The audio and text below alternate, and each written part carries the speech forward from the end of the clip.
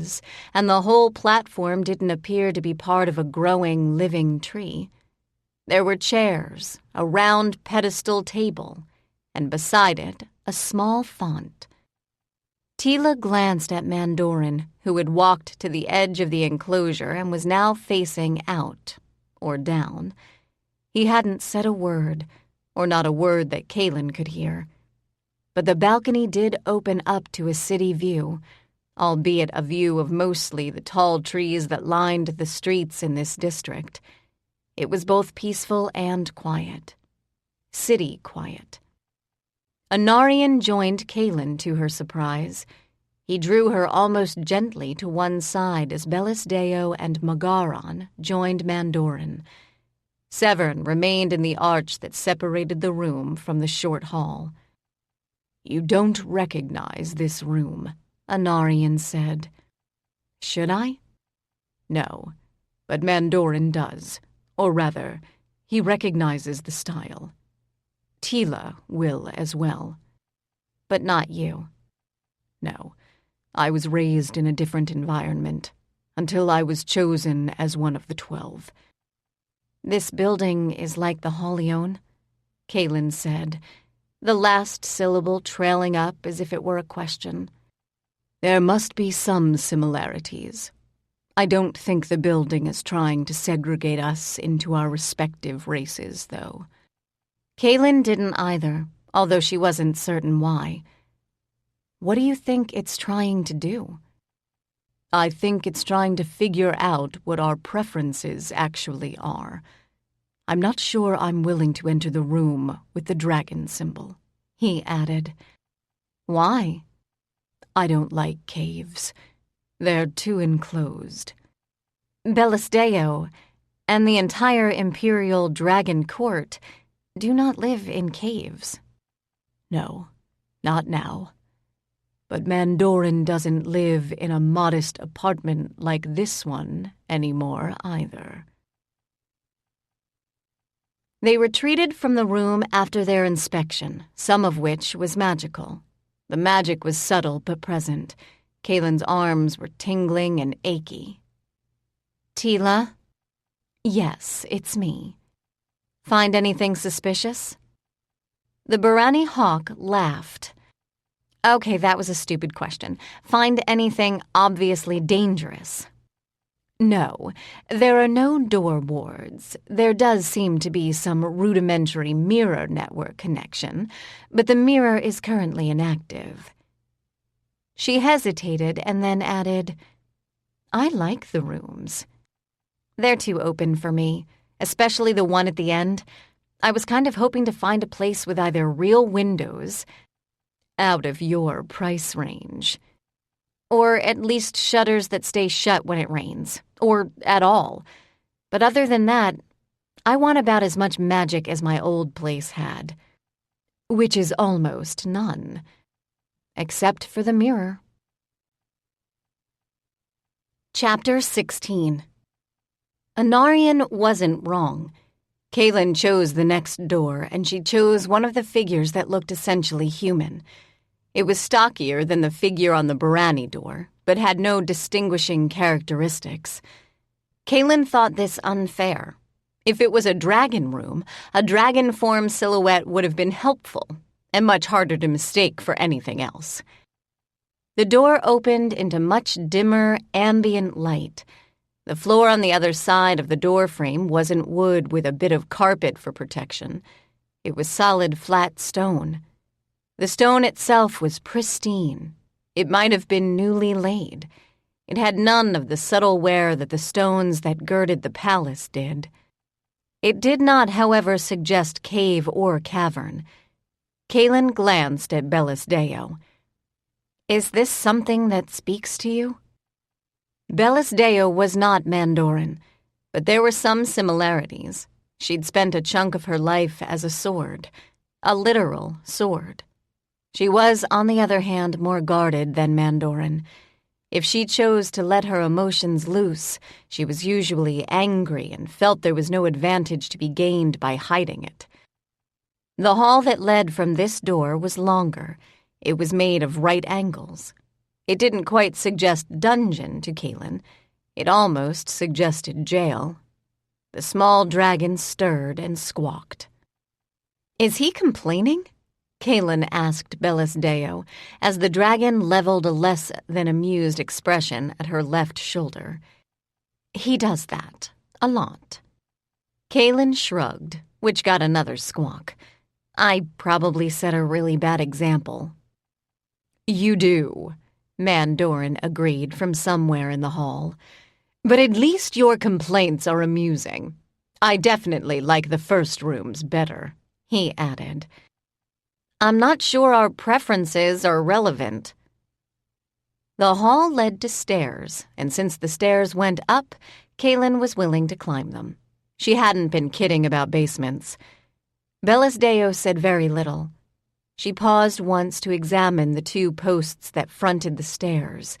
There were no rails, because they were framed on either side by walls. The walls banked to the right and left as they reached the landing. To Kaylin's surprise, it was well lit. There were windows here. The lower edge of those windows was at a height of her nose. They weren't open. In fact, Kaylin wasn't certain they could be. The center portions of each of the 3 windows were clear, solid glass. Those sections were surrounded on all 4 sides by panels of colored glass. None of the public areas of the Imperial Palace boasted windows like these. If the private areas did, Kaylin hadn't seen them yet. She glanced at Bellisdeo again. Magaron was hovering, but he said nothing. "Severn?" He understood what she wanted him to do. He had both height and reach. He peered out the window and said, "It's a city view." "Ours?" Teela snorted. "Ours." Kaylin noted that neither the hall nor the landing forced Magaron to crouch. The same couldn't be said of most of the buildings in the fief he now called home, the exception being the tower, Tara's tower. Newer buildings were being constructed for the use of the Norinir on the borders of Tiamaris, but Magaron spent most of his sleeping hours in the tower. Kaylin could read nothing from Bellisdeo's expression. Magaron's, however, was almost painfully hopeful. He turned to the left, abandoning Bellisdeo to the windows through which she absently gazed. He approached a very tall door. There was one on the right of the stairs as well. He had no difficulty moving the door. Looking at it, Kaylin thought she might. It was thick, and the hinges creaked. He entered what looked from a brief glimpse to be a small room, or perhaps rooms. She started to follow and then turned back to Bellisdeo. Teela had come to stand on her right. The Barani Hawk said nothing, nor did Bellisdeo. But Mandorin and Anarian kept a distance that seemed almost respectful. Severn slid an arm around Kaylin's shoulder. She stiffened, and then slowly leaned into him. "They've all lost their homes," she told him, not daring to speak the words out loud, because immortal hearing was so damned good and immortal pride was prickly. "All except maybe Teela." Severn said nothing. "Do people always lose their homes? I mean, we did." He knew Kaylin. He knew the question was rhetorical. She was thinking it through and had no easy answer, but expected none. Maybe home is something we have to make and remake over and over. But it's hard to make things when you're afraid, or you're certain that they'll just be broken. "You'd try." "Yes, and it kills me every time. Even thinking about my old place makes me feel like I'm falling, but I was happy there. I was so surprised when Caitlin took me to find a place of my own. I thought she was just trying to get rid of me, but she gave me dishes and the old rug. She told me I could make my own home be whatever I wanted." "She didn't tell you not to give out keys." Kaylin snorted and glanced at Teela's back. "Wouldn't have made a difference." "No, you didn't really want to shut her out." Kidling, if you're worried about me, don't be. I've had just as long a day as you have, and I don't have the patience for it. Bellis Deo glanced at Teela's profile, and then at Kaylin. One brow lifted, one brow and the corners of both lips. Her shoulders relaxed as she turned to face the mortal hawk. She moved away from the window. You recognize this place? I recognize the rough layout, yes. You'll note the height of the doors and the windows. This isn't the Eyrie of my childhood. Magaran came out of the door. He walked immediately toward the only other door on the landing and opened it. It was just as creaky. He disappeared into that room, and again, no one followed. Is this where Magaran grew up? It is not exact, of course. The windows are not enchanted, and they are far too ornate. Her smile faded. Magaran was sent to the ascendancy as a child. He wasn't raised by his tribe. Too many of them had died. He didn't love being a child there, but I don't imagine you would have either. Tara offered to recreate his rooms, she added. Kaylin hadn't heard that. He said no. If she asks again, I'm going to kick him in the shins until he says yes. Her smile was sad, but very affectionate. Look at him. Let me drag him out of here. Kaylin almost told her to leave him be, but they still hadn't found either landlord or exit, and it made more sense to stick together as a group until they did. There was no cave in this hall, but it wouldn't have surprised Kaylin to see one. There was a series of small, rounded rooms, with apertures very like the one in the Hawk Lord's tower, although they were shut. There were rooms in which the Tha Alani could be at home, and rooms which resembled Marcus's residence. The only doors there were the ones that separated the rooms from the main hall. The most run-down apartment was, of course, the apartment marked with an icon that was probably meant for humans. The ceilings were significantly shorter. Magaran had to crouch to get through the door, and he couldn't quite straighten up to his full height. The floorboards were worn. The shutters to the windows were open. It was a larger space than the one Kaylin had lived in. It had a separate bedroom for one, but it wasn't in any way upscale. Kaylin exhaled. She turned to Mandorin and said, "Are we any closer to the landlord?" He glanced at Anarian, who said nothing. Mandorin nodded. "What do you suppose her rooms are like?" "Anything she wants them to?" "It's not a trick question, or a test." Mandorin laughed. "All life is a test. Weren't you taught that? All a test, and you only get to fail once."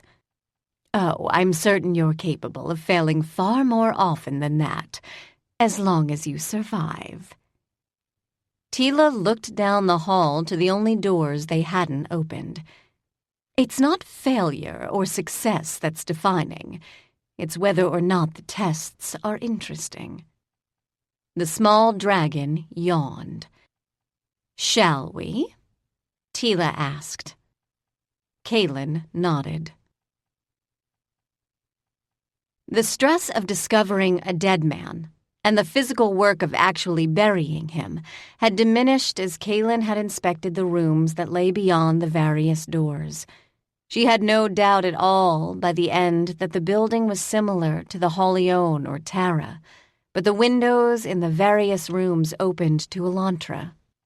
The view was roughly what she'd expect, given the orientation of the doors.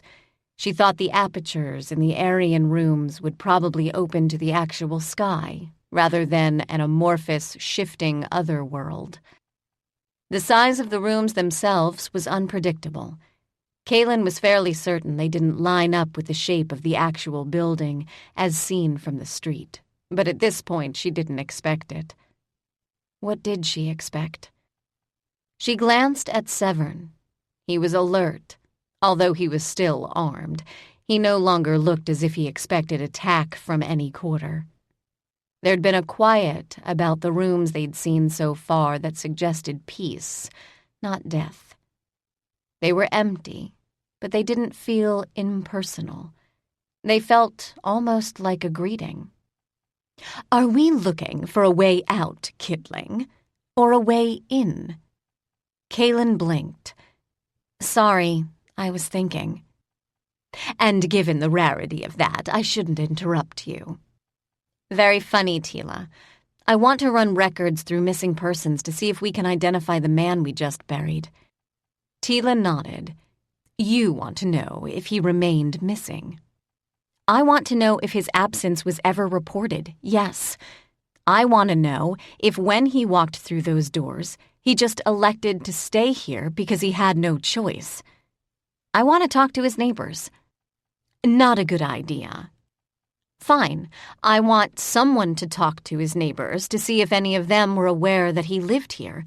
I mean, the grounds are in decent repair and the external building, in evening light, doesn't appear to be falling apart, so the building looks occupied. All of which requires that we exit the building." "I know. You just had an evil thought." "Not exactly evil." "Share." "I'm imagining what the Dragon Court will say if they insist on the right to inspect the building as part of Bellis Deo's security detail." Bellis Deo snorted. Her eyes, however, did shade to gold. "Can we send Diamat instead of Amarian?" "I wouldn't wish Diamat on any building of my acquaintance." Kaylin came to a stop in front of the only double doors in the hall. They were also the only doors whose center section was composed of plain panels of thick wood. She caught the left handle in her left hand, out of habit, since door wards at their best sent a shock of pain up her arm that tended to make the hand useless for half an hour. She avoided using her dominant hand just to open them. These doors, unlike the others, failed to open. Kaylin grimaced and tried the right handle to the same effect. She then thought about how she approached her previous landlord on the rare occasion she needed to do anything but pay him, and she knocked. When the doors rolled open without any obvious help, she had the grace to redden. In no other prospective residence would she have just opened up random doors and done a walk-through. Then again, in most other buildings the doors would have been locked, and there would be understandably alarmed people on the other side of them. The room on the other side of the doors was only barely a room, in that it had a door that led to it. The floors were not wood, they were stone. The ceiling was not roof, it was sky. The sky at the moment held a very familiar 2 moons, and they were the same 2 moons that had illuminated the sky on the trek here. It was not, however, an exit.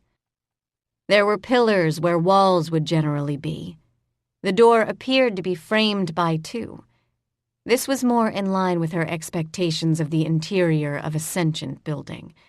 She liked it a lot less, but understood as she entered that these rooms weren't meant for her. She very much doubted that the dead former occupant had lived in them. But given the quality of the clothing he'd been found in, she doubted he'd lived in the nominally human rooms either. Anarian and Mandoran entered the room less cautiously than anyone else, except Kaylin. She was fairly certain they saw what she saw. But it didn't surprise them. If anything, they seemed to relax. "Lord Kaylin," Anarian said, ignoring her cringe. "Can you hear her?" Since no one besides Anarian was speaking, Kaylin shook her head. "You can?" He smiled. The smile was shorn of anxiety and guilt. It made him look young. "Yes, we can hear her, but it's not to us she wishes to speak. She will be present shortly." But Kaylin guessed that. The stones beneath her feet began to emit a pale light, and the light, the faint starlight, could be caught more readily from the corners of her eyes. She couldn't see words engraved or painted on the ground, but she sensed they were there. This was in part because her arms began to tingle, or at least the skin that bore the marks did. One day, she thought, as she began to roll up her sleeves, she was going to accept that they were a permanent part of her body, and she'd give up trying to hide them. On the other hand, most landlords would find them the opposite of impressive or appealing. As the tingling deepened, the light on the floor brightened. Severn held out a hand. She fiddled with the magical studs on the bracer she wore by Imperial fiat, and the bracer clicked open. She handed it to him, since the bracer's sole purpose was to dampen the magic she could, and did, draw from the marks themselves. Belesteo's eyes were orange. Magaron was hovering, and she clearly found it irritating. Given his height, Kaylin thought she was being a bit unfair. At 8 feet, he couldn't really stand beside her and not hover. Then again, Magaron was so earnest and so straightforward, he probably hadn't learned the art of hovering protectively without appearing worried. Severn, she noted, had. He didn't stand between her and possible danger. He didn't throw backward glances to make certain she was still safe. Severn started to speak. She shook her head. The hair on the back of her neck was now standing pretty much on end, but that didn't mean danger. It meant magic of a fairly particular type. The stones beneath Kaylin's feet were now bright enough they shimmered. The floor looked almost like the surface of a vast, still pond. It didn't, however, reflect moonlight. Nor did it reflect anyone standing on it except the 2 young Barani men. She could see both Anarian and Mandoran in the floor. She glanced up to make certain they were still standing near Teela. They were. If they noticed their reflections at all, it didn't show. "I don't see their reflections either," Severn said, speaking as he seldom did, internally. "Teela, does the floor cast any reflections that you can see?" "It's stone, Kidling." "I'm aware of that. I'm standing on it." "It's not polished stone. It's stone." "I'll take that as a no." Both of Teela's friends looked at Kaylin then. Mandoran spoke. It was almost always Mandoran who spoke first. "We can see the floor glowing." He indicated Anarian with a slight nod in his direction. "The room is brightly lit." "Can you see the moons?" He lifted his chin, exposing the perfect, flawless lines of his throat. Teela would never have taken that risk. "Yes." "And they look like the same moons we saw on the way here?" "I believe they are the same moons, yes." "Teela?" This time the Barani hawk nodded. "I see the moons as well." Her eyes darkened as she added, "And we have a visitor, I believe." "I think we're the visitors," Kaylin replied, and turned in the direction that Teela was facing. The woman, and it was a woman who approached, looked frail to Kaylin. She was delicately built, her face and neck lined. She seemed to be almost as old as the man they'd buried. Kaylin wasn't great at guessing the age of the elderly, not correctly. The woman was dressed in a similar style to the man's, although something about the way she wore clothing seemed more formal. Anarian and Mandoran offered her court bows. They extended those bows as she approached. In Dearmat's class, Kaylin had learned that the length of a bow indicated respect, unless one was prostrating oneself in front of the Emperor, in which case it indicated utter obedience. Kaylin had been told repeatedly that the Emperor got to choose when that obeisance ended, not the person stuck holding it. Clearly, they didn't consider this woman the Emperor, but they took their time straightening out. "You have such clear voices," she told them as they rose. "Perhaps a little on the loud side, but I have lived in silence for decades." No one else made haste to bow so completely, although Teela did offer a less exaggerated version. "It has been many years since someone has come to my doors." "Our years?" The woman smiled. "Yours, dear," she said to Kaylin, in almost exactly the same tone that Caitlin would have used. "What brought you here?" "Eventon," Kaylin replied. She knew she should be on her guard here. Everyone except Anarian and Mandoran now were, and given their adventures in the past few days, following their lead was probably suicidal. But it was hard. The woman wasn't tall. Her eyes were normal eyes, brown in this case, and nothing about her implied danger. "Thank you, dear. It is kind of you to say so." Since she hadn't, she reddened. "Eventon. Eventon. Ah, you mean the keeper?" "We tend to call him Eventon," Kaylin replied. "But yes, the keeper." "I am not certain I've had the pleasure of making his acquaintance. Oh, but my manners are atrocious. Do, please, follow me. I've tea and refreshments waiting." She then turned and walked toward the pillars on the left. Teela and Bellisdeo exchanged a silent glance. Teela shrugged. Mandoran and Anarian had already fallen in behind her. Manners in general dictated an exchange of names, or at least titles. The elderly woman had so far avoided either offering her own or asking for anyone else's, since "Hey you" had been a prominent part of Kaylin's childhood. She couldn't take offense. She followed the two Barani men, Severn by her side.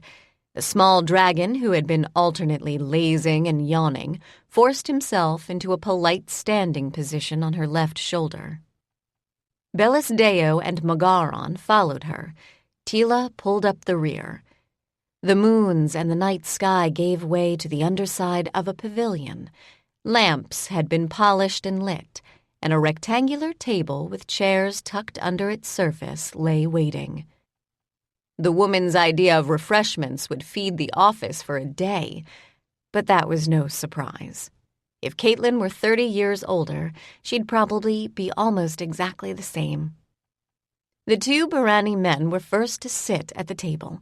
Kaylin joined them. They were speaking to each other, but not with actual words, or at least not words any of the rest of their companions could hear. Seeing Teela's pursed lips, she revised that thought. Eventually, when they were all seated at the table, except for the small dragon, for whom a place hadn't been set, the older woman joined them. She didn't sit at the head or the foot. She chose a chair opposite Kaylin's, in the middle. "Please, help yourself," she told her guests. "I will pour tea, but I'm afraid I'm a bit clumsy at the moment. Young man," she added, speaking to Severn, "if you could carve the meat, I'm sure we would all be grateful." Severn did as she asked. The entire meal was so unexpected and so unpredictable, Kaylin quietly pinched her thigh. "Why would you think you're dreaming, dear?" the old woman asked. "Perhaps this isn't the right venue for a meeting?" Kaylin hurriedly said, No, it's fine," in part because she didn't want the food to vanish. But she noticed that Teela wasn't eating. Neither were Bellisdeo or Magaron. Severn, raised in the streets of Nightshade, would have started had he not been responsible for cutting the meat. The landlady didn't, however, look at any of the other visitors. Only Kaylin. Kaylin swallowed. The food didn't make her arms ache. There was nothing magical about it that she could see.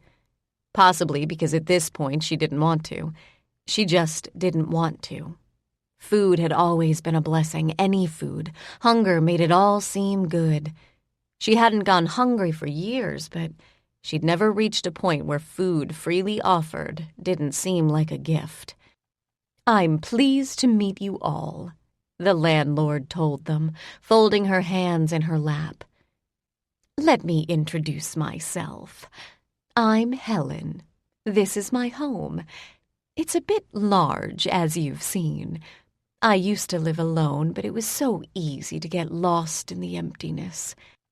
Kaylin chewed and swallowed. "I'm Kaylin Nea. I work at the Halls of Law with the Hawks. The young man is Severn Handred. He's a Hawk as well." Helen beamed. "And your friends?" "Teela is the Barani woman at the head of the table. She's a Hawk. That's where I met her. The two men on either side of her are Anarian and Mandoran." "Ah, yes. They're new to the city." "Very. This is Bellis Deo and her ascendant Magaran." Magaran sat at the foot of the table, towering over the food. Kaylin noted that the chair in which he was sitting was actually the right size. For him. He looked extremely uncomfortable in it anyway. "And what brings you to my door?" Since she'd already mentioned Eventon, with her mouth closed, Kaylin hesitated.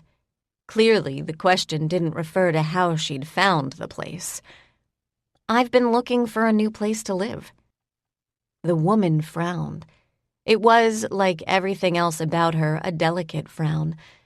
But for the first time it implied displeasure or disapproval. The food, however, didn't disappear. The lights didn't gutter. The garden didn't suddenly rear up in shadow tendrils. "Of course not, dear," Helen replied, looking shocked. Teela and Bellis Deo now looked much, much more guarded. Anarian and Mandoran more cautious. Severn, however, continued to eat. He'd glance up at the small dragon on Kaylin's shoulder, who was upright but not terribly interested in his surroundings. "Do not bite that," Kaylin told him, trying to rescue the stick that kept her hair in place before he yanked it out. "I'm sorry. I forgot someone. This is—" She winced. "This is Hope." The small dragon's name was clearly not as embarrassing to Helen as it was to Kaylin, nor did she seem to find it snicker-worthy. "Hope, such a simple word, to hold so much." "I like it," she added. "I think it's appropriate. There is never a guarantee where hope is concerned. Hope touches the edges of dream, but it is not a simple dream. It wants work, and sometimes it is bitterly painful. But no life is lived for long without it." The small dragon had given up on the stick. He favored the old woman with his unblinking attention. "Did you choose her?" she asked him directly. He squawked. "A lot." "I see." Kaylin was torn. She couldn't understand the small dragon's words. To her, they resembled angry crows. But she was going to have to learn somehow because so many other people did. "Oh, I see. Isn't that a bit extreme?" "Squawk." "Well, then," she smiled at Kaylin. "I'm sorry, dear. I didn't mean to be rude. It has been a very long time since I've spoken with your friend. He does find the lack of clear communication frustrating. I have reminded him that you are mortal, which he knew before he chose you. It's not reasonable to expect people to grow extra arms just for the sake of one's own convenience. But I interrupted you. I'm looking for a new place to live." "And you came here?" Kaylin exhaled. "I won't be living here alone. Bellis Deo would be my roommate." "She would be part of the arrangement?" "She'd be living with me, but the place would be mine. I'm not sure, neither of us are sure, how long she'd be staying." "And the Noranir?" "Most of the buildings in the city are too small for him, but Yes. If we seemed like an acceptable risk to you, he'd be living here for as long as Bellis Deo does. Bellis Deo was surprised. Kaylin noticed only because she'd lived with a dragon for weeks. It didn't change the color of her eyes much. Magaran, however, had practically swelled 2 feet in height. Helen smiled. Is there something you're not telling me? Yes. You've probably heard it by now anyway. Kaylin's appetite finally deserted her. She looked up at the frail old lady and felt like one of the criminals she spent her life discouraging. We need a new place, because my old place was destroyed. Chapter 17. Destroyed. I don't know how familiar you are with our version of magic, but my former apartment met an arcane bomb. We think it was meant, for Bellis Deo. It didn't destroy her. It did destroy my apartment. Kaylin always tried to be pragmatic. She tried to be practical. She tried, and most days it was a real effort, not to take life personally. But it was still hard to think about the loss of what was, stripped down, a slightly run-down room with warped shutters and creaky floorboards. The bed and the armoire that had been a second-hand gift were splinters and shreds. The basket Severn had given her that kept food fresh had likewise been destroyed. The clothing she owned, and there hadn't been a lot of it that had still been in one piece, because she was hard on clothing, was gone. The paintings Caitlin had brought to put up on her walls, and the scarf, scratchy, rough wool in Kaylin's opinion, that Caitlin had knit for her. The mirror she'd partially paid for, the chair that served as the closet on long days. Oh, hells on most days. All of them. Gone. Teela had a key. She still had a key. Tane had a key. Caitlin had a key.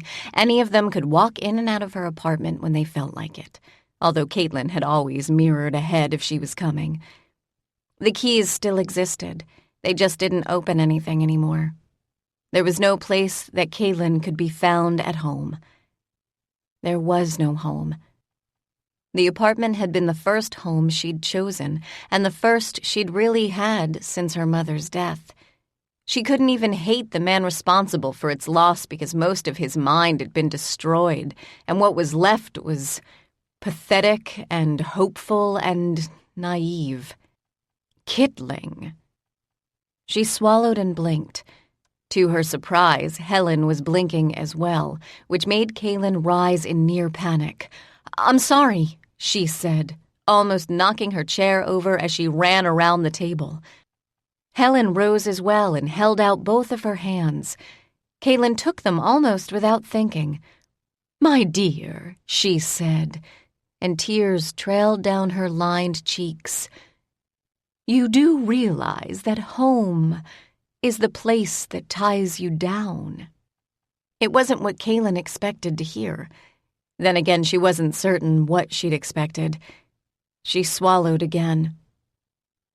"Home," she said, her voice less steady than she wanted it to be, "is the place you return to. It's the place that's waiting. It doesn't have to be perfect. Mine wasn't, but it was mine. I could offer my friends a place to crash. They could eat with me or sit with me or—" "Listen to you complain?" Teela asked. "Or that, in my space." "Go on, dear." "It's not that home means safety. If it did, I wouldn't be looking for a new one, but if it's my space, I can be myself in it. I can be at home." The hands that were holding hers tightened, but not in a way that was uncomfortable. They were too frail for that. "You are looking for a home, then?" Kaylin nodded. She wanted to weep and hated herself for it. This was not the way to impress a possible landlord. "Not another landlord, perhaps?" Helen said. "Do you know what I look for, dear? Here, give me back my hands and let me pour. I have been shockingly remiss." She returned to the table, leaving Kaylin with empty but warm hands. There she bustled in place, pouring tea which seemed at odds with the plethora of dinner foods. "People look for places, as you called them, to live. It is considered by most a necessity. They want different things from those places, of course. You were not the first person to enter my home since my last tenant passed away. You are the first to remain at the sight of his body. You surprised me, dear. You laid him to rest. It is not, I'm certain, an activity you undertake often. He fretted terribly in his final days and hours. He did want to meet the tenants who would replace him. He wanted to give them his advice, you see, to explain what he considered my eccentricities. He didn't want to leave. You didn't want him to leave." Her smile was gentle now. "No, it is always hard when someone leaves home for the last time. I wanted to find tenants before he died because it would have given him peace. But that is not, sadly, the way I am built. There are many people who would choose to live here if they could. Not all of them can reach me.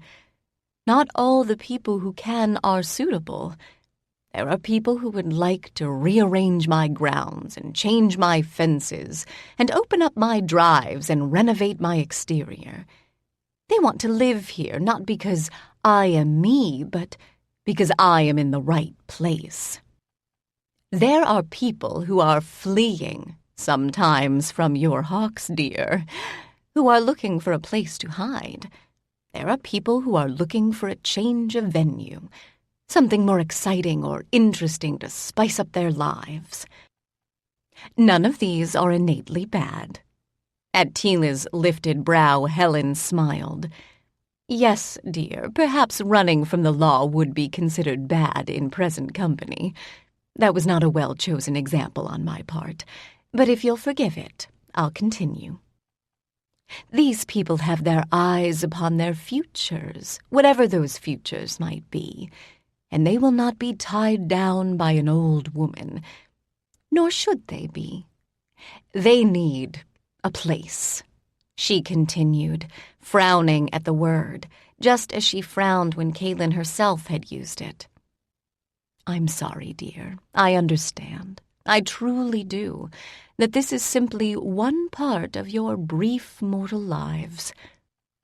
And often, the people who do want a home have a dream of home that is ideal. It is perfect. I am not, perhaps, as worn out as your previous home, but I am far from perfect. Nothing living can be. I do try," she added, slightly self-consciously. Why do you choose mortal tenants, then?" Kaylin asked. "If you find the tenant that's perfect for you, he or she is going to die, and you won't." "Ah, now that is a good question. It is rather a long answer, though. Your tea might get cold." "Believe that the rest of us are quite interested in the answer." Teela, who had not touched her tea, told her. "Well, then," Helen smiled, "I suppose an interview does work in both directions. You have answered, perhaps unintentionally, the questions that are closest and most important to my heart. I will try to answer yours. Immortals, like your fellow hawk, do not use the word home the way you do. What they own, they own." Kaylin frowned. "Tia Maris, there will be exceptions, of course, but I could not be home to a dragon unless he had chosen to dedicate himself to me, as your Tia Maris has done with your Tara. His tower is his hoard. He owns it. He claims it. He protects it. But he treasures it and defers to it and speaks with it. It is not a simple place into which he is moved and over which he presides. It is not something that denotes hierarchy or personal power. The tower to Tiamaris is alive. He owns it and is owned by it. It is not a simple exchange. Yes, he is the lord of the tower. Yes, if he chose to do so, he could enforce every single one of his desires. It is in part what a tower is designed to allow of its lord. I was not built for mortals, she continued, her gaze growing distant, her voice losing some of the frailty that her appearance all but demanded. But I was aware of their fragile existences. They seldom spoke with power. It was very easy to lose track of their individual voices. My lord was often away. In those days the wars were fierce, and they transformed the landscape. I was, of course, safe from such transformations, but many, many things were not. Immortality is not invulnerability.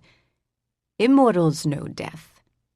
One day my lord did not return. I was left empty for a long passage of years before another came to take his place.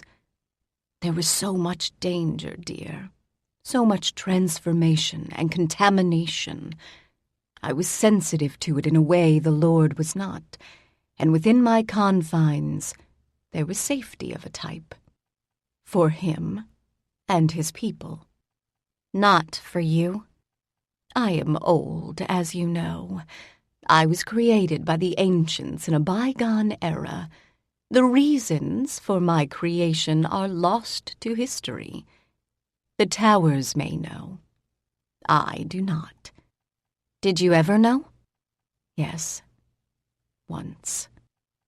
Kaylin fell silent. The Lord was a man of power.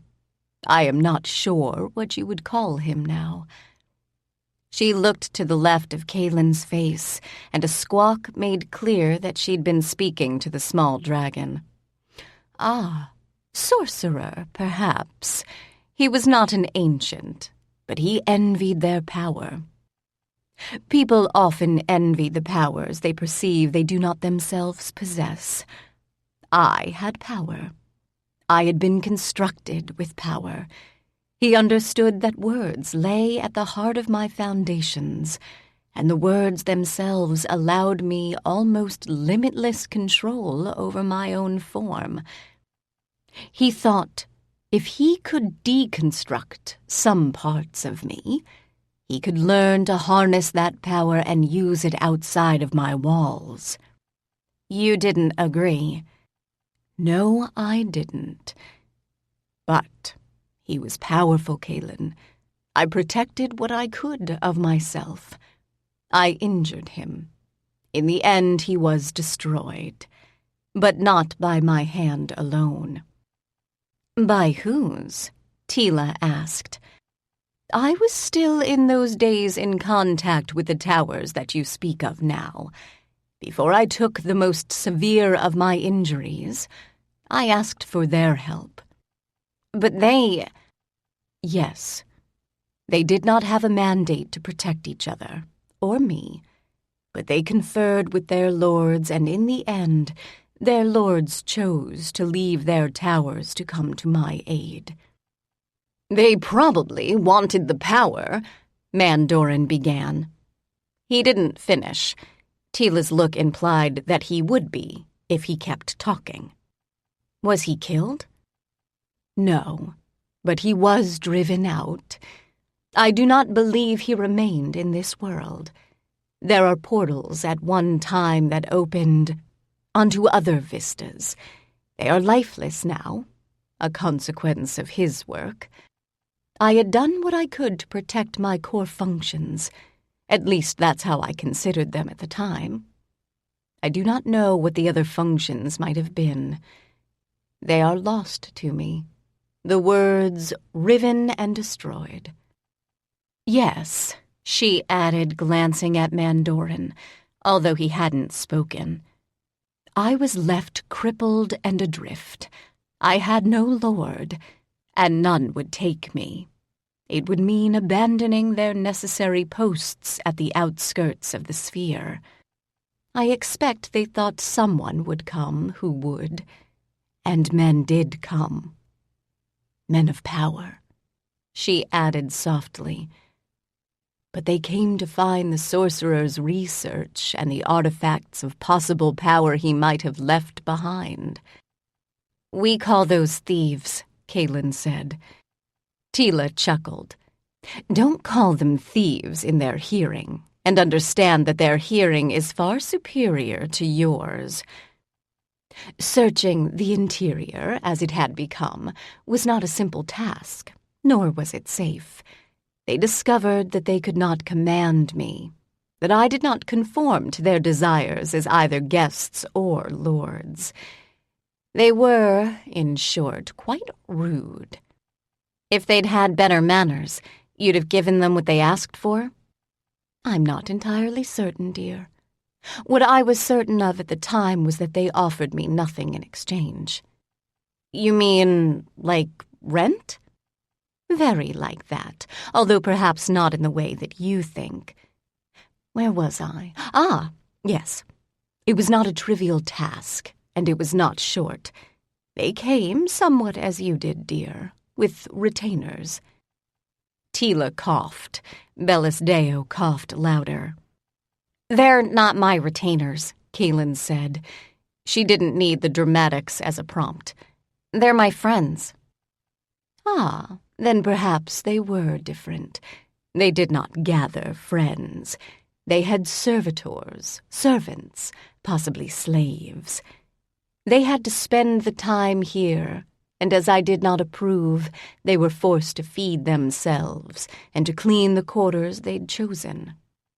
They did not, she added with a slender smile, choose to maintain quarters here for long. Only the powerless were left as witnesses, should I choose to change the environment.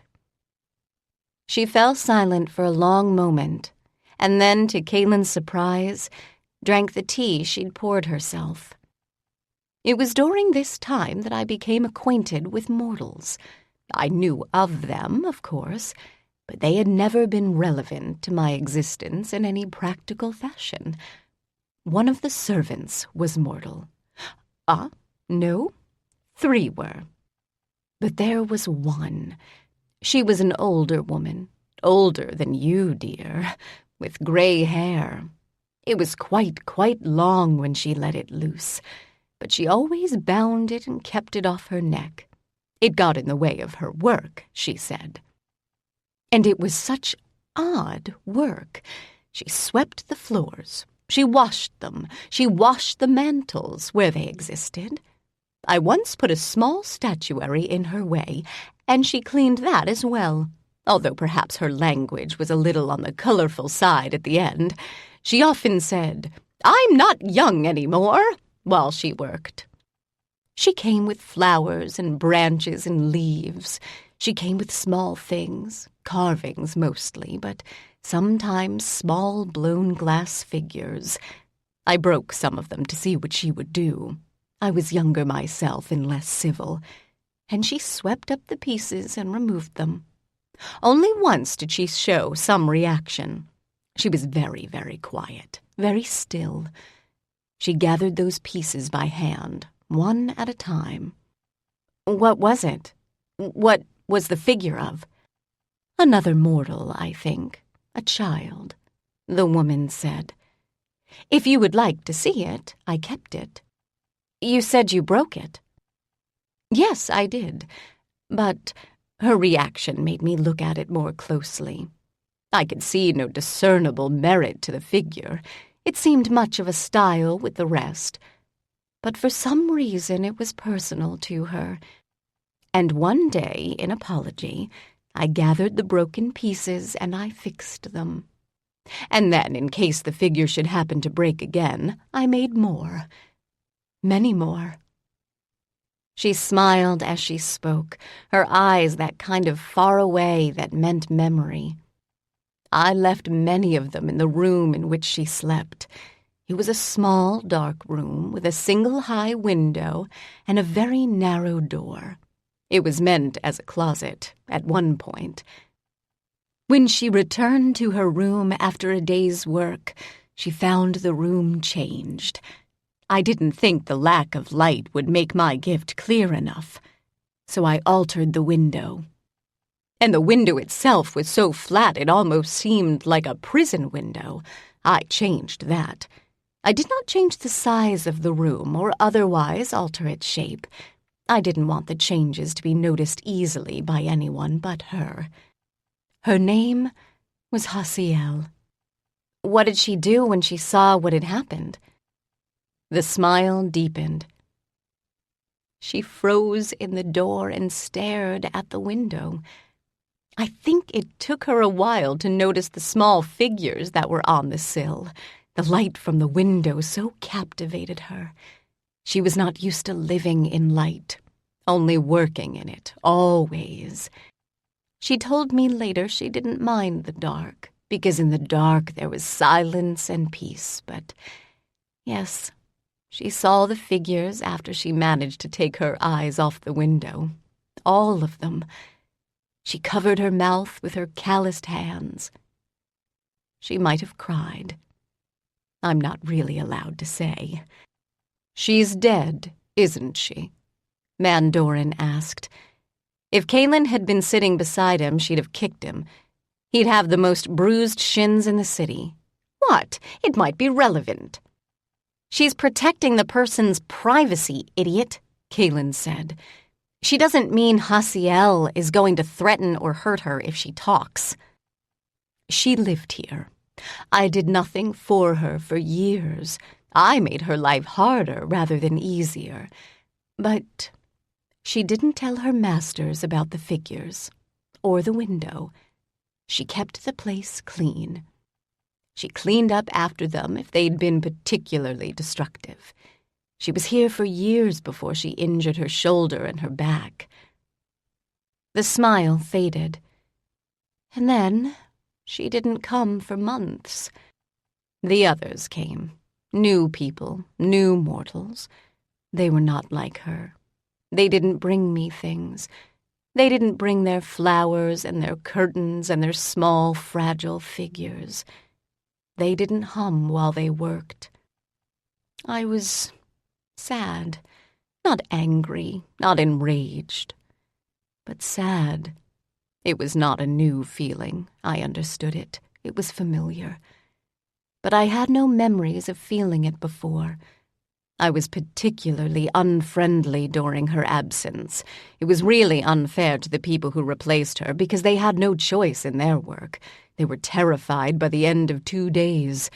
They had to be forced to enter the building at all. But their masters had mishaps as well, and of a kind which made the fears of their servants more relevant. I thought they would give up. I wanted them to give up. I wanted them to leave.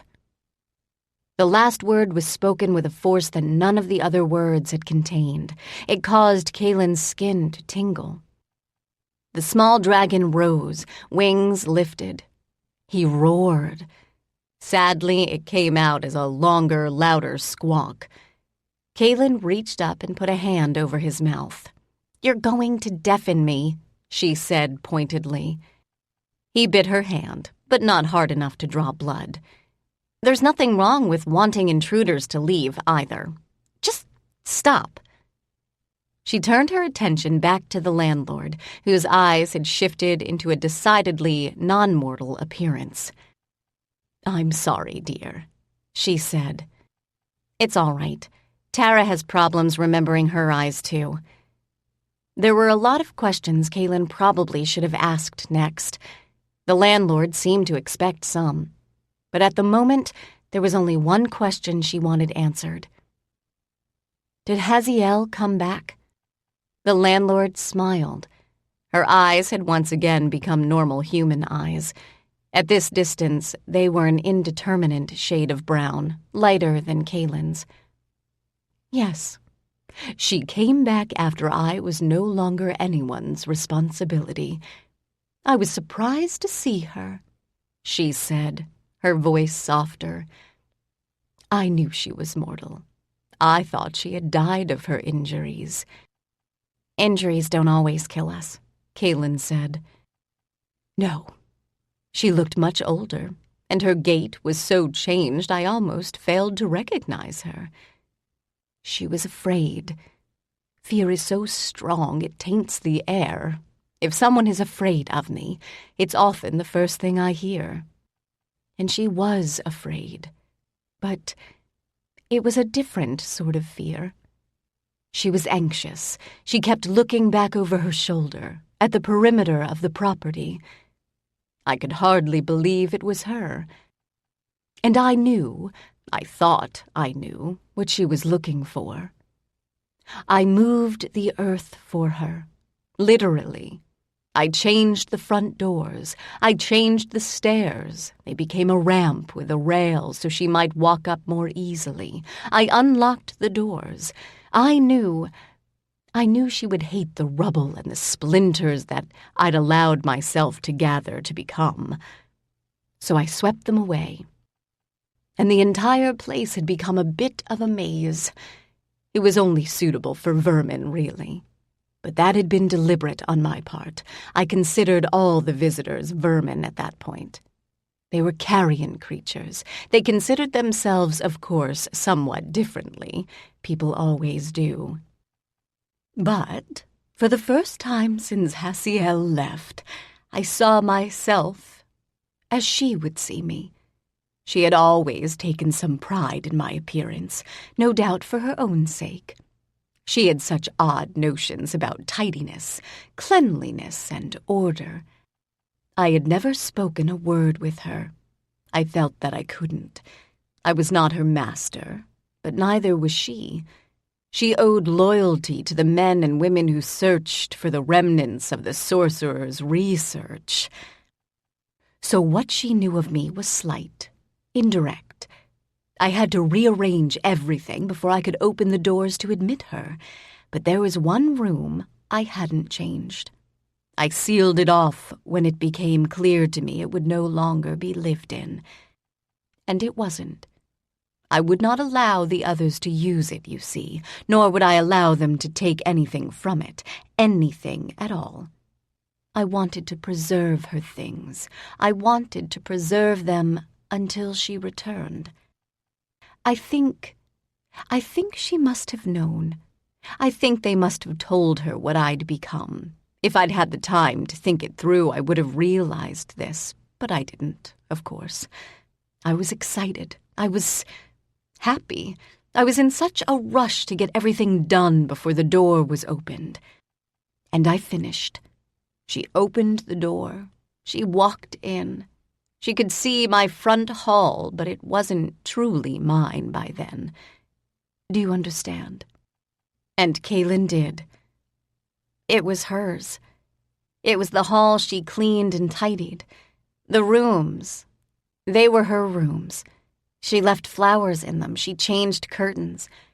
She didn't know until the glass figures that there was anything special about you, but she did all those things anyway. Until she was injured.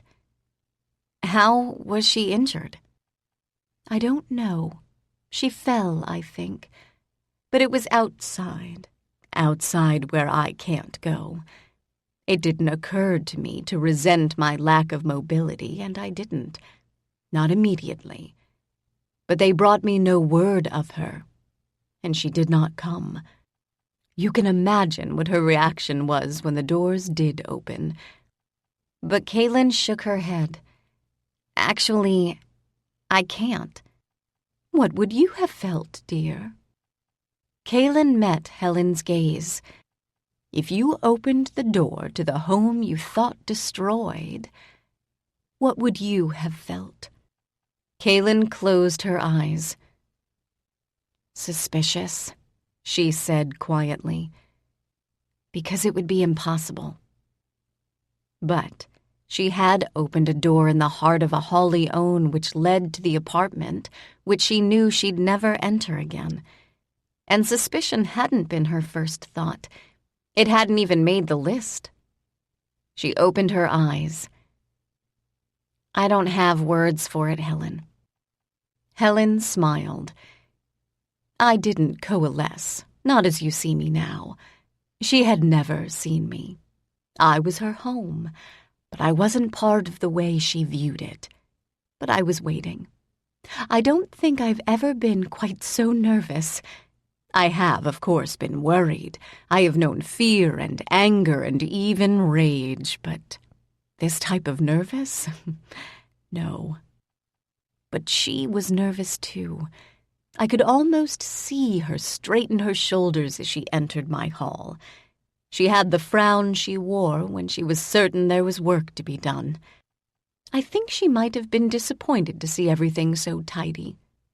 But it was her tidiness. It was her order. I didn't have flowers for her, though. I had the vases, but they were empty. Flowers are difficult for me. I had her small glass figurines.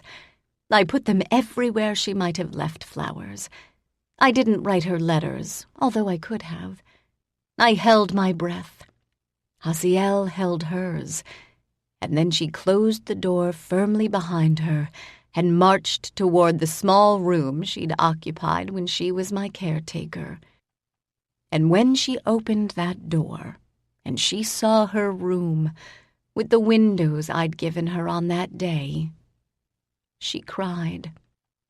I didn't know what to do with her tears, Helen added, lips folding in a fond smile that held a touch of pain.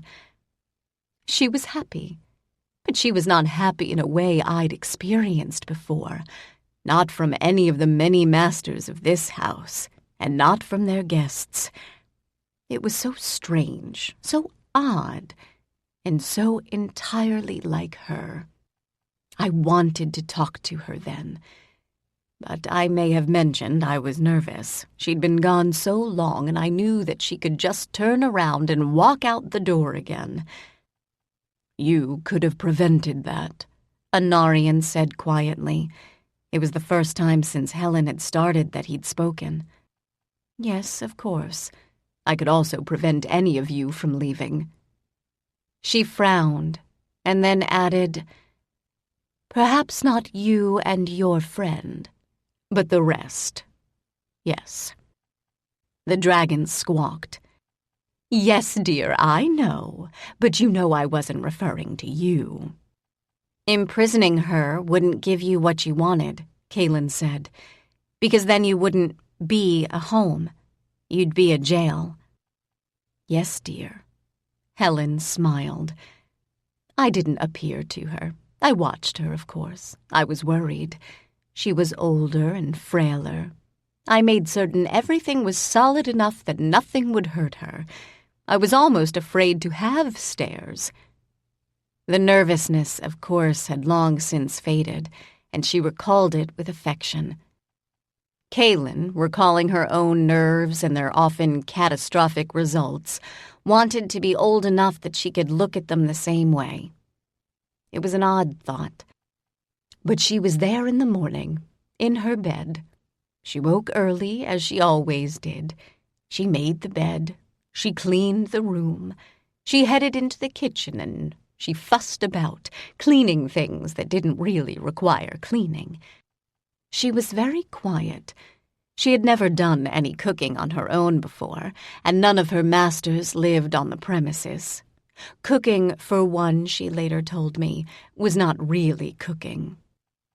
But she worked. I thought she might inform her masters that I was safe again. She didn't. I'm not sure she knew quite what to do with herself. I certainly didn't understand what to do for her. I wanted her to stay, and she wanted in the end to stay. I am not quite like your Tara. I think I was damaged enough in the wars that I do not always see clearly or understand what I see. Given Tara's interpretation of the thoughts she could easily read, Kaylin thought Helen was wrong.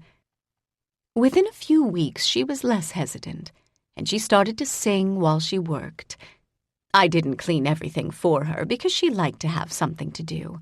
I did clean things that required too much lifting or too much crawling. She settled into her routine here. She would go out and come home with food, but she began to work in the garden, as she called it. It was not so much of a garden at that point. I don't know if it's because I didn't leave enough for her to do in the house, but I think she liked to help things grow. And she grew flowers that first year. She brought them into the house as she had before. They made her smile. They made me smile. I remember the night she first placed them on the table, the dining room table, which she never used. She was expecting a guest. She didn't have clothing suitable for a dining room, in her own opinion, but she wore the best clothing she had, and she made dinner for two. She used the plates that were used by her masters, never for herself, of course. And she served her first course, and water, and wine, which she herself couldn't abide. She found it so bitter. It was all so very strange. I watched the door. I knew she expected someone important, but no one arrived. I had never asked her if she had family. She had never once thought of them where I could hear her. But no one arrived. The candles burned, wax melted. I kept the food warm while she waited. And she did wait. I think 2 hours passed while she waited. And then she rose. I thought she would leave. Instead, she turned to the mirror and said, "I know you're here. You've been here all along, haven't you?" There was nothing in the mirror but Hasiel's reflection. That and the table, the candles, the flowers she had brought. She wasn't looking at herself.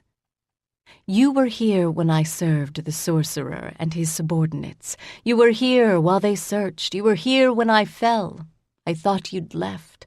I heard about the difficulties the sorcerers began to face in my absence. They replaced me, of course. I couldn't do the work, and the building fell to ruin. Stairs broke, the chandelier in the front hall, the stairs that led both toward the tower and toward the basements. The floors themselves wore, the boards thinned. Windows shattered. I was certain you must have left," she continued, "for I didn't know how to respond. And I grieved. I shouldn't have. You never showed yourself to me after all. You made no promises. You weren't like me. The sorcerers spoke of you with respect. Well, with that passes for respect from their lot. But you understood that my small glass child was important to me. When I broke it, you somehow fixed it. I couldn't believe that you would let the house fall to such ruin in my absence, but the women they hired to replace me spoke of all that had happened. And I had to come back. But you were here. You were waiting. My home was waiting for me. I was so afraid when I walked through that door. I didn't want to see ruins and destruction and neglect.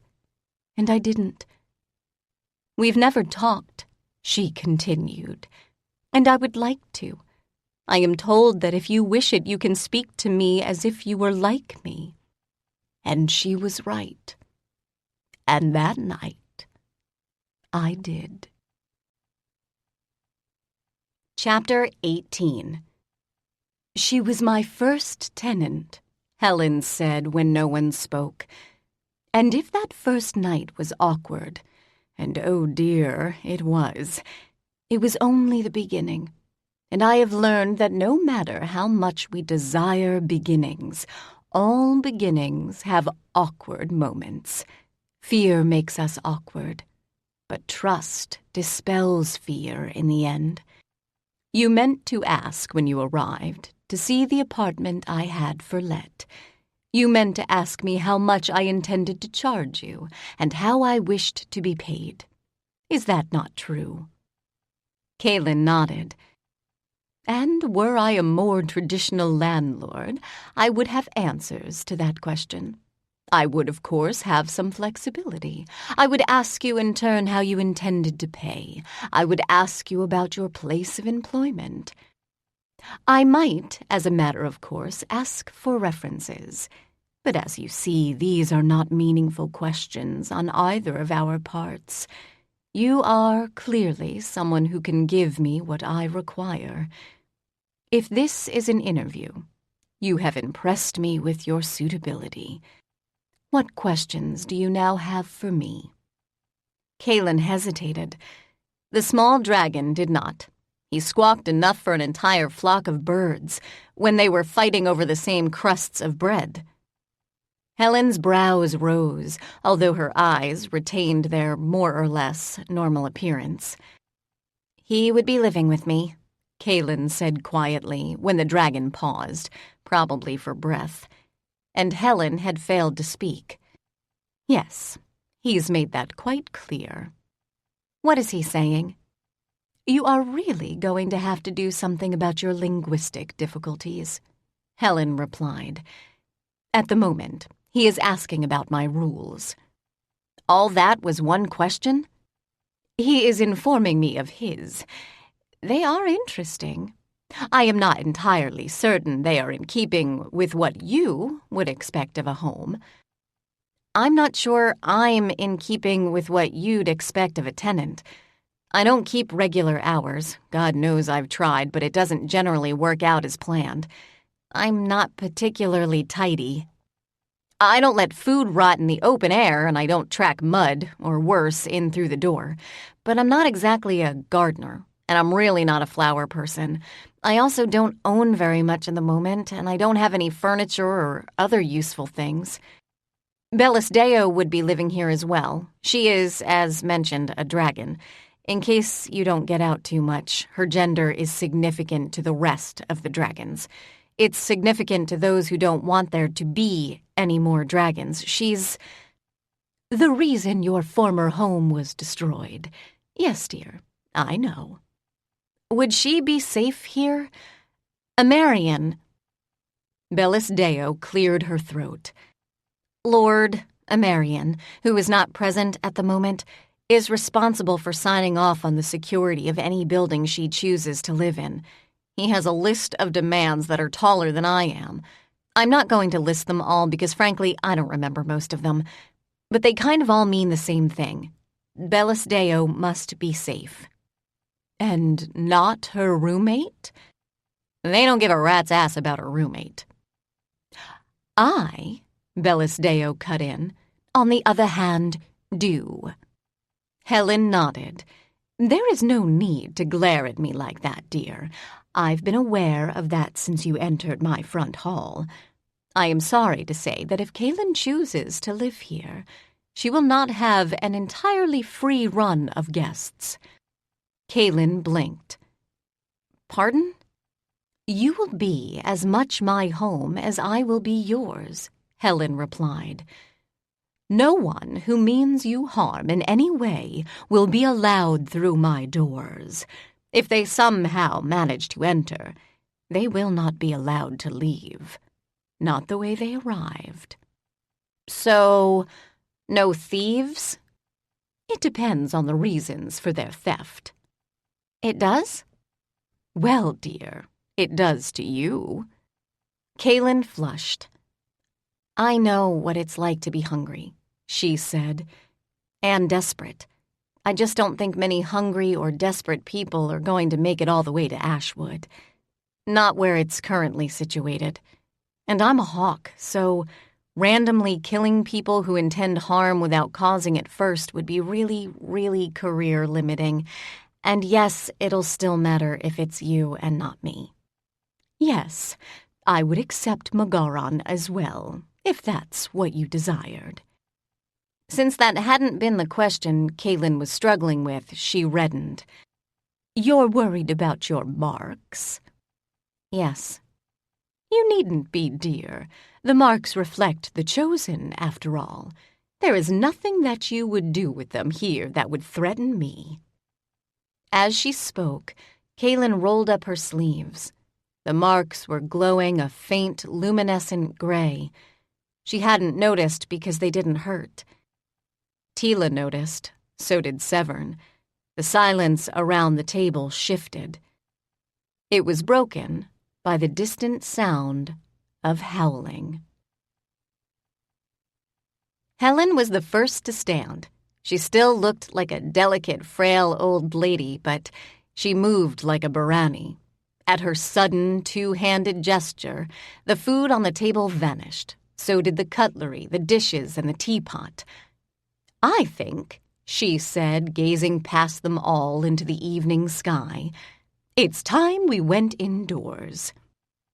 Severn had drawn his weapons, unwinding the weapon chain. Kaylin had drawn 2 knives balanced for throwing. These were not her ideal fighting conditions. They were, on the other hand, the ideal conditions for the ferals.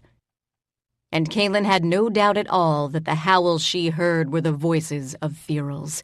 They had haunted her nightmares for years. One of the things she loved best about visiting Tiamaris was the existence of his nighttime feral patrols. She loved that Morse headed out, earnest and dedicated to kill those ferals before the ferals could kill any of the fief's residents.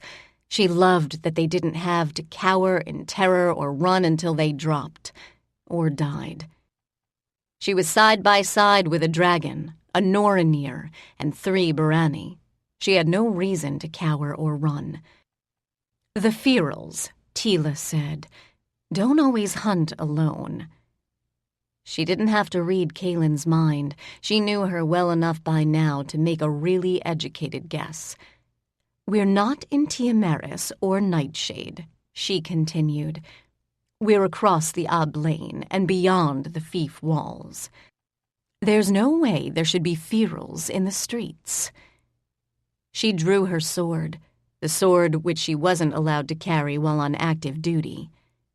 "Mirror Jared," she said, "and mirror the Hawk Lord. This may be major trouble." Kaylin turned to Helen and then turned back. "We don't have a mirror connection here," she said, voice flat. Teela grimaced. She glanced at Severn in his civvies.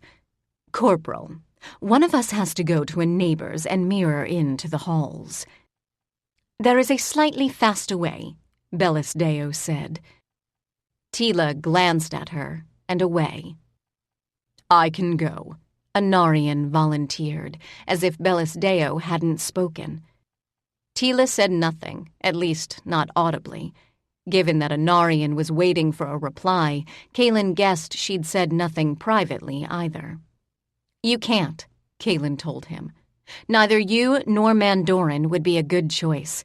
If there are ferals in the city, if they somehow crossed the border in the wake of something more powerful, they're probably heading here.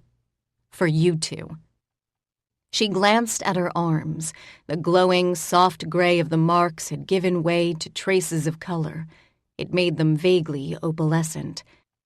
"We really need to go inside, Kaylin," Helen said. "All of us." Kaylin hesitated for one long moment. "If you are correct," Helen continued, "and something is coming for your 2 friends, it is best not to meet them outside." "We're halfway prepared compared to most of the city," Kaylin replied. "We've got weapons, we've got experience. If they're left to wander the streets..." "They're not wandering. They are coming here. I doubt that they will pause in between to slaughter the citizens it is your sworn duty to protect. I have not attempted to engage with the mirror network of your city or your emperor before, but I will make that attempt now if you will return to the house." "Living in the city for less than half your life has really had a profound effect on your attitude," Teela said, as they followed Helen at an almost martial pace from her grounds to the main body of the house. "I was 13, Teela. And you've become so much more powerful in the intervening 7 years that you can rush out into the streets and stand against a shadow of unknown capabilities?" "She's right," Severn said. "You are not the only hawk in the city. You have access to magic that most of us don't, but you don't have control and you don't have knowledge. If Helen's right, they're coming here. And if they leave a trail of bodies behind them in their so-called straight path, then people die, same as they always did. You can't save everyone, ever. If you think only about the deaths you didn't prevent, you'll break. She was silent. I'm not saying that you shouldn't care. Your interference saved the Norinir. It saved the city. But you could interfere there. Here, I don't see it. I don't want to be a coward. Severn said nothing. And I'm terrified. I know. But I don't have a better way of not being a coward. Yes, you do. You can work with and through the fear, but letting it make you stupid will only get you killed. It won't save other people. It'll just mean you won't be around to deal with the guilt. Silence for a beat. The back doors opened and Helen held them, waving everyone through. I've spent a lot of time living with guilt. She stared at him for one long minute, and then turned on her heel and marched into the house. The doors they entered were not the same doors they'd left by. Those had been bedroom doors, in theory. These were glass-paneled dining room doors. Behind them was a dining room table with the large lighting that fancy houses boasted. Helen gestured at Mandorin. "Boys, do come away from the windows." Teela's brows lifted and her lips tugged up at the corner. Anarian glared at her, which caused her to laugh out loud. "They are not terribly biddable," she told Helen, when she could speak again. The boys, as they were, did come away from the window, although Mandorin had to be dragged. "You're certain we're safe here?" Kaylin asked. Helen was silent for a beat too long. "I am certain that you are safer than you would be if you were outside. I am not, as I told you, what I was. You can change your structure." "Yes, of course." She glanced pointedly at Kaylin's left shoulder, where the small dragon was doing his imitation of a gargoyle. The small dragon yawned, displaying teeth that were remarkably solid given the rest of his translucence. "They're almost here." Kaylin moved toward the window that the boys had been gently forbidden. Helen said nothing.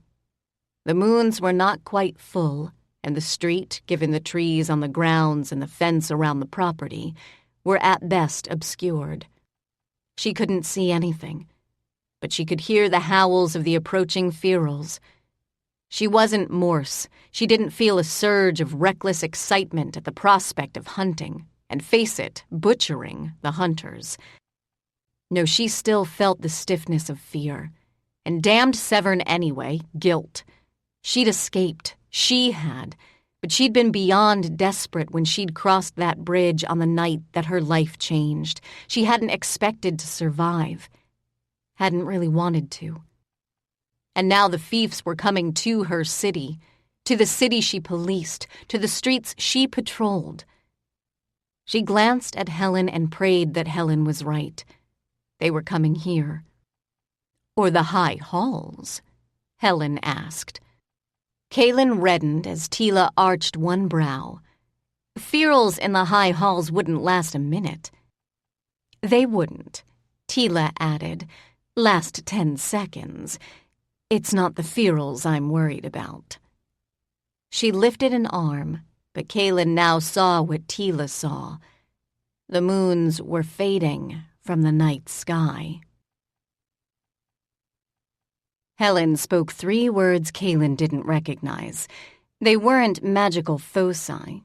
They were spoken softly and quickly, and they didn't cause Kaylin's arms to break out in a rash. "Kitling, can you reach Nightshade?" Anarian stiffened. Kaylin frowned. She didn't generally make the attempt to speak to him by the name that bound them both. It was never an entirely comfortable experience. but as she looked up at where the moons had been, she understood exactly what Teela was afraid of. And she tried. Nightshade? Silence. Kalarnin. Silence.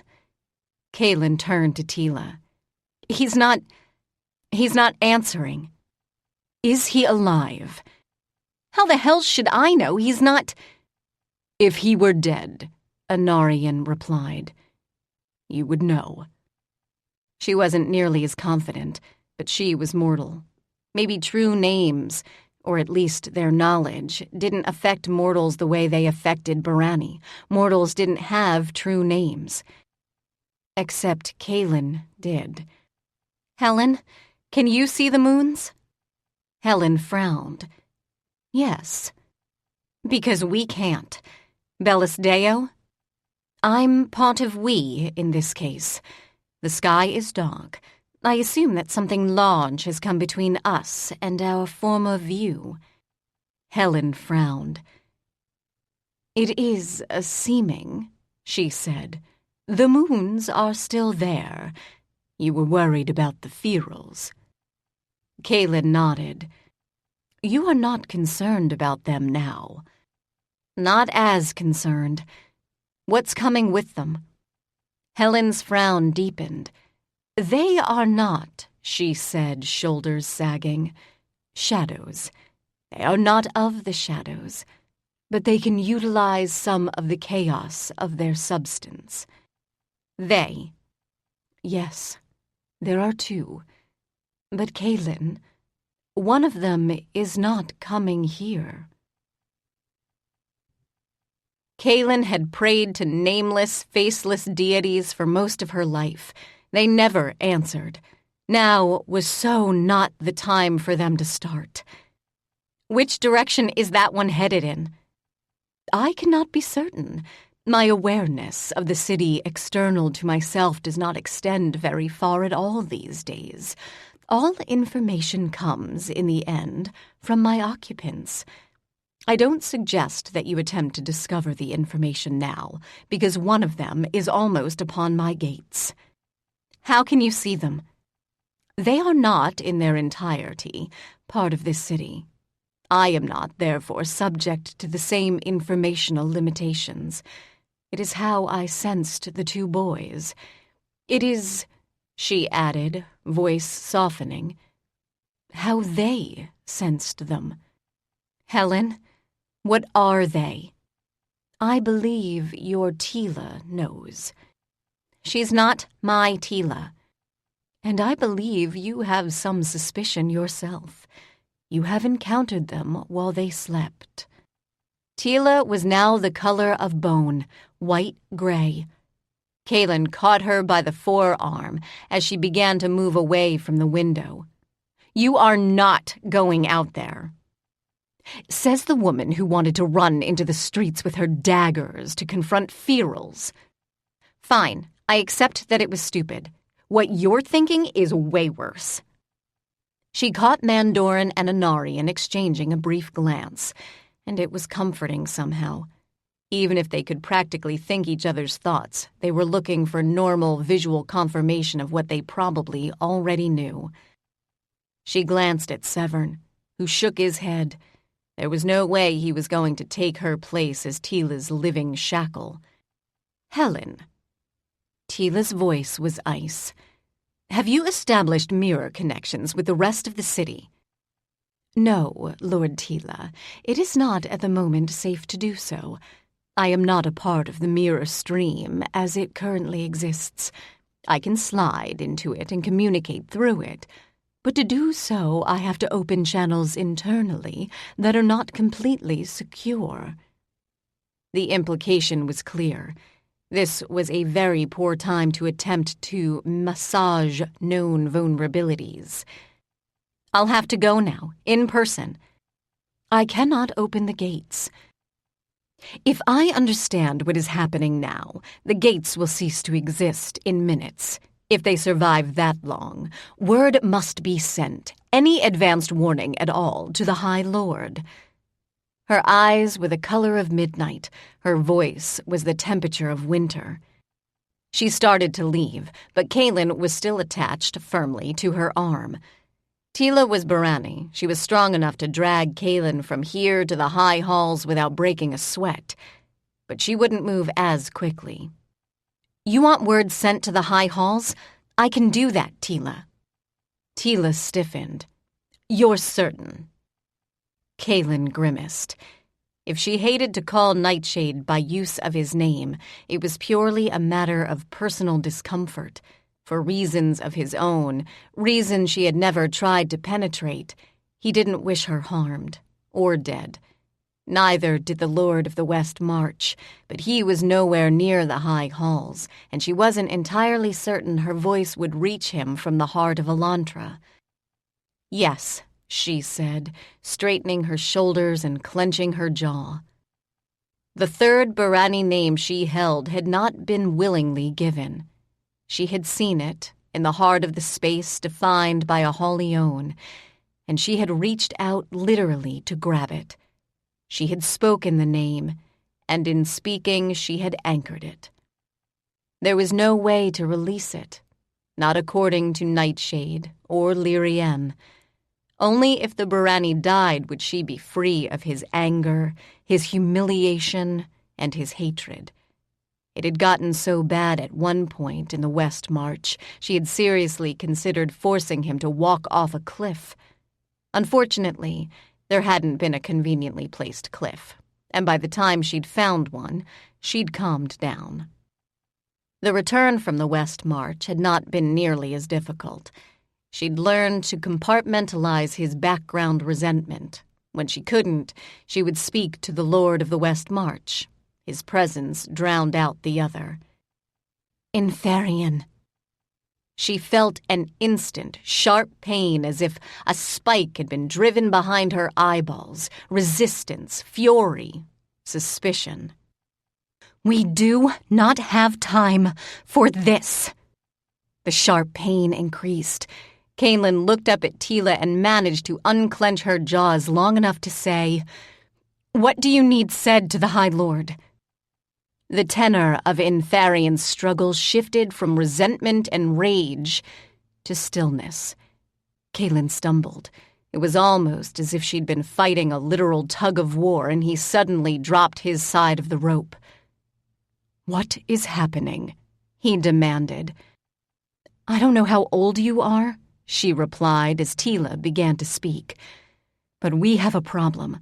Well, the High Halls are about to have a problem, and it's not small.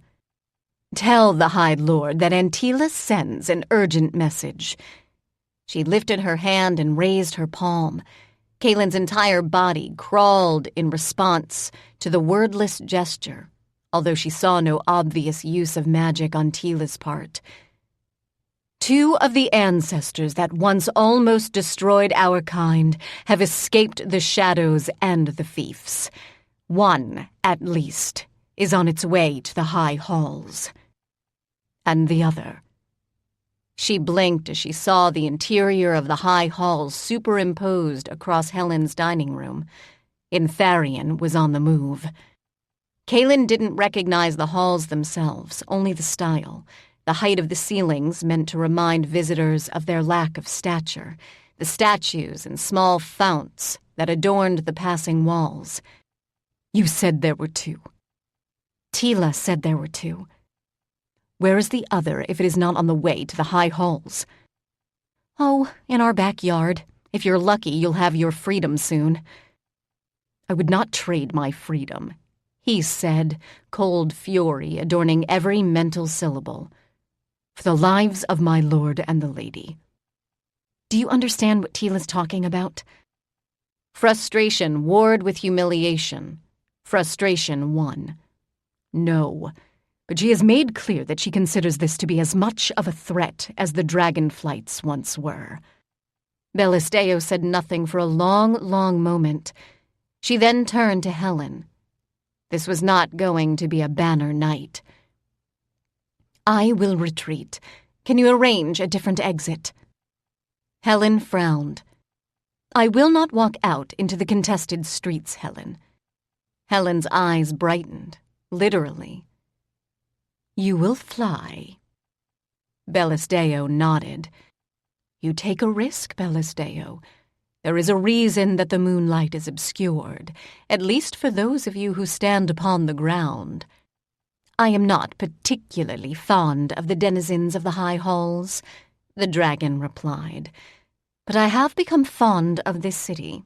I will call upon the dragon court, and we will attempt to head this creature off before it enters the halls. But not, Teela asked, before it reaches them. The halls themselves are protection against invaders that the rest of the citizens of Elantra do not have.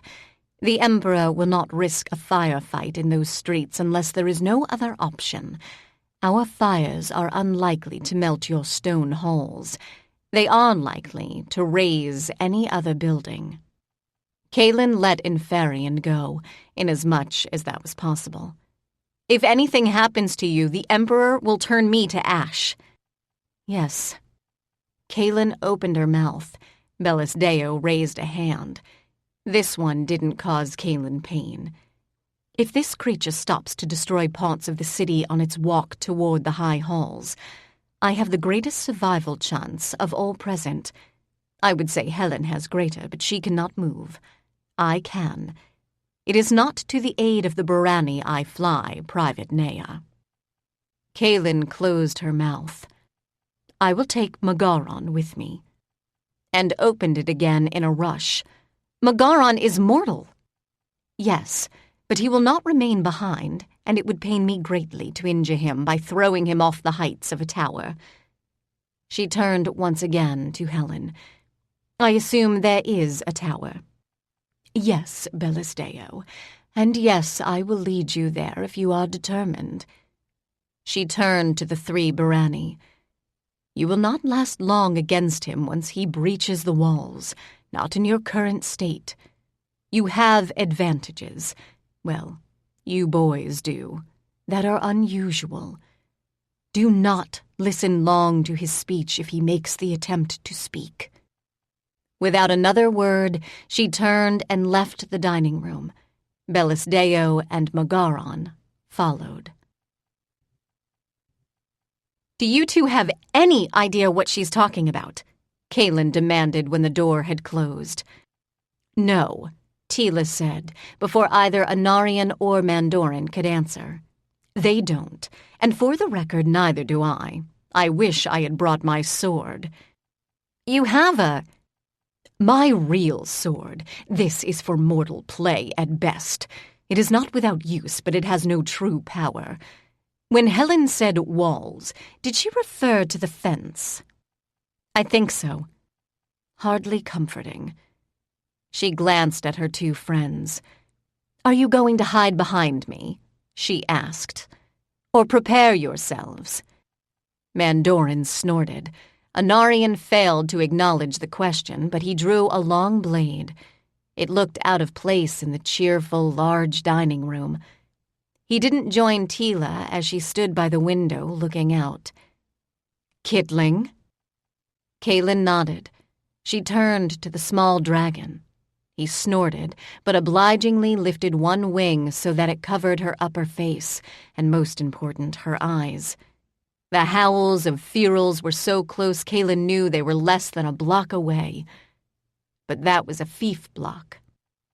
All right, Helen, she thought, as she moved to stand beside Teela. Let's see what you've got. She turned to look out the window and froze. The translucent dragon wing mask revealed what Kaylin's normal vision couldn't.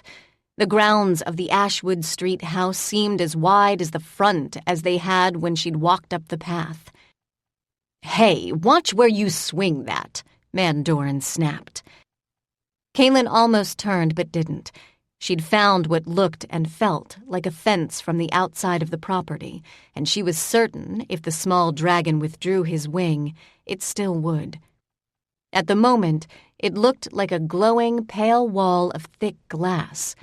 The wall was taller at its height than the fence had been, and although she thought of it as glass-like, she could not see the streets she knew lay beyond it.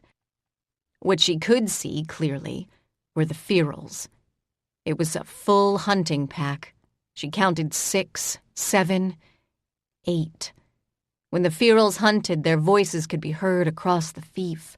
Only when they fell silent was it safe to risk a glance out of a window, and only then if you happened to be high enough above the ground.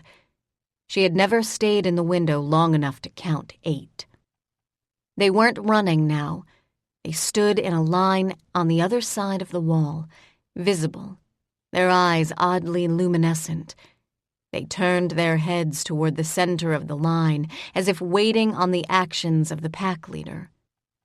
She looked as well, because it was impossible not to. In the strange glow cast by the fence stood a Barani man. Barani sometimes walked the streets of Nightshade. They were Nightshade's men. They didn't patrol the streets to keep them safe. Kaylin had no idea what they did on those forays from the castle, or if they did it at the fief lord's command.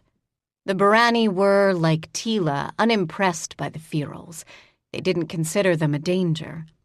To the Barani, the Ferals were very like dogs gone wild. They did not, however, command them. Where the Ferals were not cautious enough in their choice of victims, they died.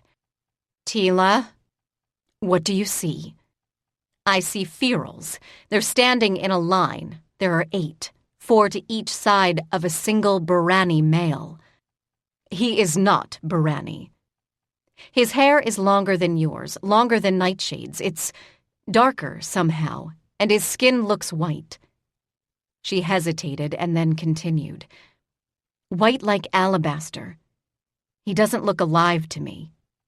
He looks dead. She shook her head. No, he looks like a sculpture. A statue. Yes, like the statues that serve as pillars across the entry to the high halls. He's like an artist's interpretation of a Barani man. There are no flaws. Sounds boring, Mandorin said. Stay away from the window, Teela replied. I wanted to see this paragon of unearthly beauty. Why, jealous? Skeptical. Anarian grabbed Mandorin's right elbow.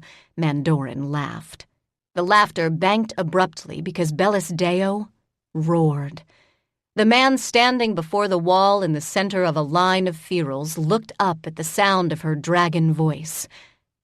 And then he smiled. The smile stopped Kaylin's breath. Helen! He lifted an arm as if in graceful, lazy greeting, and black shadow gathered around his fingertips in a nimbus of anti-light. Chapter 19. Helen!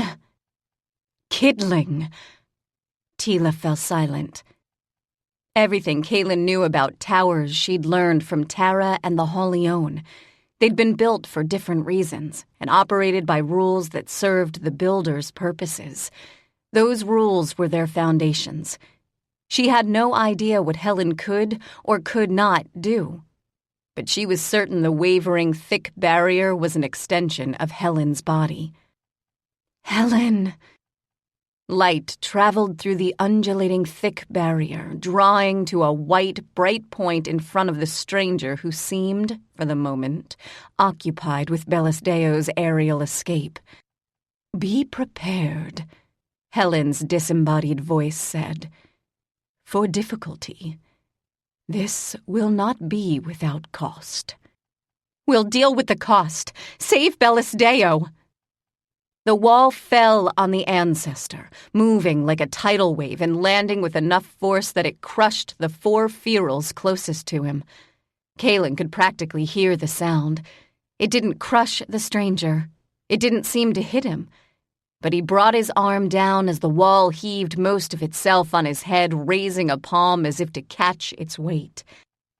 He did. He caught the weight that would have turned him into a dark smear on the street, in the center of the other dark smears. That left 4 Ferals and 1 significantly more dangerous creature. who did look to Kaylin like the idealized paragon of Barani power. "You'll need to be very careful," Helen told them. She still hadn't appeared. "Only at the height of my power could I contain one of his kind. I could not destroy them without causing irreparable damage to myself." "How could you destroy—" "She let them in," Mandorin said. No one but Kaylin turned to stare at him, and her gaze bounced back to the window. Her arms began to glow. The small dragon squawked. "No, I need your wing where it is. You can drop it if the bastard breaks through." He bit her earlobe. She cursed in Leontine. Raising a hand to provide a less delicate target, she stopped. Her arms were glowing.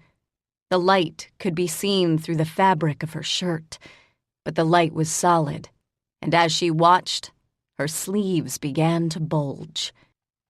Cursing increased as she rolled her sleeves up, shoving them into crinkles above her elbow. Runes were once again lifting themselves off her skin. This time, however, it was only a few.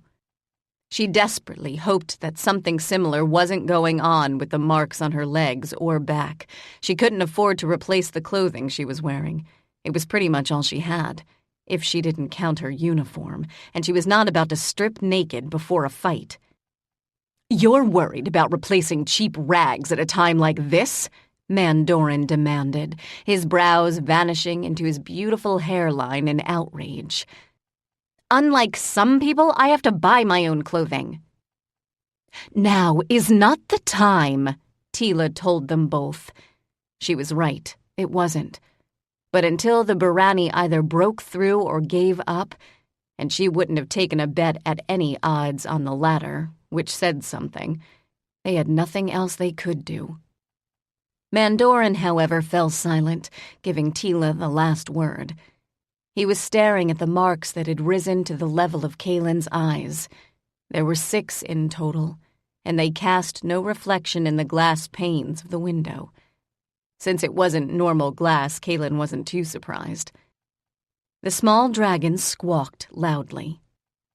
"Do not bite me again. I'm paying attention."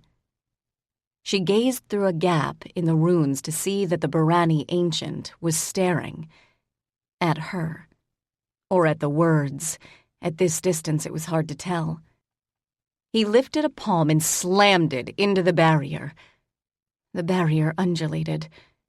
She heard him speak. How, she didn't know, but she assumed Helen was somehow facilitating, and this time the rest of her body responded. Her skin went from tingling, which could be ticklish and uncomfortable, to pain of the sandpaper on skin variety. Without pausing to think, Kaylin threw herself into Teela. Teela had a size and weight advantage, but she wasn't expecting danger from her right side. Both women tumbled clear of the windows just before the glass shattered. Severn's weapon chain began to spin. The small dragon's wing dropped. He looped his tail around her neck. The tumble hadn't dislodged the runes, but it seldom did. They were stationed just over her head, like a wreath made of lines, squiggles, dots. She rose and glanced at Teela. "Lord Kaylin," in Tharian's voice. "Tell Lord Teela that the High Lord has been informed of the danger. He asks only one question." "Teela, do you recognize the guy attacking the house? I mean, recognize him as an individual, not as a general threat?" Teela hesitated. "No." Tharian didn't believe her. To make matters worse, neither did Kaylin. But given what she'd said in Castle Nightshade, there was no possible way she could actually recognize the individuals. "Tell her what you told me," Tharian said in disgust. "Now is not the time." "She hasn't seen either of them close up. That's probably going to change real soon." It was her turn to hesitate. He caught it. He didn't have time to push for more, and to her surprise, didn't attempt to take advantage of the rest of the distractions. The ferals were howling right beneath the window. at least by sound. "What are the dragons doing?" "I'm not anywhere near the dragons at the moment in Varian." "Not even your Bellisteo?" "No." "Where is she?" "I'm not going to answer that question." "Listen to what I hear, Lord Kaylin. It will not take much effort or time. I will not fight you. Just listen." It was almost a plea. It wasn't just sound. The ferals were beneath the windows. They had always been better jumpers than dogs. "Helen, the barrier!" "I let the ferals in," she replied, "to better focus my defenses on the actual threat. Please deal with them." "Done," Teela replied. "My power extends to the edge of my property, but the only exceptional defenses I have are within the walls." "Meaning, don't just jump out the window?" Kaylin asked. Helen failed to respond. "Lord Kaylin." Kaylin closed her eyes. She didn't like and didn't trust Infarian. The feeling was mutual. She wanted to spend as little time as possible being made aware of his existence. If there were any way short of killing him that she could release his name and all knowledge of it, she'd do it in a heartbeat. But that wouldn't have been at all helpful tonight, because he was the only way she had of getting a necessary message to the High Lord. "I also appreciate the irony," Infarian surprised her by saying. "I have spent the whole of my life attempting to gain power and to prove my worth to those that have more of it. And I have, in one evening, done more to advance my cause than in the rest of the centuries combined, and all because I am, in essence, your slave." She drew closer to him as he spoke, close enough to feel the burning edges of his shame and humiliation. It was not nearly as suffocating as it had been when she first made contact with him, even this evening, but she understood how much effort it took on his part. Everything in him screamed to fight, everything except the reason he had made contact with her. Her eyes blurred as her vision shifted to the familiar audience chamber, which was mostly forest and a bit of clearing, in the high halls. She could see the High Lord. He was not seated. She could see the consort. It was the consort who looked directly at Kaylin. She could hear the formal tones of High Barani, wrapped in the urgent pragmatism of a war band. For now, for tonight, all bitter political rivalries and plotting would be set aside, as if they were of no consequence. "Lord Kaylin," the consort said. Kaylin froze. She could hear and see the consort so clearly she might have been in Farian for that moment. She didn't speak, but realized suddenly that she could. Infarian had moved aside. He had opened himself up entirely to her intrusion. The consort spoke again, but her words were drowned out by the roaring of a dragon. No, Kaylin thought, freezing in place. Not a dragon. More than one. "Where are they?" she asked Infarian. "They have not yet arrived. Do you—" "Yes, Bellisteo is definitely there. I bet she flew straight from here." "She was with you?" "Yes, we're in as safe a spot as we can be, given the danger. The high halls are not like the Holione or the towers in the fiefs. We weren't certain what the Barani ancestor would do. Bellisteo flew out to rouse the Dragon Court. My guess is she didn't bother to land. There was no way the Emperor would have allowed her to fight for, and in front of, the high halls, not after the assassination attempt." "She is not alone." "No, she's not. I don't understand dragon speech. I can feel it more than I hear it. If she's flying around the high halls roaring for aid, the Emperor will probably send the entire court. He'll probably join them. Whatever you do, don't attack her. Don't let any of the lords attack her." "You will not tell the consort yourself?" "No." "Even if she is aware of your presence?" No, because then everyone will be aware of it. I know this is bad for you. It looks bad. It's a mark of inferiority, all that crap. But she has to understand your mettle here. Yes, in theory, I could have forced you to carry word. I could have used your name against you, but I didn't have to. You were willing to risk the loss of everything you've struggled to build in order to save your people. You seem surprised. I am. Tell her what I've said. Bellastea will not harm you. The Emperor will not. But... Lord Kaylin! Lord Kaylin!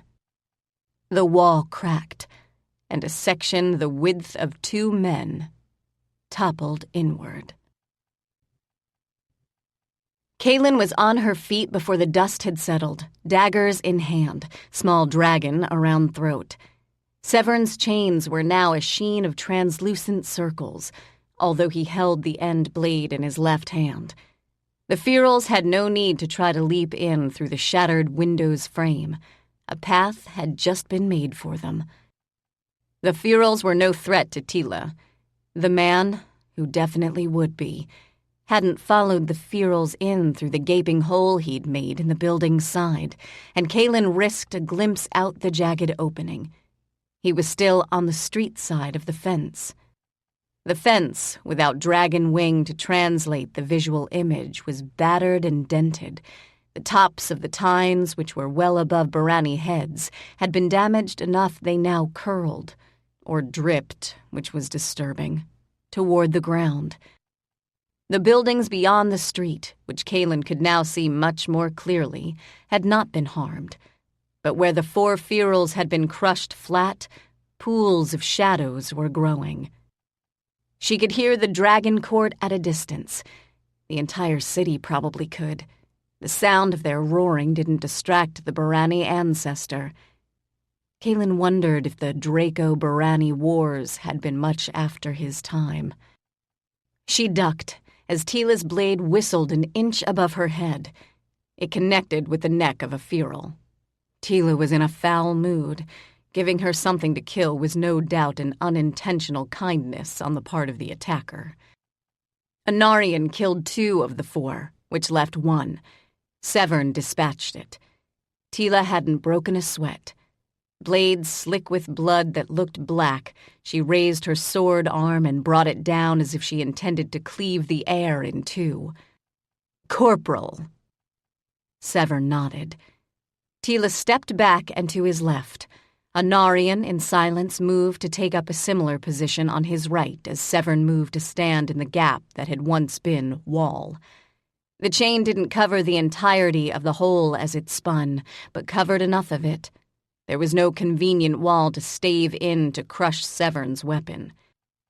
The small dragon squawked and batted one of the runes still attached invisibly to Kaylin's head. She had no idea what they were meant to do, but she felt safer while they were there. The dragon squawked again, and then screeched, which was piercing. "Fence is almost done for," Kaylin said while trying to cover her ear. "I think," Mandorin said, "your familiar is trying to tell you something." He pointed at the runes. "You're standing in a building that's confessed it's quite diminished. The building is under attack. Its defenses are not what they were. She told you this. Were you not listening?" "I was." "Your familiar feels that your crown of words might help to heal the damage done. Now," he added more urgently, "there has to be something left to heal." He looked past Severn. No, Kaylin thought, watching his expression. He looked through Severn. "Teela." "Yes, take her and go, but Mandorin." "I won't kill her." "Don't get her killed." Mandorin snorted. He turned, caught Kaylin by the arm, and dragged her out of the dining room, leaving by the same door that Helen had taken. Helen, Kaylin was certain, had gone up, but she was also certain that up wasn't the way to go if they needed to reach the heart of the building. "It's not," Helen agreed. "I am about to lose the outer wall." "How long do you have, Helen?" Perhaps 5 minutes. He is not yet at his peak power. He is using borrowed power. I meant, how long do you have once he does enter this house? It will depend on your friends, dear. Kaylin noted that Helen wasn't giving Mandorin directions, but he didn't seem to need them. He entered what might have been a large kitchen in other homes and found his way to what looked like a small supplies closet. Instead of buckets and brooms, there were stairs. The stairs were not well lit. They wouldn't have been lit at all were it not for a crown of words. Those words shed an even ivory light, enough so that Kaylin could see that the stairs were a descending spiral around a central column of some sort. The curve was gentle. It was not a small circumference. It must be the tower. From the streets, no such tower had been visible. Is there anything in the basement we should be worried about? Kaylin asked. It was Mandorin who answered. Yes. She didn't ask why he was so certain. It was clear that he was, nor did Helen contradict him. Shadows? She asked, when the silence after the bad news had stretched on too long. Not exactly. Follow me when we reach the bottom, or an exit. Either will do. Step exactly where I step. Exactly. Your feet are smaller than mine. They should fit within the same space. He grimaced. I don't think anyone's been here in centuries. The stairs suddenly shuddered. Mandorin cursed in Leontine.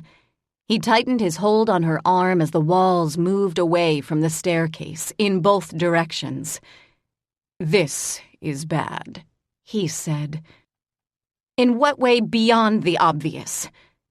Barani balance was better in general than mortal balance, but Kaylin had walked narrow stretches higher above the ground. Whoever he is, he's speaking to Helen, and Helen is responding. Down they continued for at least 5 minutes. Kaylin was counting seconds as she moved, knees slightly bent. The stairs shuddered twice more.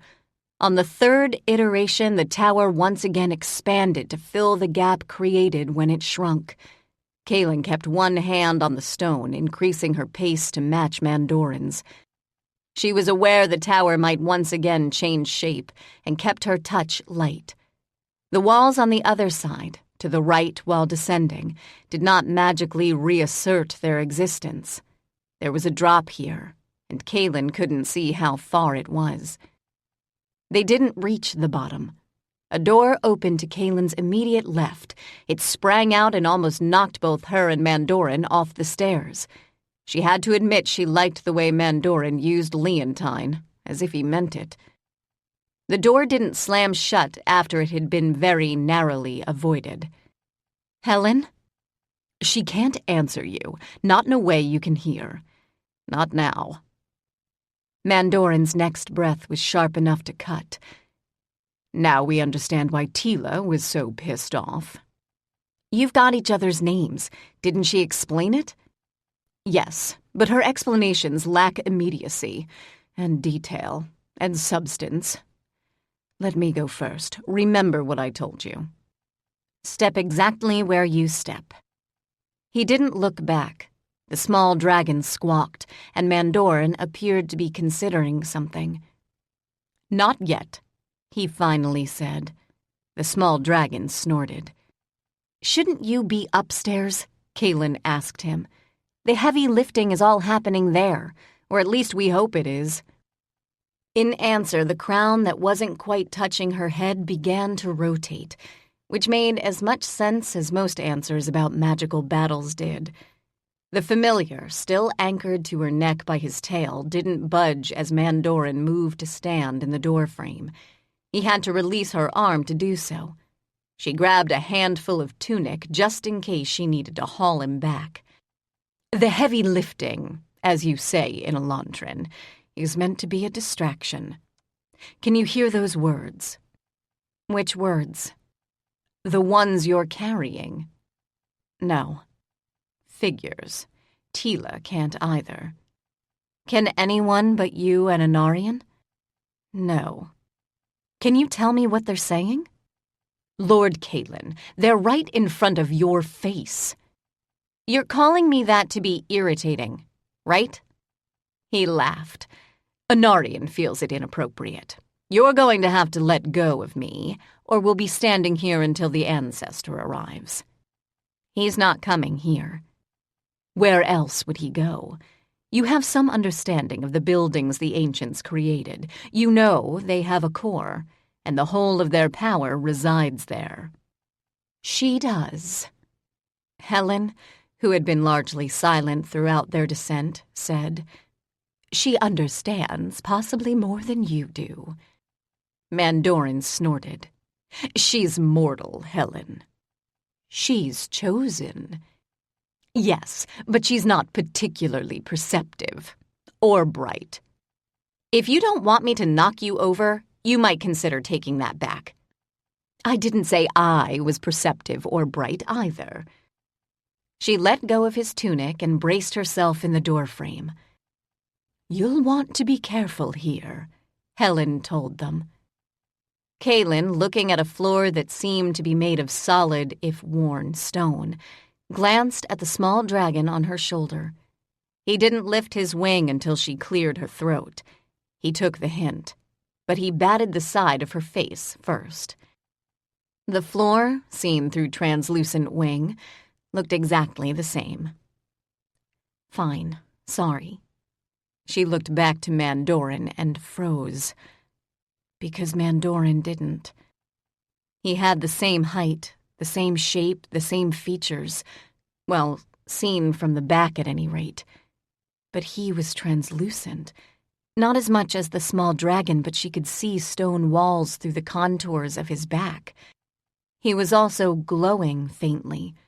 Strands of his hair moved back and forth as if caught in a crosswind. And as she watched, the trails of gentle light they left in their wake formed a weave, a pattern of some kind. He's right, Helen said, as Kaylin considered walking across the floor. You can walk through this room, but it will not lead you to me. Where will it lead me? Quite possibly a laboratory or a library.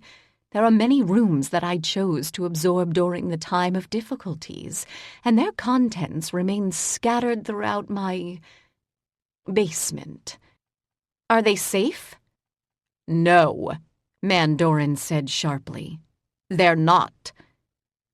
He had started to walk, and he moved slowly and deliberately. He didn't follow a straight path, but at this point that wasn't in his character. I'm finding this more difficult than it should be, probably because of the noise. Squawk. Kaylin followed in Mandorin's footsteps because she could see where his feet had touched stone. He'd left a mark that was a gray blur in his wake. She was pretty certain the mark would be invisible without the veil of dragon wing, and she moved quickly. She had always been steady on her feet, and she had learned to step lightly, to make as little noise as possible. She could therefore walk where Mandorin led without falling behind, but there seemed to be no pattern to the path he was following. He isn't following a path, Helen told her. Mandorin cursed under his breath. He's making one. And you're letting him?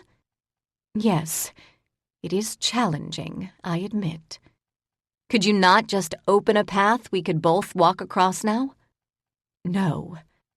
But the Holion and your Tara, yes, they could, and did, lead you into the heart of their power.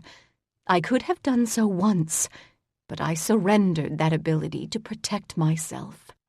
From what? I did not wish to be forced to serve a master not of my own choosing. But if you're willing to let me live here— Yes, Kaylin, I am. But you are not my master, and you've no desire to be. The floor shook. Mandorin swore in loud Leontine as Kaylin put both of her hands on his back to steady him. Someone does, he said, and he began to move more quickly. He walked toward the door on the far wall. To Kaylin, the door hadn't changed. It looked older, but solid. It was of scored wood, but the frame, like the rest of the room, was of stone. To her eyes, even given dragon wing, it looked as if he'd just chosen a very circuitous route instead of marching across the floor in a direct line. When he reached the door, he stopped. He didn't touch the handle. He didn't try to open it. Instead, he placed both palms flat against its surface, at the height of his shoulders, and bowed his head.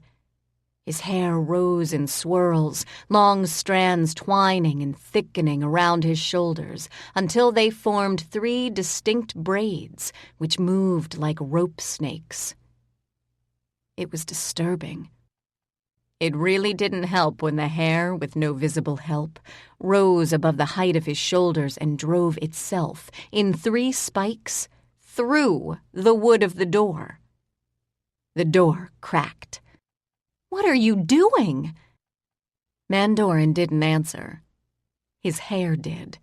It seeped between boards and through splintered wood, pulling more and more of what had been door apart.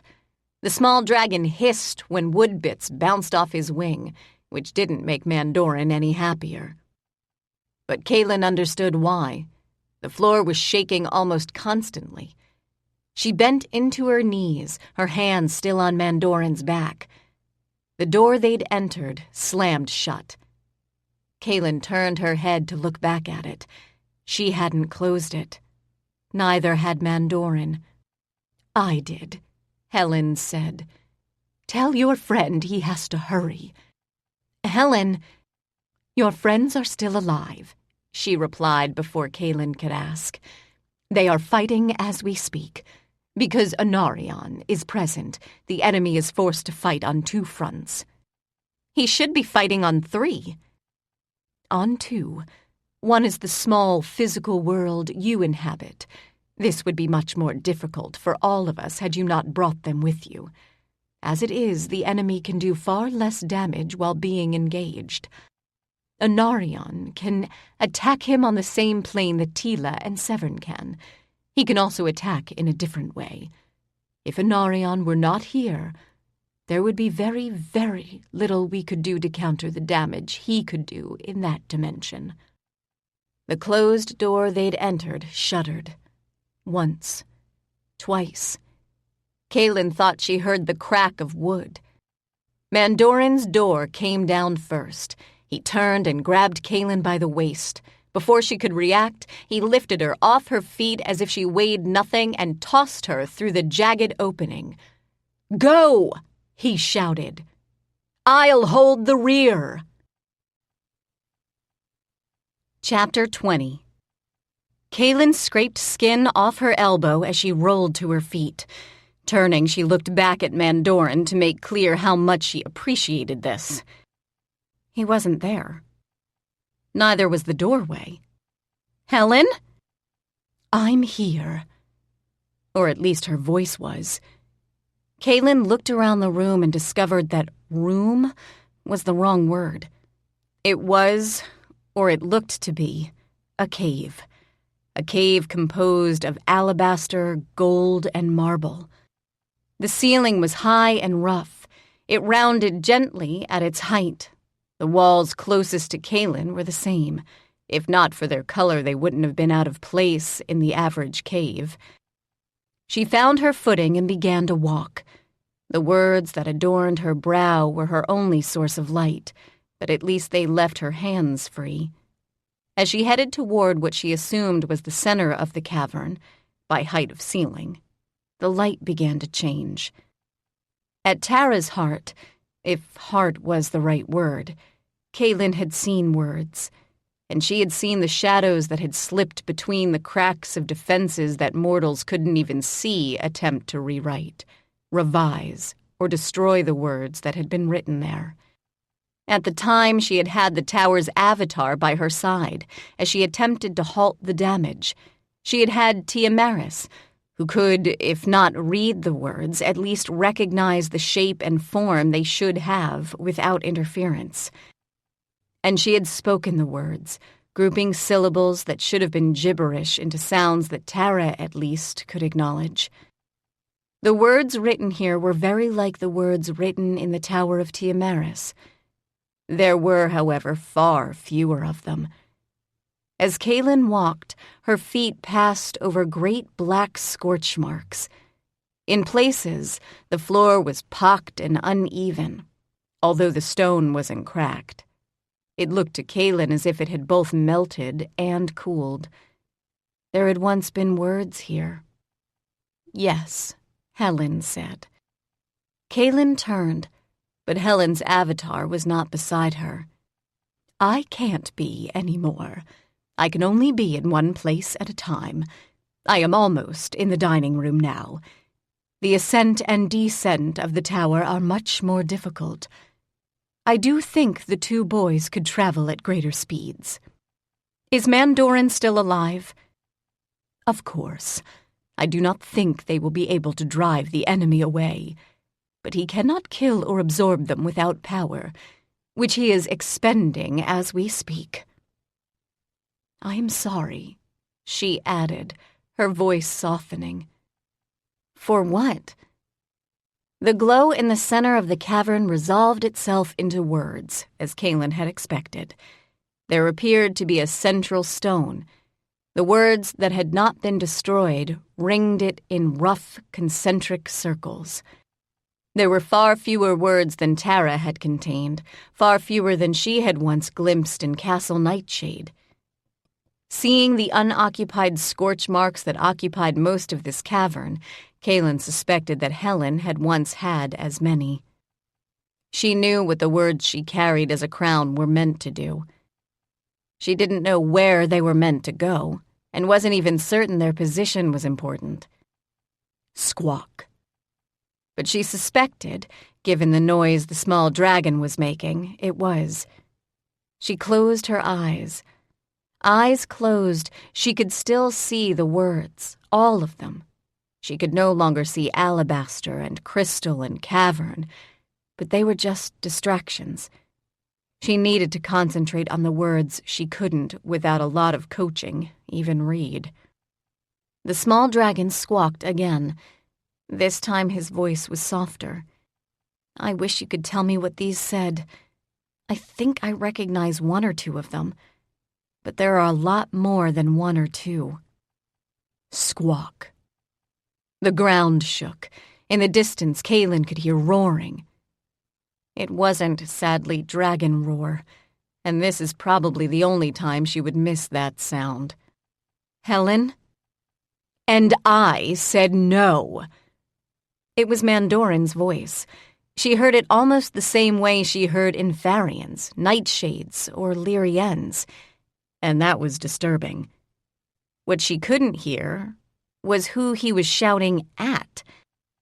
But the ground shook again, and this time rubble fell from what Kaylin assumed was the ceiling. She opened her eyes then. The last thing she needed was a chunk of much larger stone landing point first on her head. Squawk, squawk! The wall on the far side of the room where Kaylin had entered cracked, loudly. Around the fissure that had appeared in white stone, she could see sparks of lightning. Yes, she told the small dragon. I don't think you're much help here. He bit her ear. Go help Mandorin. He pushed himself off her shoulder, spun once around her head, and then flew off toward the damaged wall. Kaylin turned back to the words and the gaps between them. The spaces on the outer periphery were all empty. She let those be. The absence of those words had clearly not killed Helen, and she'd probably lived without them for a long time. The absence of the words in the center hadn't killed her either. But there was a lack of symmetry or a lack of balance in the central cluster that felt off, or wrong, to Kaylin. Clearly, Helen could live without all the words that had once transcribed her power. But Mandorin and the small dragon thought she couldn't defend herself the way, say, Tara could, and that she should be able to. It made sense then that if Kaylin was to surrender Mark's and Helen's defense, they be placed here. She reached up to touch one of the floating runes. She felt its warmth, followed quickly by its surprising weight. She lifted a second hand to catch the word before it toppled. She then carried it as she began to thread her way around Helen's words, which still glowed with the luminosity of the blood of the ancients. She wondered as she began to head toward the center of the cluster how single words could contain so much information. She knew a number of languages, and knew as well that she'd barely scratched the surface. She could probably spend a decade learning a single word in each language, which in theory meant the same thing. Even if she did, it wouldn't mean she could communicate the concept. People used the exact same word to mean different things. So these weren't really words. They were like containers. Somehow they contained enough information that they could be understood without context. If they could be understood at all. Kaylin had her doubts. But she had her doubts about a lot of the imperial laws on the books as well, and it didn't stop her from gritting her teeth and obeying them. "Helen?" Silence. "Helen!" "I'm here," came the disembodied voice. It was quieter. "Can you read these words?" "Yes, but I can't explain all they mean to you. It's not because I think you unintelligent. You exist in a very precarious space. You are not the boys," she added, meaning, of course, Anarian and Mandorin. "And you are not a scion of the ancients in the strictest of senses. You can see and hear true language, but only with the limited senses available to you. You have seen paintings, yes?"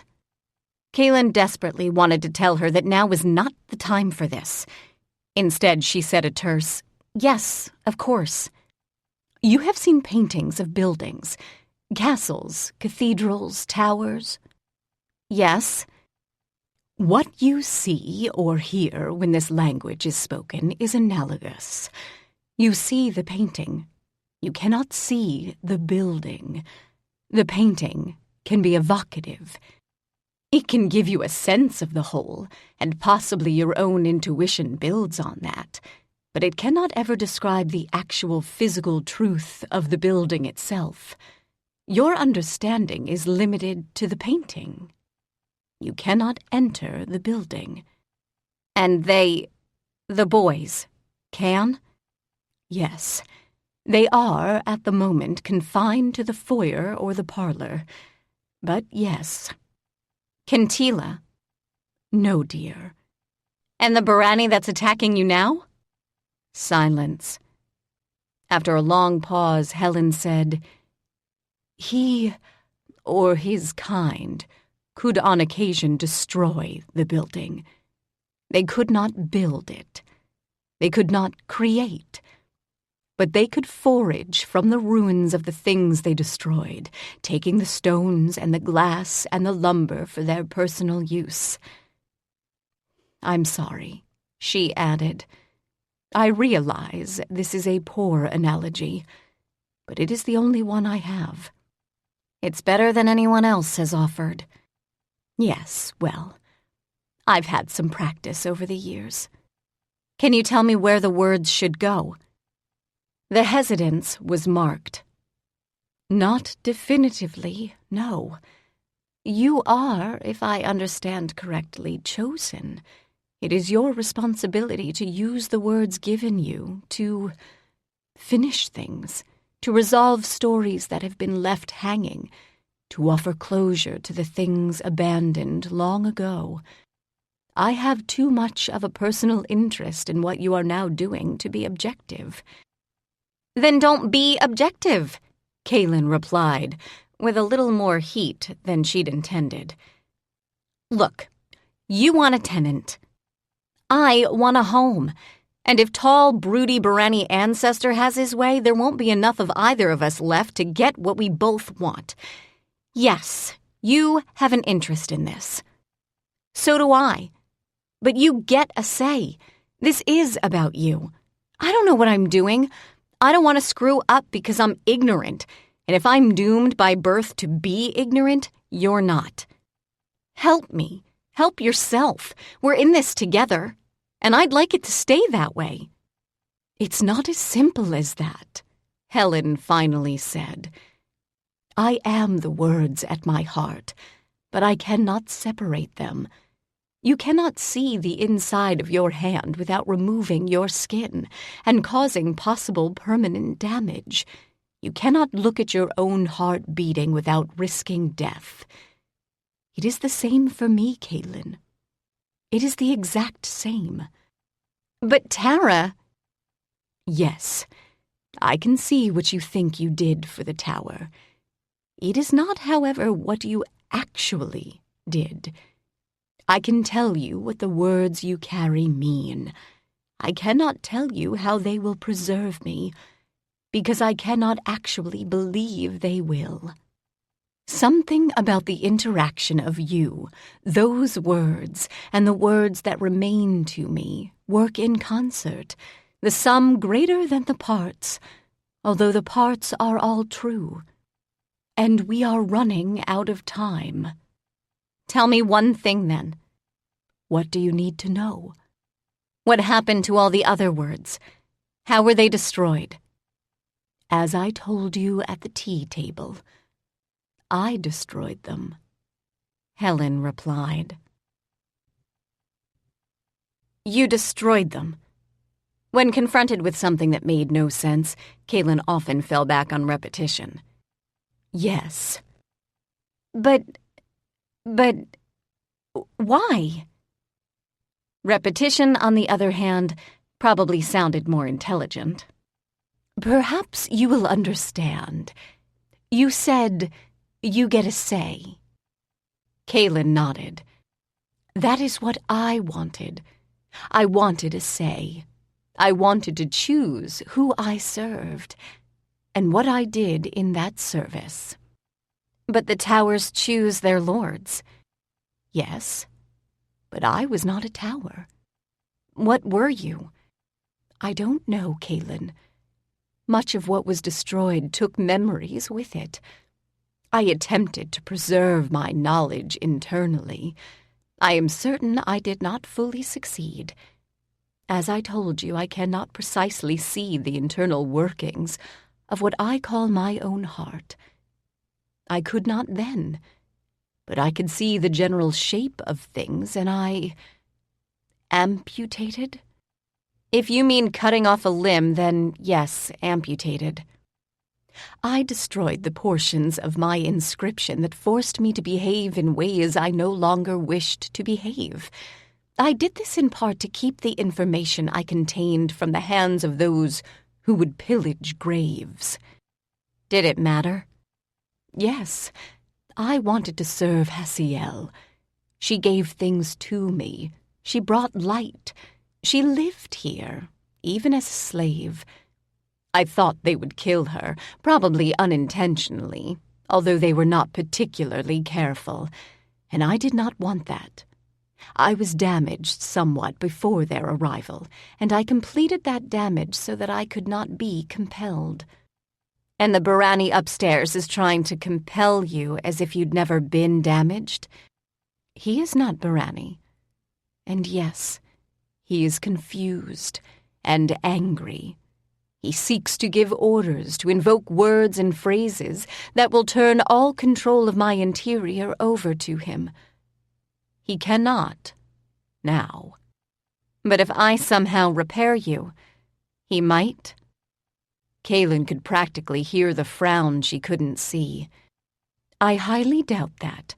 What is more likely, in my opinion, is that such repairs will give you the ability to control me. But I don't want that. No, you don't.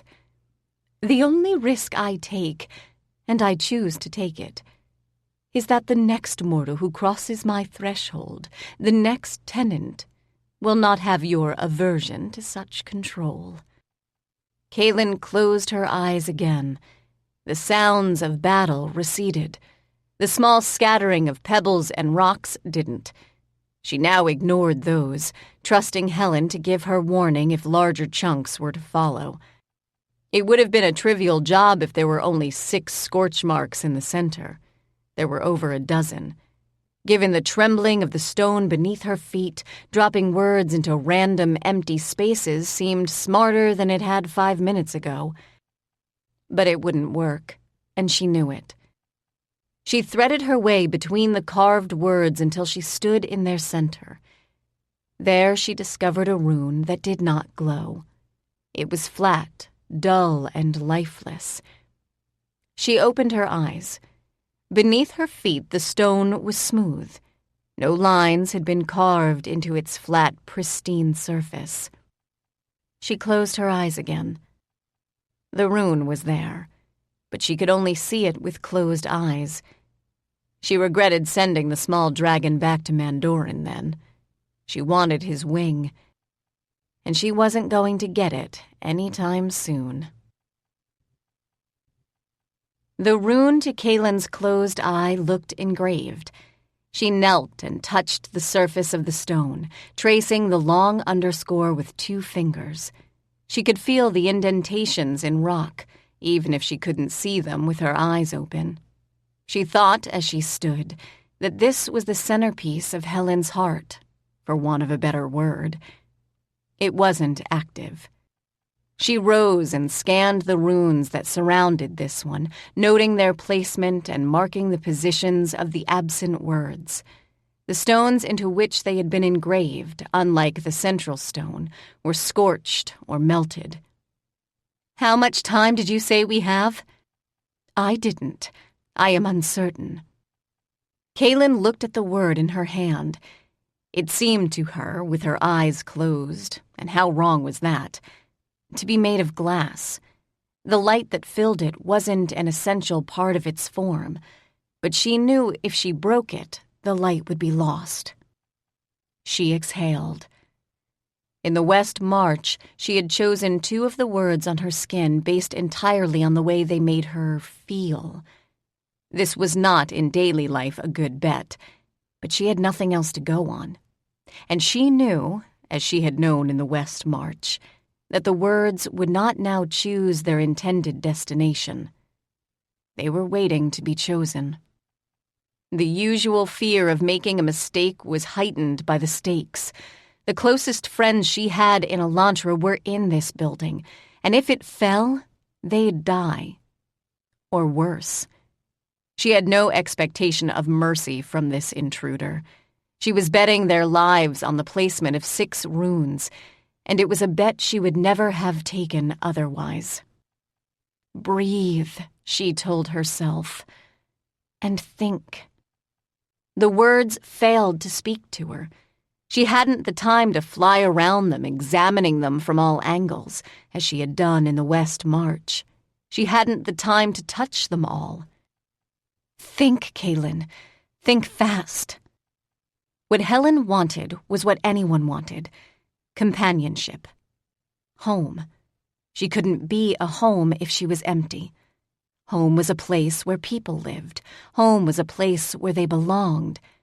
Helen wanted that sense of belonging, and who didn't? Home couldn't mean to Helen what it meant to Kaylin. And yet it did. Helen had been afraid that no one would come to her, no one who wanted to stay. It was a particular type of loneliness, and Kaylin realized that she held it in her hands, almost literally. For Helen, home was people. It wasn't the shape she presented. It wasn't the color of her walls or the type of wood that formed her floors. It was people. Emptiness meant something very literal to Helen. It meant something metaphorical to Kaylin. Both of the meanings were enclosed in this rune. What Kaylin couldn't understand was why, of all words, this one was meant to have a place here. Helen didn't need it. She had lived it. Kaylin considered attempting to reattach it to her skin. Instead of wasting her time doing something she was certain wouldn't work, she began to walk toward one of the scorch marks. It was perhaps 3 rows back, although the words hadn't been written in neat, precise rings, when she stopped. She looked toward the rune in the center. Given the light shed by the runes that now surrounded her, she could no longer see it. She stared, instead, at the words that surrounded the scorching. They were, for the most part, rounded and curved. The lines were delicate in their construction, and dots were more central. But they didn't speak to her the way the words she held did. She had no sense of meaning from them. She hated time, or time's passing. She hated the limitations of her own mortality. Had Mandoran actually come through the door with her, he'd probably have an opinion that was worth something. Then again, they'd probably also have some part of the intruder in the place most vulnerable to his attacks. Tia Maris had told Kaylin that the words themselves were ordered, that they had a correct shape, a precise form. He couldn't assess their meaning, but he could see when something was off or wrong. He could see, for instance, if a word had been riven and was now incomplete. Although all these words were complete in and of themselves, Kaylin attempted to apply Tia Maris's advice to the shape of these words as a whole. Because if these were words, she was making sentences, and the sentences had to be completed. They had to make sense. Even if it was only visual, harmonious sense. This word did not belong among the rest of them, if that were the case. It was too heavy, too bold, too thickly written. Yes, there were curved lines and dots, all the words had those, but not in the same way and not to the same extent. She moved, walking slowly, examining only shape, form, and composition, until she came to an empty space at the outer edge of the active words. Here. This is stupid, she told herself, adorning the spare sentence with Leontine. But stupid or no, she knelt to set the word down. Nothing happened. The word, however, did not return to the loose formation that adorned her head. She reached up to take one of the remaining 5. Gravity came with touch. The rune fell into her hands. Although she had chosen to place the words into the general pattern of the whole, she studied the word that lay in her palms for more than just shape and composition. This was the opposite of the first word. Not loneliness, not the yearning that came of it, but contentment. She felt the warmth of Marcus's hearth fire and the certain sense that she was welcome there. She didn't know what this meant for Helen, but she thought she could guess. If she was welcome, Helen was welcoming. If she accepted the gifts offered her as gifts, not entitlements or obligations, and she did, Helen was content. No, it wasn't contentment. It was gratitude. And this was the problem with identifying true words. She only had mortal words to describe it, and she wasn't very good at it. She wasn't always good at telling other people how she felt or why she felt that way, and if she did, they interpreted those feelings in ways she hadn't intended. Even thinking, Kaylin had continued to walk, to study the shape of the form and the way it blended, or didn't, with the other words. This search took less time because the first had taken her far enough from the center that she now had a sense of where the patterns were laid out. Gratitude. That one she could understand. She wondered if one of the lost words had been this one, if some part of Helen's makeup meant the same thing. It didn't really make sense that it would. Why would a building require either gratitude or, worse, the concept of loneliness? And yet, the Holione experienced both. Tara certainly did.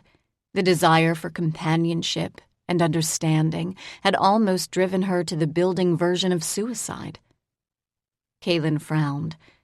The Holione at their core had not shared their eternal lives as architecture. They'd started as immortals, or possibly mortals. They'd started from the foundation of personhood, and they'd agreed to become what they did become. Almost gods in their own small domains, and prisoners as well. Were these the words that Helen had destroyed? Kaylin found the space in which gratitude looked to be at home. She set it down. Once again, the rest of the words didn't react, but had she honestly expected they would? Shaking her head, she reached up for the third word. This one was harder to understand. She walked the third circle, staring at it. The outer lines of the rune were solid. They looked almost utilitarian in the form they took. A straight rectangle. The interior was less rigid, and the rectangle appeared to be standing on far more graceful curves. But the external curves were bold, thick lines as well. It took her some moments to understand that this word spoke of protection. The lines of the rectangle implied either a room or a house, a simple house that kept the interior separate from any other interference. The interior, however, wasn't empty. She frowned. Protection, of course, was too simple a word. The one that followed it was safety. Safety in any real sense didn't exist. It was a hope, a dream, a goal, but like immortality for mortals, it was always out of reach. She knew this, but it didn't stop her from yearning for it. Protection was a thing you offered or accepted. Safety was a thing you felt. Maybe the word meant security. The meaning of the word didn't exist in isolation. It couldn't. Words. To Kaylin's surprise, the only space that suited the composition of the word was the scorched black mark closest to the center. All the words there had similar shapes and similar hard, definitive strokes. She set the mark down with far less doubt than she had the first two, and she reached as she did for the fourth. The fourth was like gossamer. It seemed impossibly delicate.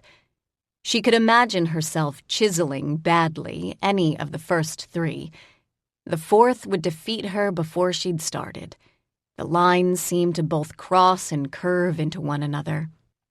It was hard to tell, looking at the writing, which element had been laid down first and which had followed. There were just too damned many parts. She had no sense at all what this word meant, even as she carried it, searching for its place. It was so complicated in appearance, she thought it must mean something that made sense to a specific type of immortal, the type that got turned into buildings. It reminded Kaylin of the words she had once seen that were, in total, the name of a world, an entire world. She could study it for the whole of her life and never truly understand the entirety of its meaning.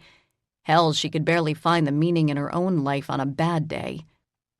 She didn't have to understand, she told herself this. But there was no place for this fourth rune. It seemed to match none of the spaces that had been created when other words had somehow failed or been destroyed. She frowned and returned it to its orbit. And it went. She dealt with the fifth and sixth runes first. The fifth felt like responsibility, or duty, or honor, or something similar. It shone.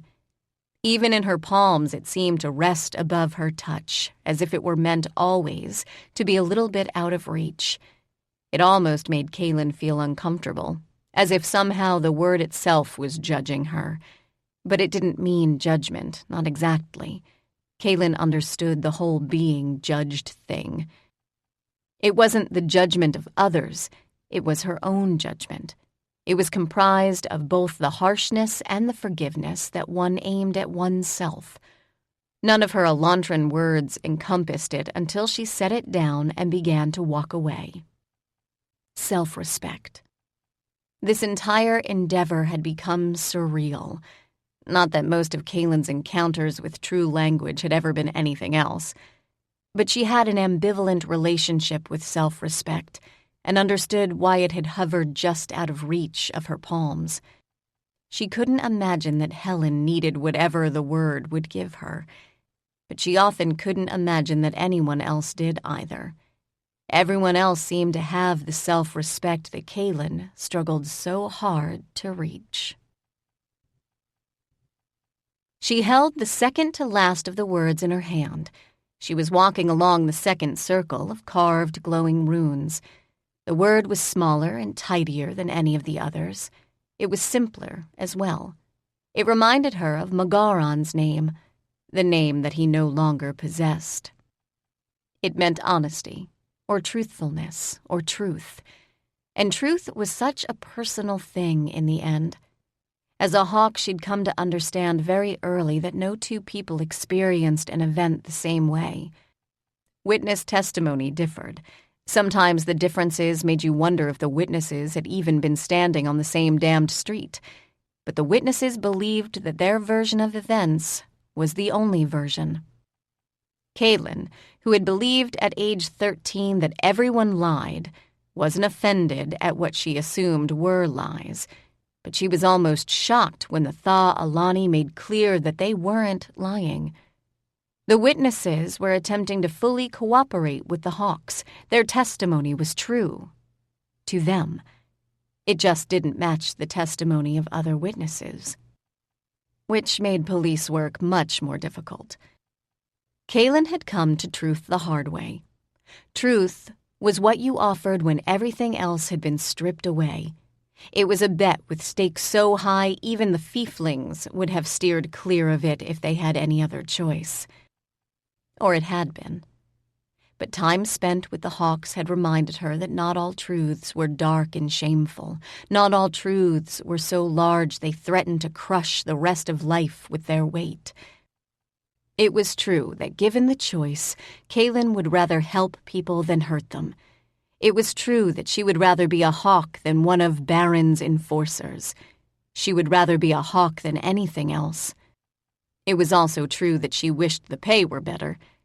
But it was money she'd earned, and it put a roof over her head, and she had enough left over to give to Marin and the Foundling Hall. It was true that she loved her friends. It was also true that the word love was so embarrassing it wasn't used often in the office, except by Caitlin, when she was maudlin. It was also true that no one resented it when Caitlin used it, although Marcus did growl. All the little truths existed, side by side with the hidden ones. And if they weren't large and significant in the same way, she'd built up enough of them that she could shoulder the weight of the past without breaking. And she could see why Helen might need that. Kaylin couldn't wrap her head around the ancients' concept of a building, but maybe everything in the ancient world had been sentient and immortal. In the end, she wasn't here to judge. She was here to find a home. But if this was just some kind of near-suicidal game, she was going to be pissed off. "It's a little extreme, even for me," Helen replied. "I'll quibble with your use of the word little later," Kaylin said, kneeling to fit the last stark word into the spot she'd chosen for it. Nothing changed, of course. She reached up to the light that adorned her brow. There was only one word left, a word that could be the entire name of a world, but in miniature. This mark had risen from her skin. She'd seen it. But no runes on her skin had ever looked like this one. She was fairly familiar with the runes themselves thanks to the modern miracle of records capture and playback. Without giving herself time to doubt her decision, she strode decisively toward the center of the room, toward what was, she suspected, the center of Helen. She knelt, the tips of her toes overhanging a word or two as she positioned herself, and set the last word down. The lights went out. Chapter 21. Kaylin froze in place. Without the light cast by the words, the room was completely dark.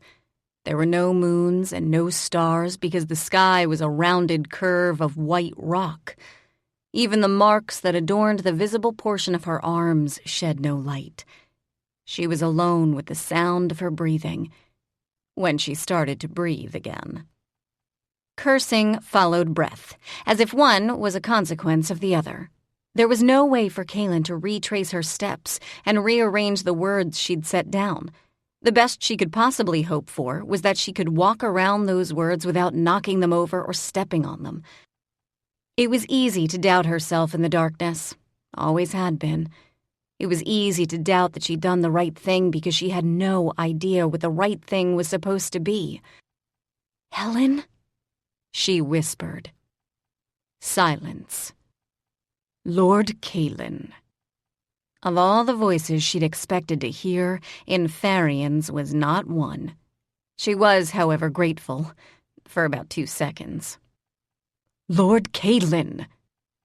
"I'm here. We're having a bit of difficulty at the moment." "As are we." The Dragon Court emerged from the Imperial Palace. They joined Bellisdeo. The lady says the Emperor ordered her to retreat. "She can understand dragon?" "Some of it. I did not understand the spoken words, if they can be called words at all. But the meaning was unmistakable. If it is at all possible." "I can't leave. I'm in a large cave with no exits. In the dark. I mean pitch-black dark. Lord Teela and her friends are holding off the other non-Barani ancestor, and he's not dead yet." She felt Inferian's fear. It was not for or about himself. "The High Halls can't be in danger from one man. I don't care how powerful he is." "We are not directly in danger at the moment. The arrival of the Dragon Court diverted the enemy's attention. But, Lord Kaylin..." He fell silent. It was a bad silence. "What? What's happened?" "We cannot leave the High Halls." "Pardon?" "The exits are blocked." "By what?" "Magical barriers. They are not, however, inert. We have made 3 attempts to bring the barriers down. We have made 2 to circumvent them in other ways.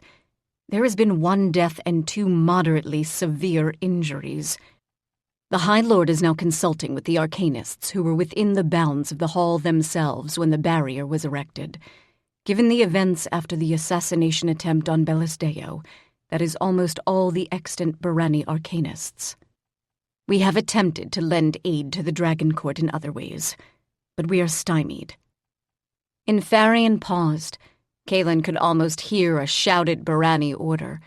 She recognized the voice that conveyed the command. It was the consort's. "The lady has asked you that you observe the streets." Given the darkness of this isolated chamber, Kaylin nodded. Inferian sensed assent, but even if he hadn't, he would have obeyed the command he'd been given. "Lord Kaylin," the consort said. Kaylin concentrated until she could see the platinum-haired woman who had the sole responsibility of waking the newly born. She saw her, of course, through Inferian's eyes. Once again, Inferian didn't fight her intrusion. "She is listening, lady." "Come to the mirror, Inferian." "Do the mirrors work?" "Yes. We can relay messages to and from Elantra. No one can enter the High Halls. No one can safely leave. There is one possible avenue that is even now being attempted." He didn't seem to be confident of success.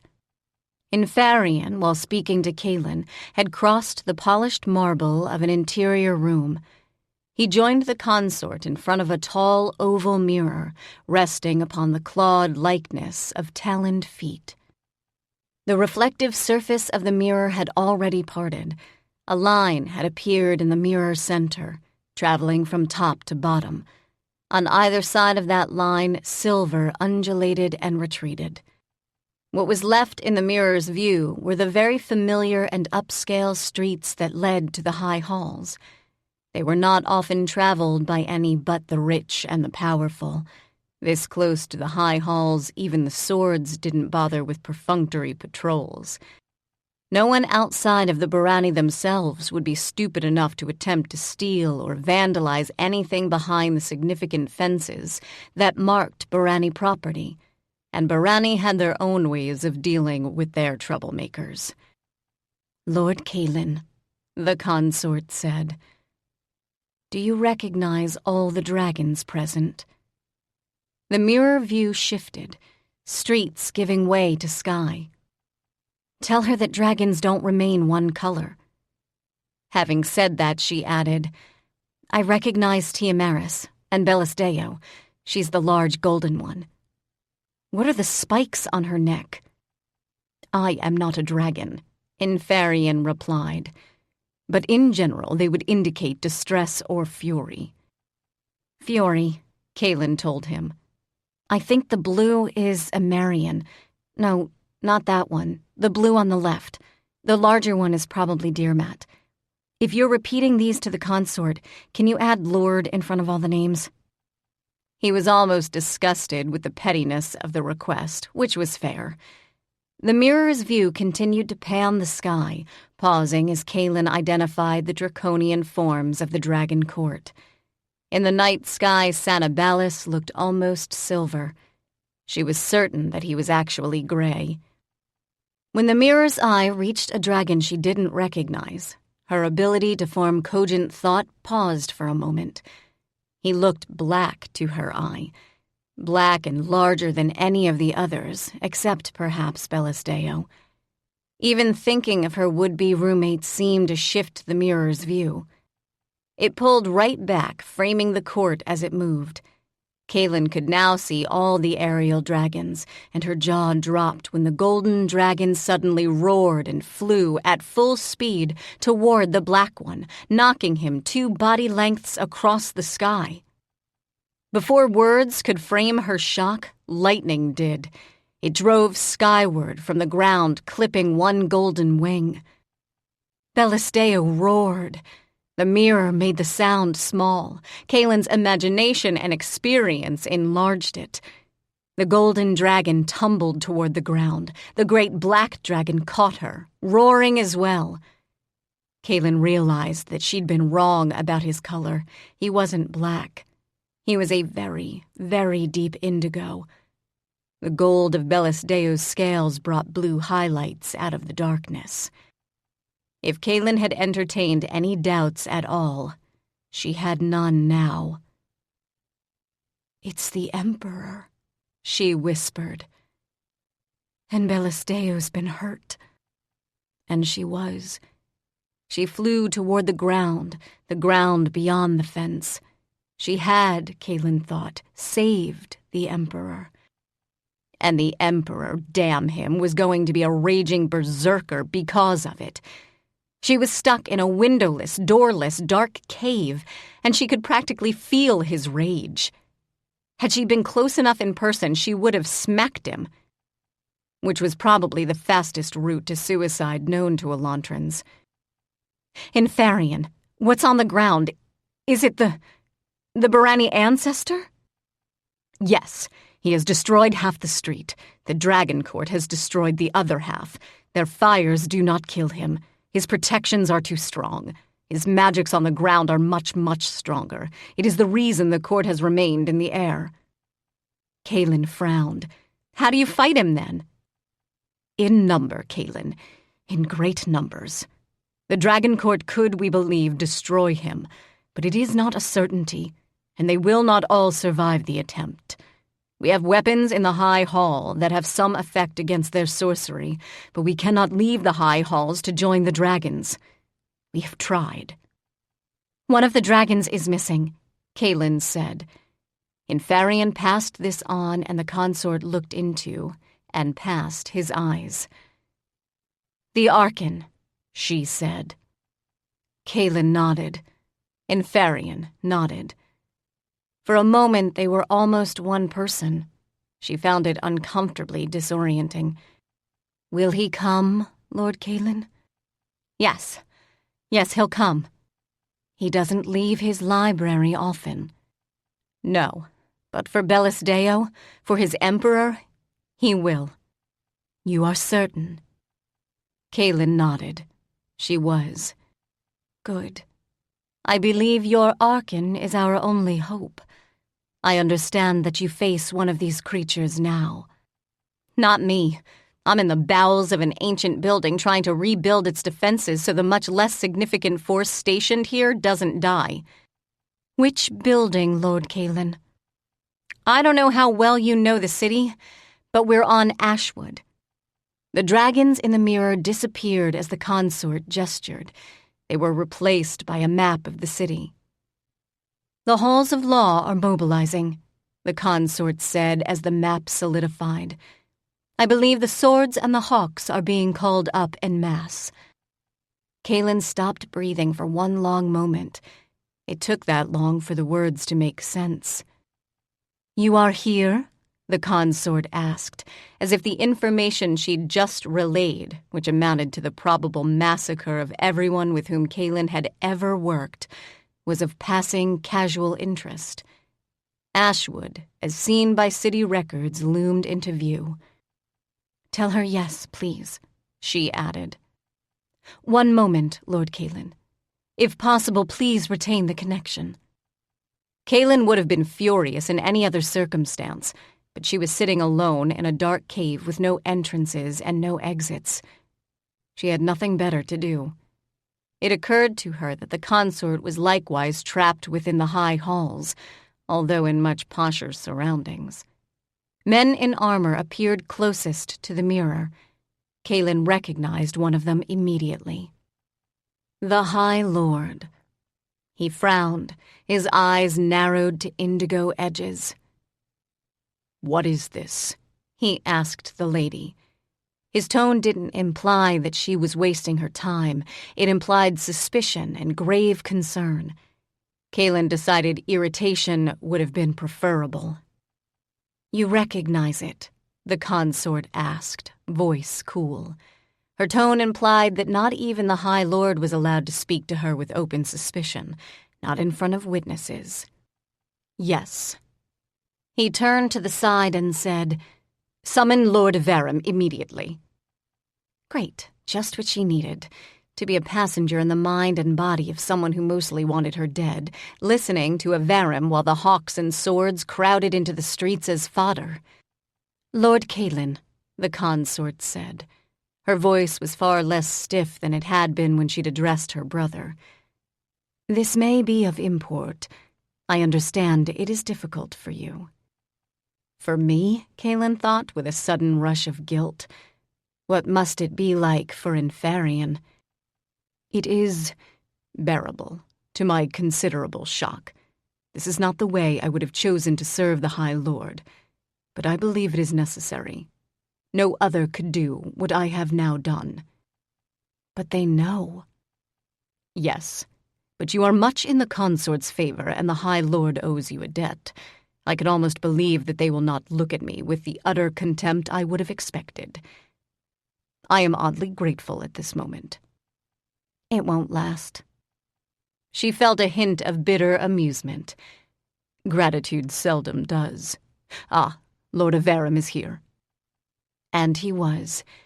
He had replaced the burned-out ruby that adorned his forehead at the height of a slender tiara. His eyes were as dark a blue as everyone else's. As he caught sight of the mirror, their shape shifted into something more round. What is this? He all but demanded. Is this where the enemy originated? No, it is our belief that the enemy came from the fief of Nightshade. So, the rumors were true. Indeed. Is it possible I owe my father an apology? It is fortuitous that I will not be forced to tender one. The High Lord's father, Kaylin knew, was dead. You are certain? Yes. Why, then, is this section of the city now under observation? It is where the second of our enemies has traveled. It is under attack now. Verum said something in High Barani that Kaylin had never heard. She was almost embarrassed by the speed at which she committed the syllables to memory. Inferian was, once again, disgusted. He must be stopped. The consort lifted platinum brows. We are willing to entertain suggestions for how that might be achieved, given that we cannot at the moment leave the high halls. The dragon court does battle at the edge of our lawn, and while none of the dragons have fallen, neither has our enemy. I would suggest your demand is slightly ambitious. The black humor that informed her tone dissipated. What do you know of this building, then? Why do you fear it? It is as old, Evarim replied, as the towers that gird the fiefs. It is not a tower.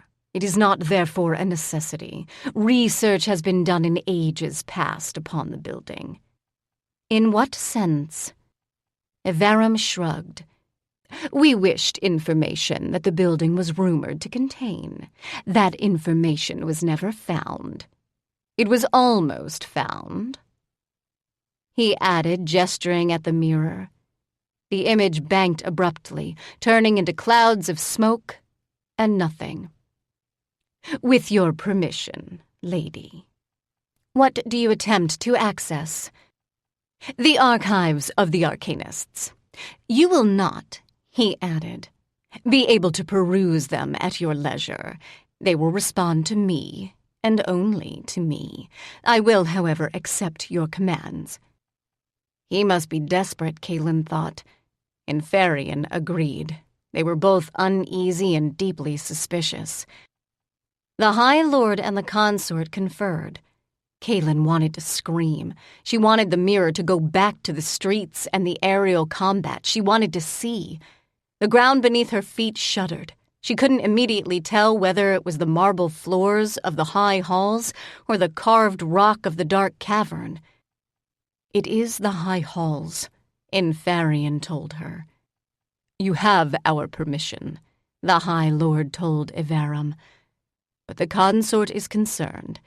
This is one of the few windows we have to the outside world at the moment, and we cannot afford to have it compromised or broken. Evarim then took control of the mirror. The mirror responded sluggishly. The images were unclear.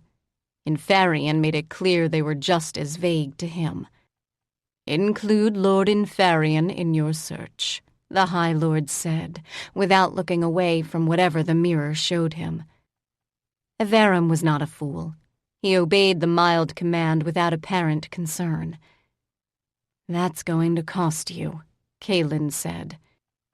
Yes, but as even you have noticed, everything is costly at the High Court. The image of a building sprang almost literally into view.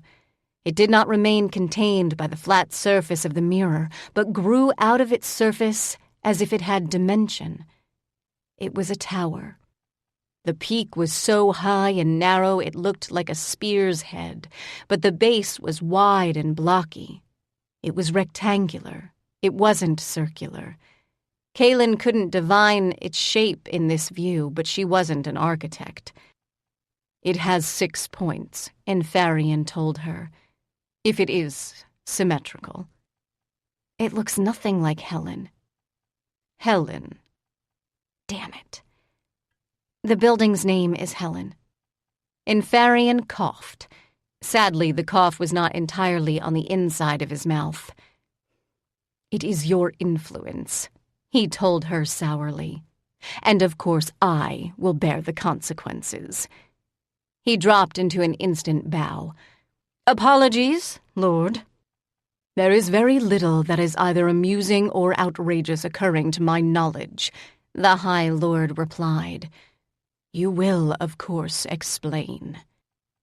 Inferian didn't want to explain anything in front of Evarim, and Kaylin didn't want him to either. It was the second time this evening that they were in lockstep. Evarim is less of a concern than the displeasure of the High Lord. Kaylin didn't believe it. I'm not going to stop you. I'm not going to try, but I don't trust him. Of course not, was his impatient reply. The miracle of you is that you trust anyone at all and survive. Lord Kaylin believes that the building's name is Helen. She tried not to feel defensive at the looks she received, or the looks Inferian did. "That's what she calls herself," she said. "I didn't name her." "That is not how the building appears now." "That is not," Evaram replied, "how the building appears from the street. It is, however, the material space the structure nonetheless occupies. To our knowledge, the building has remained unoccupied since well before the founding." "The building hasn't been unoccupied." "The building," Inferian said aloud, "has been occupied intermittently."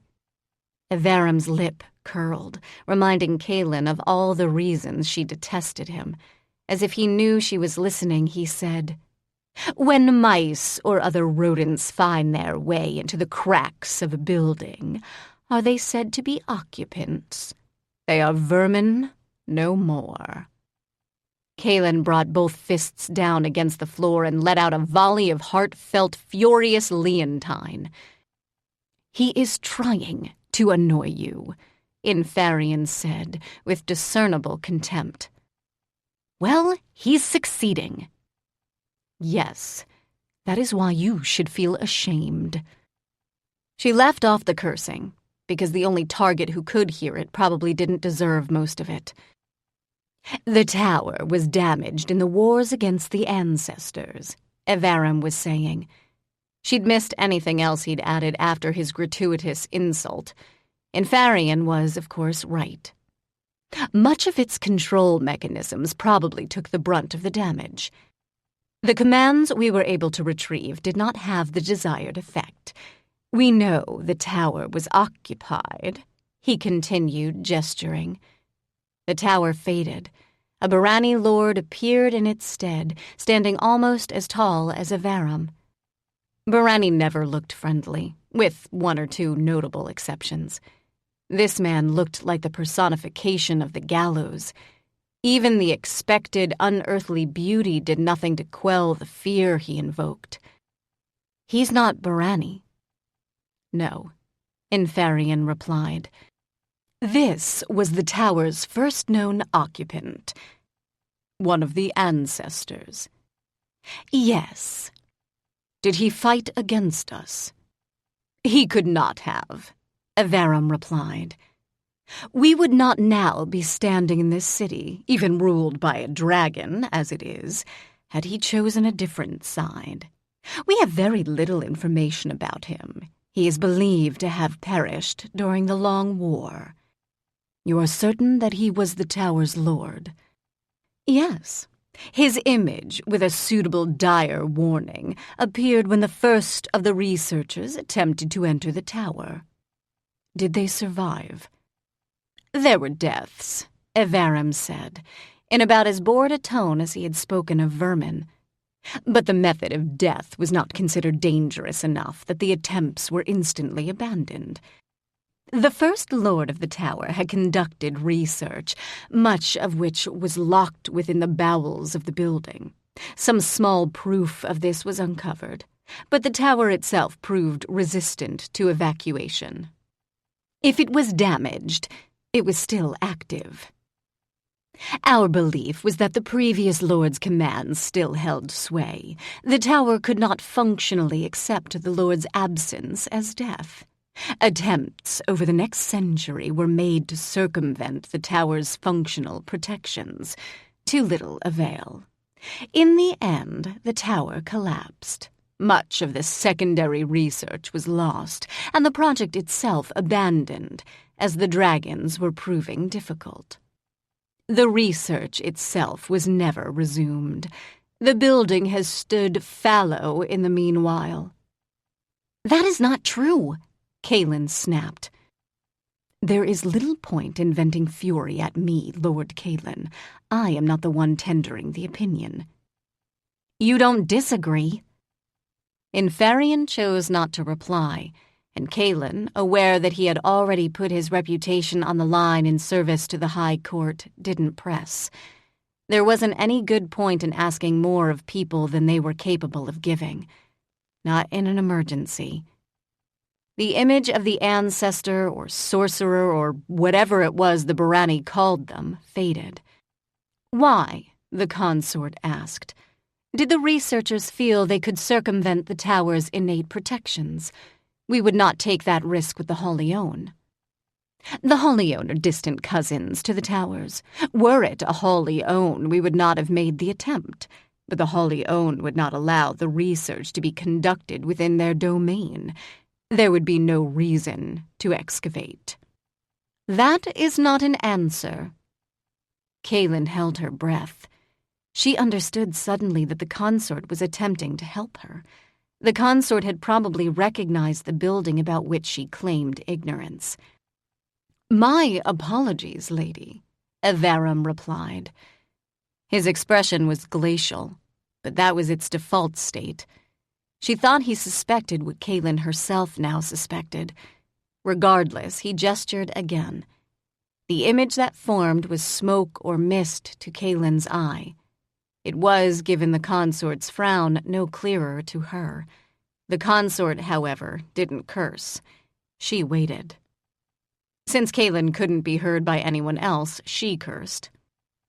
It is difficult to discern, Evarum said, gesturing again. The mist moved, rotating in place, and as it did, Kaylin could see that it had a form. The form itself seemed abstract. It didn't solidify into a known shape the way Evarum's previously recalled records had.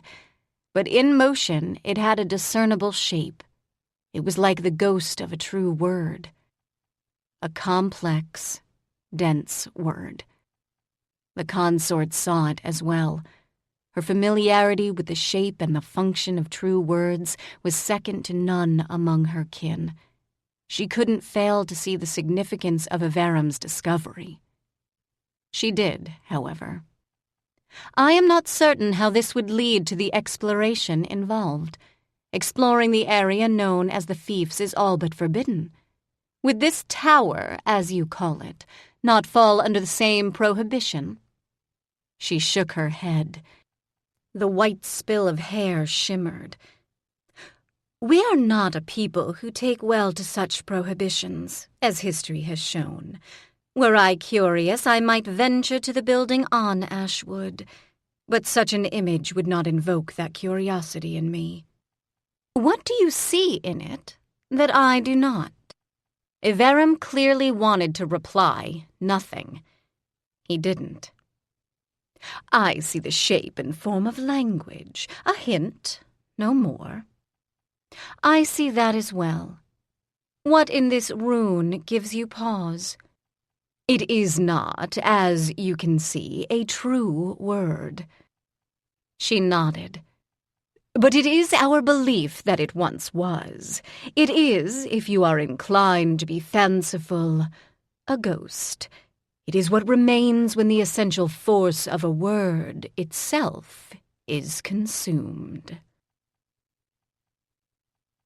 Kaylin had seen words consumed. The devourer had consumed the marks that had risen from her skin for, she thought, just that purpose. And the small dragon had done the same, although admittedly he was a lot cuter about it. She didn't have the visceral reaction the consort did to Evarum's pronouncement. Then again, neither of the two, devourer or familiar, had left even a trace of those words behind. But the words on Kaylin's skin didn't give Kaylin life. Kaylin wasn't a tower. Where? The consort asked, after a long pause in which her eyes had shifted to a blue so dark they looked black. Did you find this? In the tower itself, Evarum said. We were not surprised. Is it not the reason the ancestors attempted to destroy us? They wished to utilize the names at the center of our beings, to create new sentences and new races. They wished, the consort replied, in a voice that pretty much defined icy, to empty the lake of life. Evarum immediately folded, literally. For a moment, Kaylin thought his forehead would hit the ground. It is not beyond possibility that they thought to do so with the towers themselves. The towers, like the Holione, have long been known to be built on a foundation of words such as these. And your interest? Oh, the cold in her voice. It was not purely academic on the part of the initial exploration. It was felt that, if the method of extraction were better understood, defenses could be built specifically to resist it. He lied like a rug. The resentment Kaylin felt at this amused Inferian. If no one present believes the lie, and the liar does not expect to be believed, is it a crime? It merely shows his willingness to expend social effort to be plausible. It shows his concern for his position. We were not alone in our interest. Very few of the researchers could even see the remnants of the word, and it could not, of course, be moved. Attempts were made, some of significant power and planning. The word itself, in some essential nature, was wed to the tower. In time, the researchers were abandoned. Some attention, however, has been paid to the house itself over the passage of centuries. There have been visitors who have both arrived and left the premises intact. They have not, to our knowledge, removed anything of value. One of those visitors would be the current keeper. He is not considered a threat. I consider that unwise. But if the keeper constitutes a threat, there is very little anyone can safely do to contain him. Other visitors of significance? In the past 3 centuries, very few, 4 in total. 3 of these 4 were dragons. 1 was a Barani High Lord. Nightshade. They did not remain long. One of the dragons spent almost a month in the tower, but survived. Which dragon? Avaram's smile was unpleasant. I do not believe he is a member of the Dragon Court. He is outcast. Why, Inferian demanded, do you insist on cursing so constantly? Why, she countered, don't you? She could figure out who the other 2 dragons were, the Archon and Tiamaris, who had spent a good deal of time exploring the towers and the shadows in the fiefs before he'd claimed one of those towers for his own. She didn't bother asking what they'd discovered. There was no way that information would be given to Avaram. The other members of the Dragon Court might know, but it didn't help Kaylin now. The Barani had found the ghost of a word. Kaylin hated the description. She wanted something solid and factual in its place, but true words didn't lend themselves to solid facts. They never had. And she was sitting in the dead center of Helen's heart. She presided in utter blackness over the words that the researchers had attempted to reach, no doubt to pillage or destroy for their own purposes. They had been full of the light she associated with them when she had started her attempt to heal Helen. They had guttered the moment she'd placed the last of the 6 words down. Before she had put the last rune in place, nothing had changed. She couldn't understand why the last one drained all light out of the rest. And she could not ask Avaram for advice or explanation. She would never, ever be rid of the bastard if she did. Helen would always be at risk. We consulted with sages, Avaram was saying. We consulted with those among our people and outside of it. That might give us some clue to the meaning of this rune, some clue to its function and the ability to call that function. That is not how true words generally work, was the consort's cool reply. It is not how true names function, the arcanist countered. But there is general agreement that the words that serve as names are almost linguistically distinct from the words that serve as ancient descriptors. Over time, the researchers gleaned what they felt was enough information to at least begin. They assembled a reasonable force and entered the tower. They attempted to speak the word itself. It is possible their conjectures were entirely in error, but I have seen some of their work. I do not believe it was. They attempted to speak the word at the center of the tower, the consort asked. They could not, Evarum replied with barely concealed impatience. Reach the tower's center. So they spoke this word within the confines of the tower to no effect. Indeed. Thank you, Lord Evarum. I believe you are wanted in the upper reach. Evarum looked as if he wanted to argue. Lord Evarum is not the most controlled or measured of Barani lords. He is not unlike you in that fashion. Kaylin knew Inferian meant no insult, but was insulted anyway. She watched as Evarum left the chamber. He was escorted by 2 of the High Lord's men. Only the High Lord, Inferian, and the consort remained. That, and the ghost of a complicated word. The consort did not likewise dismiss Inferian. Instead, she turned to face him. I know, she said in weary Elantran, that this isn't your fault. Had you been responsible for waking the ancestors, you would already be dead. I'm in the Ashwood Tower's heart. Of course you are. Where else would you be? I don't understand your affinity for buildings. At the moment, I'm trying to be grateful for it. Can we go back to the dragons? Inferian helpfully added, I believe Lord Kaylin refers to the mirror's view. No. What I do here may be the only aid I am able to tender anyone in this fight. She raised her chin and said to her brother, I'm sorry, but I must ask you to leave. Lord Inferian will bear witness to anything that is discussed. Yes, but his presence is a necessity. He is the only conduit I have to the Chosen. She exhaled and added, If I cannot trust you, my lord, there is no purpose to trust at all. But our best chance of escaping to join the fray is in the upper reach. The power of the ancestor does not seem to be as concentrated above the ground.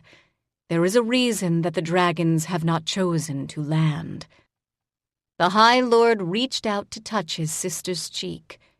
He then turned to Inferian. Kaylin was certain he meant to threaten his Barani liege, but he did not speak. Does this mean he's going to kill you later? Kaylin asked. Probably. Then maybe you shouldn't stay. We are not faring well against one of these ancestors, he replied. If you do not succeed in whatever you now attempt, we will face 2. I would not grieve at your death. It is not for your sake that I am willing to take this risk. I don't want Inferian to die for this, Kaylin told the consort. She spoke, of course, with Inferian's mouth. If you were willing to actually take control of him, Lord Kaylin, if you were willing to use the power of his name as any one of my people would, it would not be necessary. I would not have to trust Inferian. I would only have to trust you. But you are not immortal. He is. Even if you gave me your binding blood oath, it would only last until you died. And then Inferian, with this knowledge, would be free. Then don't give him the knowledge. I'll work it out on my own. Chapter 22. White brows rose. To Inferian the consort said, You understand the difficulty Lord Kaylin possesses. I would not have believed that she would be difficult in this precise fashion, had I not experienced it so completely. But yes, lady, I am willing to take this risk. Lord Kaylin, however, does not consider it a risk. She feels that she is demanding, or rather presiding over, my execution. She is naive. She is not a fool. Kaylin, for the first time since this fight had begun, attempted to force Infarian to move toward the doors that led out of the chamber and away from the secret that the consort was willing to share with her. She cursed him in 4 different languages when he fought her for control of his body. Pain blossomed behind her eyes. Had she not been crouching, she would have fallen, in the dark, onto stone. The consort chuckled. "She is trying to force you to leave." "Yes," Infarian replied, through gritted teeth. "And you are fighting her for the chance to serve and die." "Yes." "She does have that effect, even upon the Lord of the West March. Her touch is light, Infarian, but if she is determined, you will both suffer. I am not entirely certain that she will win, but I am not certain that she will not. With Kaylin, incentive changes everything." "She despises me," he replied, his voice far less smooth than it had been. "Yes, and you despise her. But she is a hawk, and she has learned that even people she despises are worthy of both life and the protection the laws grant. Lord Kaylin, let me make this easier for you. I can read this word."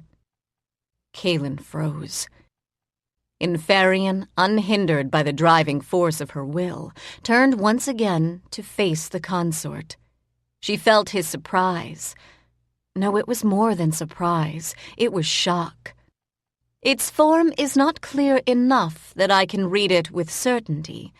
There is some chance that I am in error." You can read?" "Yes. It is a truth that is never acknowledged. Were it, I might be master of every single child that I chose to waken. Every one. You understand why Infarian's life is now in danger. Why I sent even the High Lord from this room." Kaylin did. "Understand, then, that there is a reason that it is a difficult and arduous process to find someone who might replace me. Any man or woman of power can rule. But to wake the children, to give them life, to let them go without binding or constraining them, no. To see the names and the meanings, to choose them, and to return them to their parents without ever speaking the words that will bind them forever in servitude and slavery, is no simple thing for people of power. Not among our kin. I am not certain that even among yours it would be so simple. But your births and ours are not the same. You can stop attempting to assert your will now. Infarian knows." "It has long been suspected." Infarian's voice was soft, hushed. "Does she know all your names?" "Do not ask, Lord Kaylin." "I do not know all the names," the consort continued, as if Kaylin had spoken. "To speak a name, to absorb the whole of its meanings and workings is not the same, for the consorts, as choosing one. It gives us intuition. It gives us hope. But if you are afraid that I might look at any of the children who have left my arms and speak their names, it is both a reasonable fear and unfounded. And Avarum is correct. True words are not true names. There is a difference in their function. When words such as the words at Helen's heart have served their purpose, they do not return to the lake wherein they might, in the fullness of time, wake to life again. I will tell you the story of this word. Is it a name? No. No. And yes. The ghost of a word rotated. Kaylin squinted, as if squinting would make the trailing strands of mist more solid. Inferian was predictably unimpressed. "You have done this before," the consort continued. "I haven't." Inferian didn't repeat her disagreement. "What you can do with almost unforgivable impunity, I cannot." "I haven't." "Yes, you have. If you had not, Inferian would not be in this room, and I would have no way to reach or speak with you. Inferian did not surrender his name to your keeping." It was true. He hadn't. Kaylin had physically grabbed it. She had reached for it in the strangely metaphysical interior of the Haulion Oberon. She had held it in her hands, and she had spoken what she held without ever deliberating on how. This is not a true name, not in the Barani sense. Dragons have... Kaylin bit back the words. Inferian was shocked anyway. "How is it that you have managed to survive thus far?" "If you are correct, and you are standing in the heart of the Ashwood Tower, the tower itself is, or was, willing to allow you entry. She will not work against you deliberately. She may have defenses that will act without conscious intent. You will not have time. And if I speak this word the way I spoke the other names..." "Yes, if you speak this word in that fashion, you will invoke it. I do not think you will have control over what you have invoked, not in the way names give control. But you may have access to them, or you may give the building itself access." "The building was damaged. Evarim is right about that." The consort lifted a hand. "No more. Listen now." And Kaylin did. She didn't expect to hear singing, but the consort sang, lifting her arms as she began. She adorned syllables with length and depth, elongating them and extending them. Kaylin had seen her do exactly this on their journey to the West March. She had once joined her in song at Nightshade's behest, but he'd been singing harmony, and she'd been following it. His voice was much, much stronger than hers. Pretty much anyone's was. The best Kaylin could say of a good singing day was that she'd mostly stayed on tune. She understood what the consort wanted. Reaching out carefully, she cupped a word she could no longer see between the palms of her hands. To her relief, it was physically there. What she couldn't see in this darkness, she could still touch. She closed her eyes to listen. Inferian's, however, remained open. The word in the mirror didn't shift or change, but it wouldn't. It was a records capture of a moment in time. She wanted to know how the Barani arcanists, they had to be arcanists, had found it at all, but didn't ask. She concentrated at last on the song and the way it made her feel. Inferian was surprised, or outraged. He attempted to mostly keep this to himself. He kept this distaste for her very, very inadequate mimicry of the consort's song to himself as well, although she could sense its edges. This was the worst thing about having his name. No one wanted to feel self-conscious on the inside of their own head. And she couldn't afford it. The ground shook. The tremor beneath her legs told her it wasn't the high halls this time. She could hear Mandorin's raised, furious voice. It held desperation and a touch of fear. What she heard, his enemy could hear. And she needed to focus, now, on the song, on what the song said to her, on what she made of it on the inside of her thoughts. She needed, nasal, off-tune voice notwithstanding, to sing it as if she meant it. She hadn't done this with Inferian. She hadn't done it with Nightshade or Lyrienne. Bellis Deo and the recreation of her name hadn't required it either, although she no longer even knew what Bellis Deo's name was. But the consort had sung a similar song to the Halion, and it was the song of their awakening. Helen was a building. Helen was not, as the Halion had been, asleep. But the Halion Kariastos had been theoretically asleep when he'd lifted the water from the riverbed and taken the form of an elemental dragon. Making dinner for a handful of guests was probably nothing in comparison. Kaylin sang.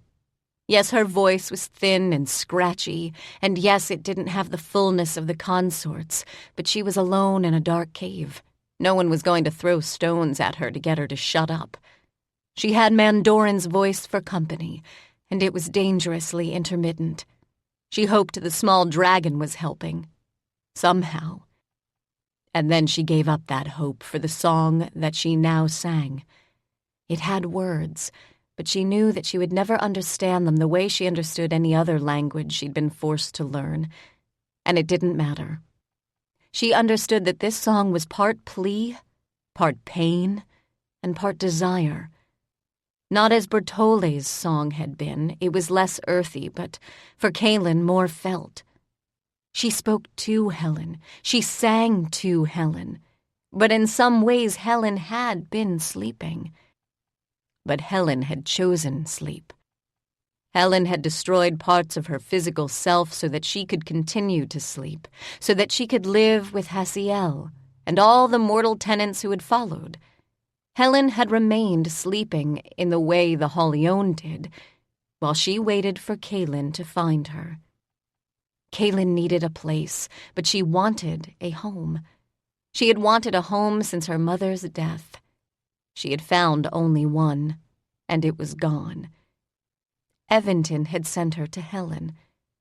Helen had opened the door. And she would be damned if some ancient, ancestral, bloody immortal closed it in her face, because Helen didn't want her to leave, and at the moment, Helen's was the only voice that counted. Helen wanted from Kaylin what Kaylin wanted to give. Kaylin wanted what Helen offered. The marks on Kaylin's arms began to brighten. The marks on the ground didn't. Kaylin sang. She caught syllables. She held notes. Into the extended ones, she let loose with the force of all the things she didn't have words for because she didn't have words. The single word that she had chosen to place at the heart of the rest grew warm against Kaylin's palms. She held it as if it were Helen, something this size and this shape she could carry, and had. She could protect it if it was necessary. But she couldn't give Helen back what Helen herself had destroyed. She could probably empty her skin of marks, and they wouldn't cover enough ground. Helen had chosen long, long before Kaylin's birth. What she was now had come from those choices, good or bad. Kaylin couldn't judge her. How did one even start to judge a building? And didn't try. This word was not the word the consort sang. It was almost that word. It was as dense and finely written. But this word was of Kaylin, and this word was for Helen.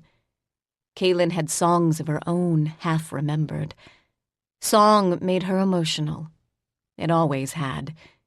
You could say things in song that no one in their right mind would ever put into words, not unless they were 4 years old. The word, however, was glowing faintly. It wasn't gold. It was a pale gray, which was one of the colors the marks on Kaylin's skin often took. "Give my lady thanks," Kaylin told in Farian. I think I can handle it from here on." "Handle it quickly," was his curt reply. He withdrew, or allowed Kaylin to withdraw. He really didn't enjoy being in contact with her. She didn't blame him. Then again, she didn't, as he pointed out, have time. The songs she finished with were not songs she would have sung had anyone but a child been present. No one else was here. This room, this vast cavern, was Helen's. And if Helen slept here, if she slept as buildings slept, This was the equivalent of the small rooms that foundlings occupied in Marin's halls. Kaylin sang. She sang softly because that was how these songs were always sung. It didn't matter if the parent, or guardian in Marin's case, was terrified and facing imminent death. The only fears that leaked into these songs were the quiet, unspoken fears for the child. Fear of what the future held. Kaylin could still remember dimly the feel of her mother's arms and the sound of her voice. When she offered these songs in the foundling hall, she offered comfort, because it's what she'd taken and still took from the memories. She offered Helen, at the end of the consort's song, this song of her own. The thunder and strength of Kaylin's attempt at the Barani voice dwindling, but not dying, into the end of the day, into Elantran words and a vocal range that anyone who could speak could manage. But that was a lie. It wasn't a song of her own.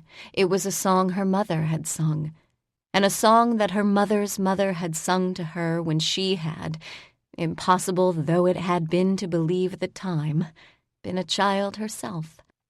There was history in this song. It wasn't ancient. It didn't come from a time when gods, if that's what they were, walked the world. It wasn't a song to waken sentient buildings to prepare them for war. It was a quiet song, a child's song. But she remembered that the Haulione had sung to the consort, and that song, in the end, had been very like the one she sang now. She even lifted the rune that she had placed as she sang, forgetting, for just 1 minute, that it was not an infant, not an orphan, not a child abandoned on the steps of the foundling hall. The gray light began to pale as it grew brighter. It passed from ash gray to brilliant white, and from that almost blinding white to blue, blue edged in the gold that the marks on the floor had originally shed. The cavern remained dark. The light from this single word illuminated only Kaylin and the stone directly beneath her. The ground shook. "Any time you want to do something, Kaylin," Mandorin shouted. He wasn't, of course, in this room. She didn't hear his voice as she heard in Tharian's, or any of the voices that she knew because of a true name. She heard it as if he were standing in the vicinity of her shoulder, and shouting, in her ear. She resisted the urge to shout back. She was certain her voice wouldn't reach beyond the cavern. Squawk. All right, I'm coming." One word. One word at the heart of a building that had once been a tower. Helen had made choices that Tara had not. She had learned to live. She had learned to become home to people very like Kaylin in what they were searching for. Maybe she couldn't go back. Given the damage she'd done to the runes on the outer periphery of this giant circle, there were things she could no longer do. Kaylin wasn't certain what those things had been. But it didn't matter. This was Helen as she was, and this Helen, unlike the original one, had offered Kaylin something she desperately wanted. She understood Tiamaris, she thought, although she knew her understanding was a tiny, tiny echo of his, a whisper in comparison to a dragon roar. She wanted a home that was hers, and she wanted to be able to protect her home. She wasn't doing this out of a misplaced sense of responsibility, or worse, guilt. If she had to make a final stand for any reason, this is where she wanted to do it. Home had once been her mother. If her mother moved, home moved with her. She was always at its heart. And maybe Kaylin had been looking for a mother in some ways all these years. She was 20. She was almost 21. She was old enough to have children of her own. Infarian was both astonished and disgusted at the very idea. In his opinion, his elderly, condescending opinion, Kaylin was a child. Children did not raise children. She knew she could push him out. She could wall herself off. She was too surprised at the intrusion of his thoughts to immediately lash out. He was listening. He was better at listening than Kaylin was. "You do not guard yourself against displays of weakness." "You're wrong," Kaylin told him. She drew the single word away from the cradle she'd made of her arms. "I do, but I don't consider this weakness." She set the rune down, afraid that its new light would once again gut her. It didn't. "Kaylin, idiot! Get out of there!" Mandorin shouted. The ground shook. She wasn't certain, given the timing, that it wasn't because of the force of his voice. He could have been a bloody dragon, he was so damned loud. And there was really only one thing to do when a dragon was screaming orders in your ear. Obey. Her legs were already in motion before thought could catch up. She was racing in the dark toward the nearest wall, which she couldn't see. The farther away she got from the center of the room, the more the ground trembled. She was afraid for a moment that large chunks of ceiling that she couldn't see would crush her. The floors had curved slightly in toward the center, but they'd been smooth. There had been nothing to trip on, and nothing that required coordinated jumping to clear, she hoped. She hadn't really bothered to take a good look at any part of the cavern that hadn't once contained engraved words. She reached the wall, walking the last few yards. When her palm was against rock, she turned toward the one source of light in the cavern. The gentle glow of her own marks had faded while she'd sung. Inhaling and exhaling for 3 breaths, she eased her shoulders down her back. "Helen!" she shouted, her voice for the moment as loud as Mandorin's beneath the curved ceiling of the cavern. "Helen!" Her voice softened. "It's time to wake up now. We're waiting. We need you."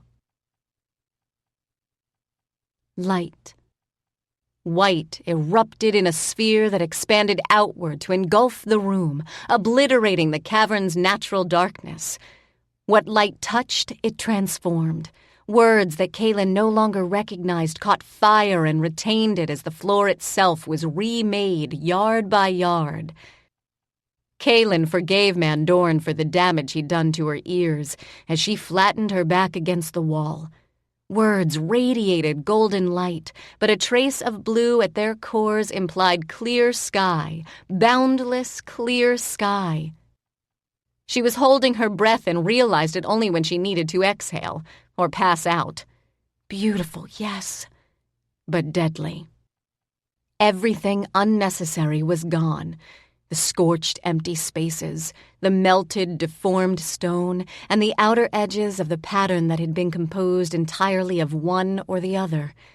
What was left was golden, shining stone. It looked molten, but she felt no heat.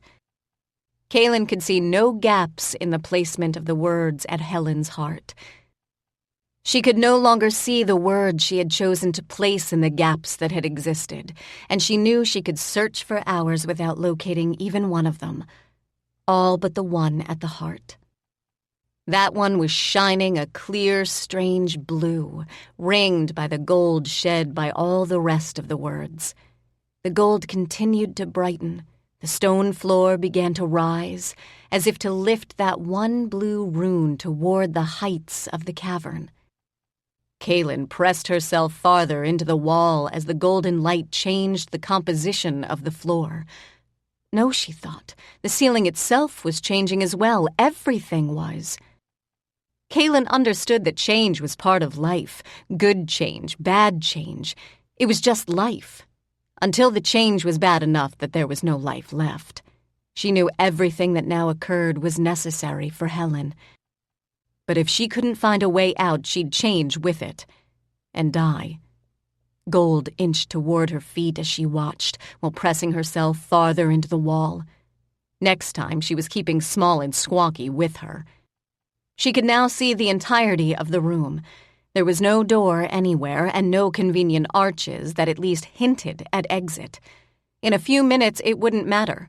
If a door did open, she wouldn't have time to reach it. There'd be no path. "Helen?" No answer. She wasn't even certain that Helen could hear her because she wasn't certain that the Helen who was looking for someone to make a home for was the Helen that these words now described. Everything had changed. She was very surprised when the wall at her back fell over.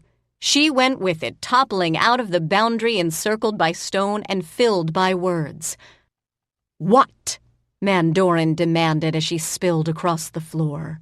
"Did you think you were doing? No bloody wonder Teela always worries about you." She blinked. The room she was in was much darker than the one she'd just involuntarily left. Not that she was complaining about leaving. She sat up. There were splinters and shards of rock clinging to her legs and tunic. "Where's the small dragon?" she asked. "He went off upstairs, I think." Mandorin offered a hand up, and she took it. His hands were winter cold. "Mandorin, you're bleeding." He shrugged. "Nothing's broken." "You are also lying." "Oh, that's right. You're a healer. I almost forgot. Teela says to tell you it'll serve you right if you try to heal me." "I don't try to heal Barani who aren't dying. Well, or aren't being transformed by chaos into something that will kill me. It just pisses them off." Mandorin's smile was a shadow of its usual cheeky self. "What were you thinking?" "I was thinking I could use some of the marks grafted onto my skin to heal Helen." He snorted. "And water is wet. I'm not talking about that. Why were you standing in the center of a maelstrom? Are you an idiot?" "I didn't expect that to happen." In an effort to change the subject, her stupidity never being one of her favorites, she said, "What happened to the ancestor?" "You'll have to ask Helen. Upstairs," he added. He hadn't let go of her hand. "I can stand. I can walk, or run, better, without the anchor." "He's not doing it for your sake, dear," Helen said. Her voice was still disembodied, but it sounded both stronger and younger to Kaylin's ear. "He's doing it for his own. I tried to explain what Mandorin and his friend are." "The painting analogy." "Yes. Mandorin is now at the entrance to the long hall. He's gone past the front rooms. He needs to find his way back." "But I'm still looking at the outside of a building I can never enter." "Yes." "And he's standing beside me." "Yes. That's the trouble with analogies. They only convey the general sense of the truth. The specifics, I'm sorry, are beyond you. And he knows this. Your Teela is terribly angry. At Mandorin. And at herself. And it will make things very, very difficult for her." "I got it." Kaylin shifted her grip on his ice-cold hand, entwining their fingers. "I won't let him go until he's back." Even, she thought, if she wouldn't be able to tell the difference. "Did you get rid of Tall and Ugly?" "If you mean, is he dead? The answer is no. He is not, however, here." "Is he in the city?" "No, Kaylin. I understand that the city is important to you. He is not, at the moment, in your world. If he returns, it will not be the way he left." She recognized the room she was standing in. It was the room that she'd left in order to reach Helen's damaged core. There was no door, but a slab of rock that was approximately door-shaped now lay against the floor. "Do you know how to get back?" she asked Mandorin. "Same way we arrived." "Great." As it happened, the stairs were pretty much where they'd left them, but they seemed more solid. They were certainly wider and the incline less steep. They were bound on both sides by wall, but the inner wall didn't shrink in an attempt to pitch them off the stairs. They were also well lit, for which Kaylin was grateful. She'd left her only source of portable light in the big room. Leaving the stairs deposited them into a familiar, narrow closet. It was well lit this time round. So was the kitchen. Mandorin's grip was tight enough. Kaylin's fingers were turning purple. She didn't let go. She wouldn't until she could dump him properly on Teela. In the light of the dining room, which is where they finally met up with everyone else, Mandoran's arm was hanging at a very awkward angle. His left side was bleeding. He'd taken a wound that had probably barely missed his lungs. "Don't give me that look. He put part of the door through me. It wasn't a sword." Sharp door. It was moving quickly, with a lot of force. The small dragon, who was in the dining room, as Mandoran had more or less stated, hurled himself toward Kaylin's face, stopping short at her shoulders. He twined his tail around her neck and flopped across them. Kaylin didn't have time for him at the moment. She saw the blood trickling out of the corner of Mandoran's mouth. He didn't appear to notice. Aside from Kaylin herself, everyone looked like they'd been in a very close fight. Mandoran's wasn't the only wound taken. "Are you back yet?" she asked him. "I don't know. Am I?" Kaylin looked up at Teela and noted that she was also holding on to a Narian. She was doing it with less obvious force. Then again, she could snap a mess hall table in half and look casual and calm while doing it. Kaylin had seen it happen. "No," Teela said, obviously answering Kaylin's question. "He's not." Severn's forehead was gashed and bleeding. "His skull's too thick to take anything but superficial damage from a glancing wound," Teela informed her. She exhaled. "Well done, kidling." Kaylin, however, shook her head. The ancestor here wasn't the only one. "I know. The other one is outside of the high halls. There's a lot more power in the high halls than in Helen's dining room. Yes, but the high halls aren't like the towers, or Helen." She swallowed. "No one can leave the high halls. There's some kind of wall across every exit." Teela's eyes, which had shaded to their usual blue, instantly darkened. "The dragon court's in the air. They're fighting the ancestor now, but they can't land. He does way more damage at close range." "I am not going to ask how you know this." She looked at her hand, or at the hand that Anarian clasped. Then she looked at Mandoran. "The Emperor's there." Teela cursed in quiet Leontine. "Has Bellis Deo been hurt?" "Yes." Louder Leontine followed. "She's alive. I think her injury's equivalent to Mandoran's. Or it was. I don't know what's happening there now." "Inferion?" "Lord Kaylin." "One down.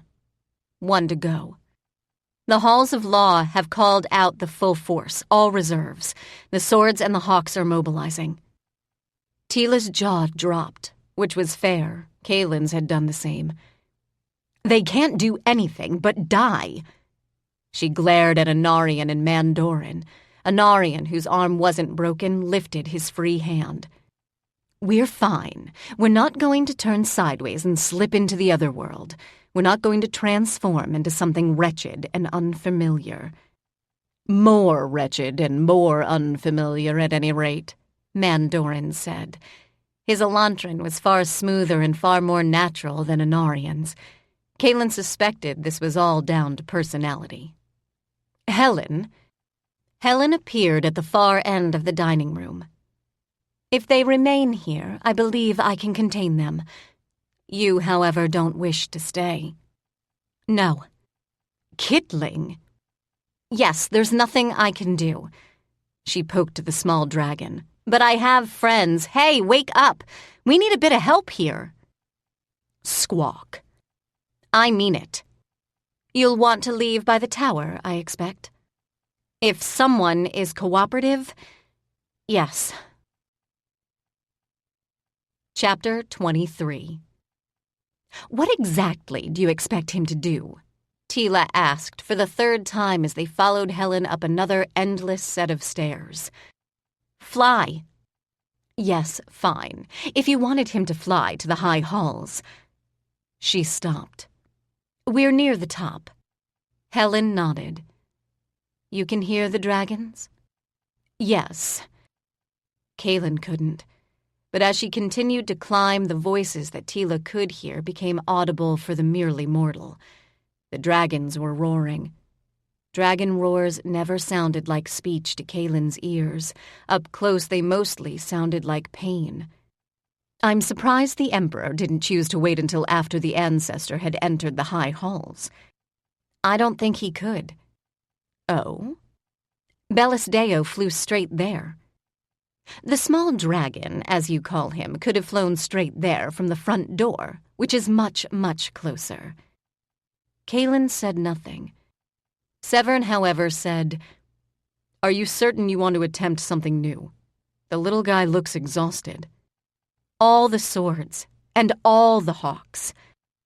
Helen opened the door at the end of the stairs, and night rushed in. She stepped past the staircase and into what Kaylin suspected was the only room at the tower's height.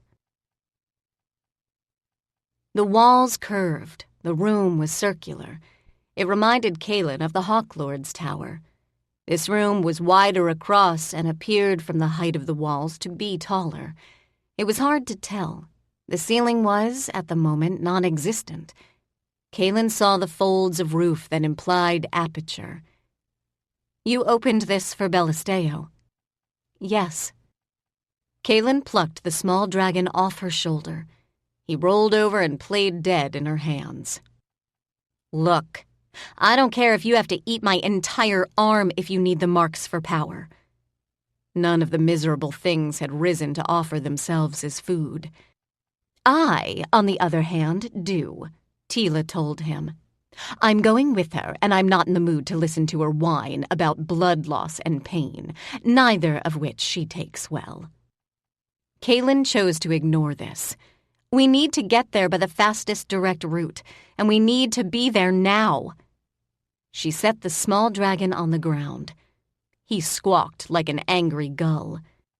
Helen, after a pause, replied. Kaylin couldn't understand a word that left her mouth.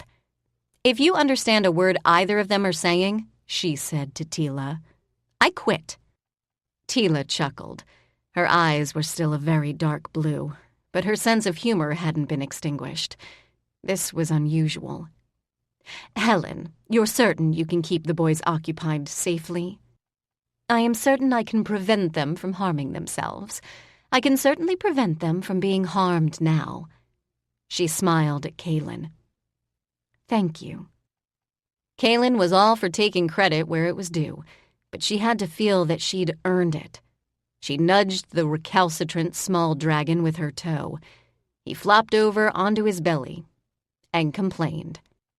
I wouldn't have known what to do without the help of the consort, who's currently under attack.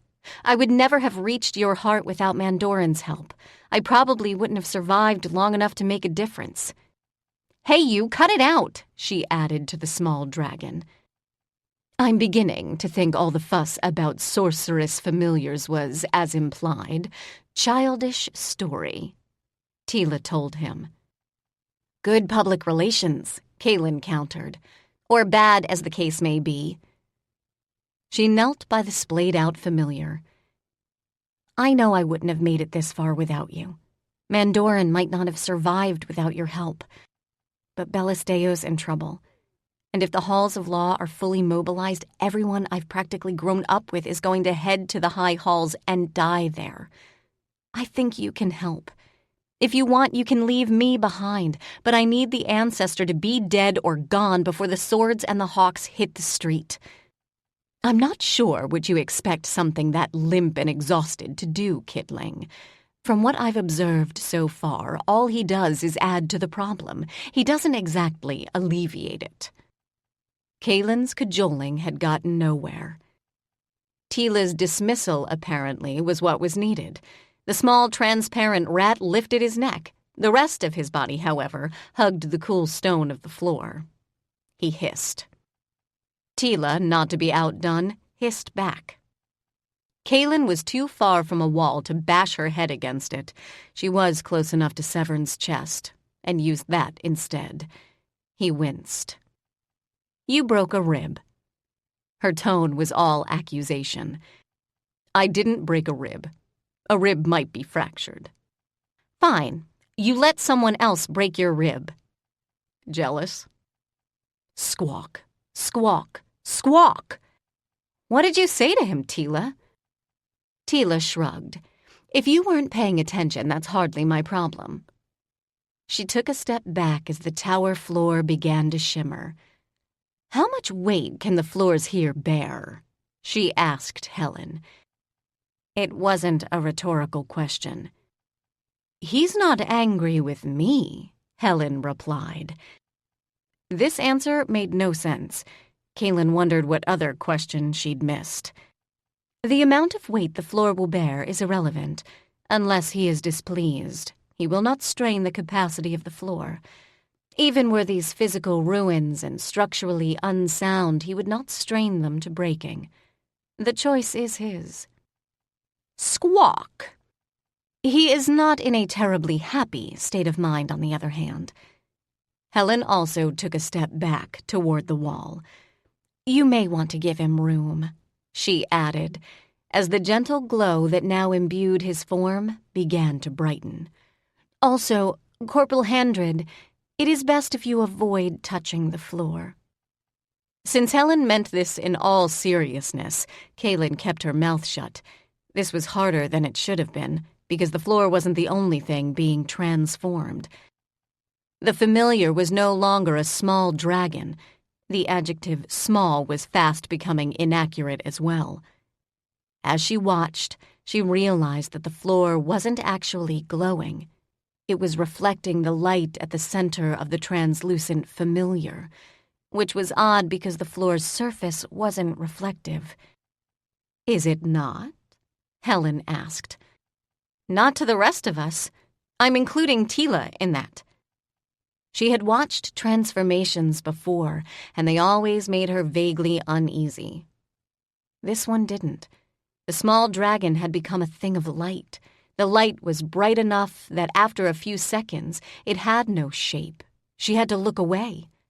She looked back as the radius of contained light grew and grew again, becoming a perfectly balanced sphere on the tower floor. Helen had been right. The sphere itself continued to gain both size and height. In the end, only a person's width of safe floor space remained between the walls and the light. "Do you know what he's doing?" Severn asked her. He'd wound the weapon chain around his waist and didn't bother to arm himself. He did, however, take up position closest to the door. Teela had done the same. Kaylin nodded. "I don't know how, so don't ask." It seemed particularly fitting that the sphere itself began to elongate. She recognized the shape it took. It was an egg. It was a giant egg. "Do you think baby dragons also come out of eggs this size?" she began. "No, and before you ask, yes, I've seen one, and yes, it was during the war," Teela replied. The egg cracked. Kaylin was grateful. She knew that Teela had centuries upon centuries more experience with war, but she was cowardly enough to want to think of her role in that war as brave and heroic. She did not want to think of it as slaughter or baby killing. But she knew that Bellisdeo had value to the Emperor, to her entire race, because she was the last of the female dragons, and she wasn't the last because the rest had up and committed suicide. Bellisdeo had flown to the high halls. She was fighting to protect the Barani there, regardless of what had occurred in the past. People could change. Kaylin had. The crack in the egg traveled from its peak to the floor, joined by smaller cracks on its way down. Those cracks forked and forked again, covering the surface until no more of the surface remained. At the center of what had once been egg, folded awkwardly into an egg shape, was the not very small dragon. He stretched his wings out first, shaking their tips too damned close to Teela's face. Teela had one of the best poker faces in the halls. She didn't even blink. She did curse him in loud, clear Leontine when he knocked her off her feet with a lazy swish of tail, though. He brought his wings in, lifting and elongating his neck. End to end, there wasn't enough room in the tower to contain him, not fully stretched. He snorted in Kaylin's direction, but didn't roar. She was grateful. "We'll be back," Kaylin told Helen as she climbed up the side of her familiar. It's okay with you if we do come back." "I think you had better, dear. I imagine someone will need to prevent me from strangling Mandorin." She headed toward the door. "If I haven't strangled him yet," Teela replied, leaping with far more grace onto dragon back. "I'll resent it if you do. It will mean all my prior effort at self-control was wasted." And that is not the lesson we wish to teach, clearly. There was no threat in Helen's voice. Before Kaylin could ask, she added, "Anarian is not nearly as difficult. He has a much better sense of responsibility, probably too much better." She left the tower by the door, which would have been totally normal if she'd opened it first. Severn didn't immediately join them. Instead, he cleared his throat. When the familiar swiveled to face him, Severn asked permission. A small hint of smoke cleared large dragon nostrils. Severn correctly interpreted this as yes. "Remember," Kaylin said as the familiar's body tensed to leap, "that none of the rest of us can fly." Kaylin loved to fly, or rather she loved to hitch rides with people who could. In this case, people was a bit of a stretch. The familiar, however, was not a small aerial footprint. This wouldn't have been a problem on most days, not at this time of night. But she could see the telltale tunics of the Halls of Law's Aryan division. The Aryans wore magical clothing when they went on sky patrols. The cloth glowed. The cloth didn't have to glow. Activation depended on circumstances. Kaylin wanted to tell them that these were the wrong circumstances for light. It made them trivial targets. She remembered that the Dragon Court was probably melting streets by now, and reconsidered. "Teela, can you see Clint?" "Yes." "Can you tell him to pull our forces back?" "You want him to know that we're here and we failed to respond to the emergency call-up?" "No, but I'd rather get docked pay than lose them all." "And if you were their commanding officer, I'd be happy to comply. You're not. You don't get a say." "Then find me the Hawk Lord." "Not worth the effort," Teela shouted back. She had to shout. The dragons were roaring. "We're obvious enough. He'll find us." "I'd like him to find us before the mages decide we're an incoming threat." "Then you should have thought of that sooner." "What? You didn't?" "Yes, Kidling, I did. I just don't care about anything but getting to the high halls as fast as possible. I assumed you had the same thought." "Incoming," Severn said, raising his voice. It was going to be an evening of raised voices. The familiar, however, was watching rather than listening. He was on the move before the lightning that was traveling in the wrong direction, ground to sky, unfurled in full magical glory. The familiar immediately headed toward the high halls. He roared, and Bellisdeo grounded, looked up. She roared back. "Drop me off there!" Teela shouted. She indicated Bellisdeo, but the familiar didn't have eyes in the back of his head, and he wasn't at all keen on following anyone's orders anyway. The hawks were not yet thick in the air, but they were present. Kaylin craned forward to see if she could catch a glimpse of the ground just beneath the massive body of the mostly translucent dragon. She saw people. Many of them were running away from the combat zone, which was more sense than a lot of the citizens of Elantra usually displayed. Some people on horseback were riding toward it. The familiar flew over them all, folding his wings as he approached the high halls at speeds that should have made landing impossible. Teela's hold on Kaylin's waist tightened as Kaylin ducked. The familiar crashed into the high halls. But he didn't hit them. And he didn't, apparently, absorb much in the way of shock. None of his 3 passengers were thrown clear. Only 2 of them were cursing. He wheeled, flapping to gain speed and momentum, and when he had enough of it, he headed right back to the high halls. Kaylin could see what he was doing. He was ramming the barrier. The barrier, like the dragon, was translucent, but it was thick. He had chosen to attack it from the heights. "Couldn't you breathe on it?" Kaylin shouted. The familiar roared. "Fine. Shutting up now."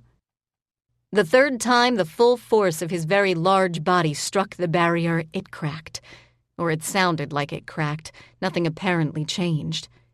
The familiar then paused, hovering until the Barani poured out of the high halls, gleaming in the magical light. "Inferion, the barrier is down." She felt his acknowledgement.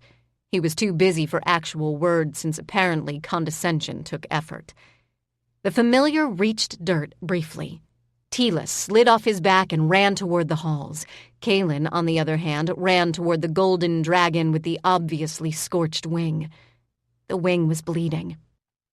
Magaran was standing by her head, waving a monstrosity of a weapon, one which Kaylin didn't recall him having for any other part of the evening. She didn't ask. She was just grateful that he had it. "What?" Bellisdeo demanded in her angry, rumbling tone. "Are you doing here?" "Being useful," she replied. She placed a palm against smooth golden scales. They were almost uncomfortably hot to the touch. "I am not dying," Bellisdeo snapped. "I'm willing to take this crap from Teela," Kaylin shot back. "But I can see one gaping, bleeding hole in your right wing. If you die here, the Emperor is probably going to torch the entire city in a rage." "Magaran, get rid of her." Magaran affected not to have heard, and given his ears were closer to the speaking parts of the golden dragon than Kaylin's, that took effort. "Even your ascendant thinks it's necessary." Smoke came out of flared nostrils. "He is like a cat, except for the parts of him that remind me of puppies. Fine. I would never have allowed this in my own kingdom. There'd be far too much in the way of politics and security at stake. Here, I do nothing of worth or value. It doesn't matter what you know." A pillar of radiant white fire shot up from ground to sky. It seemed to travel forever, and it burned whatever it torched. The air was filled with the sound of dragon pain. Bellisdeo surged to her feet, and Kaylin, without another word, clambered up on her back. What Bellisdeo had said was true. She looked terrible. This would be because she felt terrible. Her arms were shaking and her legs were unsteady. But she'd easily located the dragon's injuries, and she'd set about healing them. She was unprepared for the strangeness of the dragon's actual body. She'd never been allowed to heal one before. And frankly, in Elantra, where there were dragons, the need for healing usually went in the opposite direction. There were very few fights that involved dragons to begin with, and when there were, she wouldn't bet against them no matter what the odds were. Bellisdeo's body was not a single thing. It wasn't a harmonious whole. It was a duality. The human form, or what Kaylin thought of as the human form, wasn't actually human in any way. It was inextricably wed to the draconic mass. Both of these things were like skin of armor. The dragon could choose which of the two it wished to face forward. "Bellisdeo, don't even try to fly, not yet. I'm afraid I might—" "Afraid you might what?" "Turn you back into your human shape. I've never—" "Honestly, if you weren't on my back, I'd bite off one of your arms. Magaran, get on." Magaran replied in Noranir. Kaylin knew only a little of the language, but she understood what he meant, even if the words were foreign. No freaking way. He was usually polite and painfully earnest and deferential. Here, the earnest was on display. The rest, not so much. Bellisdeo roared. He stood his ground. Kaylin gritted her teeth and clung to Golden back. It was warm, if nothing else, and tried to guide the dragon's insane physical body back to something that resembled its normal, healthy state. She wondered if this would be any easier if she were a dragon herself, but kind of doubted it. It might have helped if the dragon weren't expending so much energy having a hissy fit. But when the column of white turned blood red, expanding to fill the street and to destroy the grounds of the buildings on either side, she understood exactly why Bellisdeo wanted to be up in the air. Flying in, low to ground, and approaching that deadly magical pillar was another dragon. He was a shade lighter in color than Bellisdeo, but it didn't matter. There was only one dragon missing. The Archon had arrived. "All the rest of the dragons are in the air," Kaylin shouted, kicking the patient because she happened to be on her back. "You're powerful, yes, but you're one dragon. One injured dragon." "The rest are not in the air," Bellisdeo countered. "Diamat and Amarian have landed." They hadn't landed anywhere near Kaylin. "If you want to be helpful, find them and heal them." They wouldn't let Kaylin anywhere near their injuries, and Bellisdeo knew it. "It's different. Because I'm the precious, singular girl? Because I'm not living with any of the others?" Kaylin was so tired. What she did not need now was to fight with her roommate. But this wasn't enough of an explanation, and she knew it. "And because none of them, except maybe Tiamaris, are actually my friends. You are. So you have to put up with it." "Teela doesn't. Teela's never had most of her arm blown off, and yes, she would put up with it. She might not speak to me for a week, but she'd accept it." The wing was mostly closed. It was tender. Kaylin hadn't even tried to replace lost blood. From bitter experience, that type of healing flattened her completely. At the moment, even healing the easy injuries was painful. Bellisdeo was almost in a frenzy of panic and fear, because the Archon had arrived, and because the idiot had chosen to land in the street. Kaylin was, although she'd never admit it, fond of the Archon. Her own panic was hard enough to deal with. Bellisdeo's was like everything else about her, larger and deeper and more visceral. Kaylin got all of it because of the healing. Kaylin understood that the Archon of all the Dragon Court meant something to Bellisdeo. He was her only link to the past, to her childhood, and in the end to the world that she'd unintentionally left. He was inasmuch as a cranky old man could be, her friend. He was the only one of the Dragon Court with the seniority to criticize the Emperor. And he was right to criticize the Emperor. Kaylin slid off Bellisdeo's back. Bellisdeo was either going to fly or she wasn't. But Bellisdeo couldn't do what the familiar, still waiting on the lawn that would probably be blackened, scorched earth in a few minutes, could. She ran to him. He was pawing the ground with very, very sharp claws. The claws, like his teeth, were the only solid parts of his body. Everything else was translucent. "Are you finished?" he asked. She nearly fell off her own feet. The surprise of his voice was a welcome gift. It gave her a little boost of adrenaline. It pushed the exhaustion back. She climbed up, with Severn's help. Tightening, shaking legs, she said, "I'm on." The familiar pushed himself away from the ground, and gravity let him go, as if he weighed nothing. Bellisdeo was yards behind. Kaylin could hear her roaring, in her mother tongue, at her ascendant. but she could flex and flap her wing, and Kaylin knew Magaran would give in. If he didn't, she'd leave him behind. At any other time, Kaylin would have thought that for the best. What could Magaran do in the air? But as she was on her familiar's back with Severn, both wingless and both unprepared to fight on the back of a creature whose wingspan was far greater than their reach, she let it go. Bellisdeo teased Magaran mercilessly, but in the end some of his words did reach her, and she wasn't exactly overflowing with good sense of her own at the moment. "Kaylin!" a familiar voice shouted. Kaylin looked up. Tiamaris was flying toward her. "Get Bellisdeo out of here, now!" "She's not exactly listening to me," Kaylin shouted back. Her voice had nowhere near the power of the dragons, but they had better hearing. How, given their native speech, Kaylin honestly didn't know. "You want her out? You drag her out!" Someone else roared. Kaylin didn't understand the language, and she didn't recognize the voice, which meant it could only belong to one dragon. She sincerely hoped the Emperor didn't attempt to give her the same orders Tiamaris had, because her answer would essentially be the same, and she didn't have the energy to funnel it through politeness and groveling.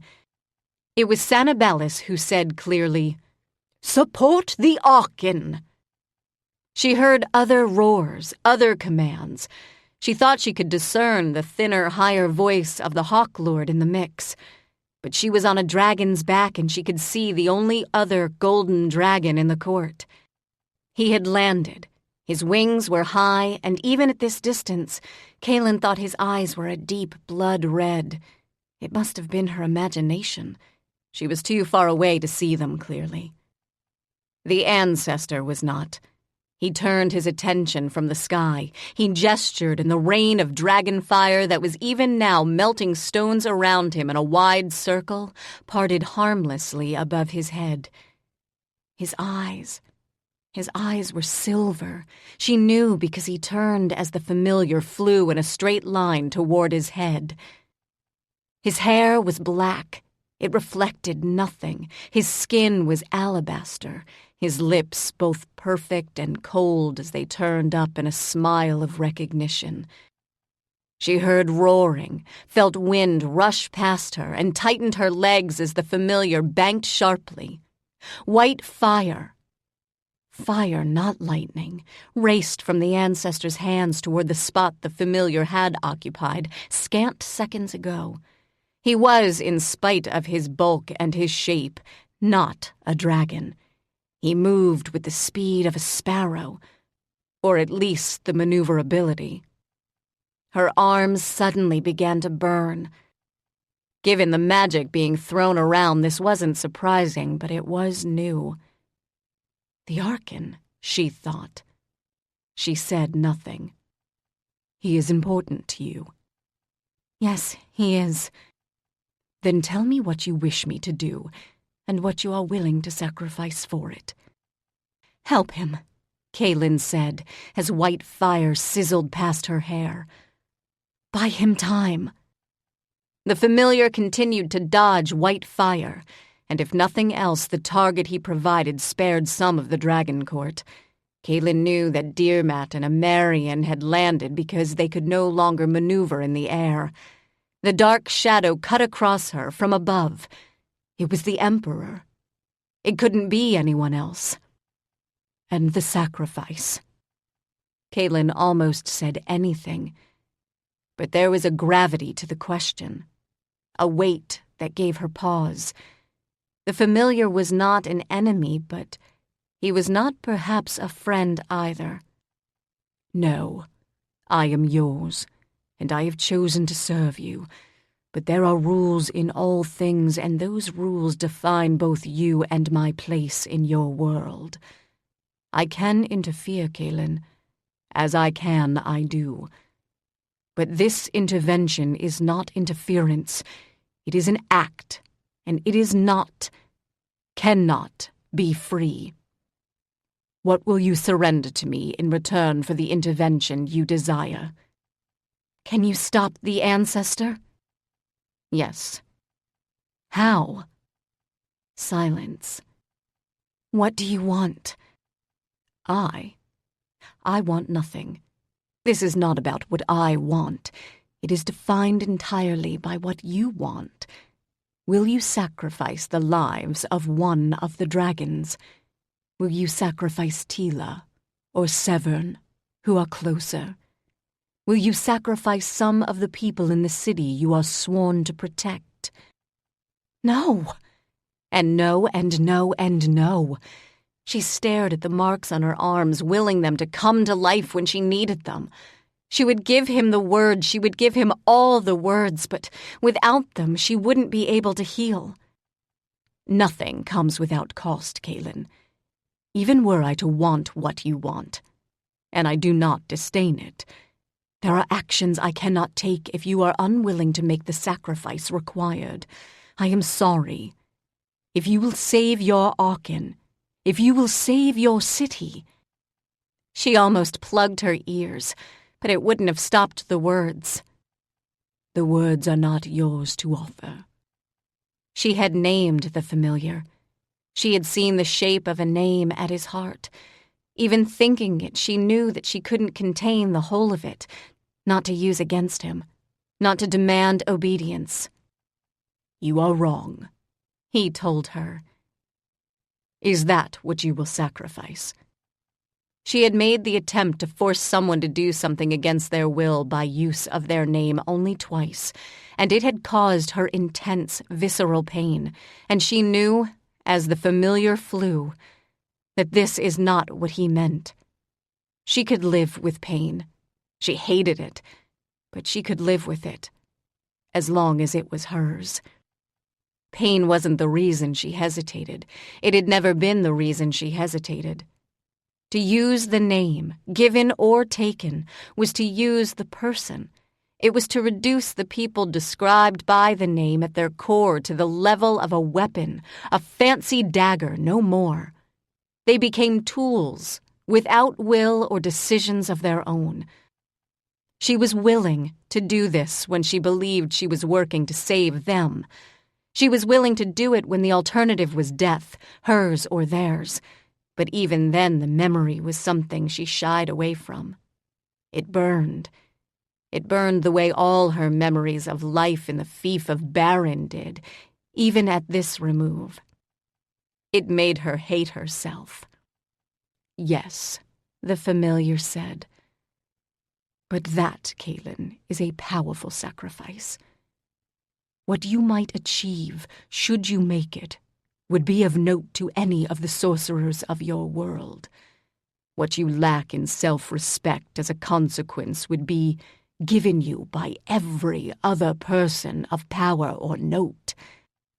Kaylin wasn't religious, but time in the Midwives' Guild Hall had exposed her to a variety of mortal religions. The familiar, dodging flame and buzzing the damned ancestor as he did, was giving her the same choice that devils and demons and gods offered some poor, hapless, desperate fool as a test.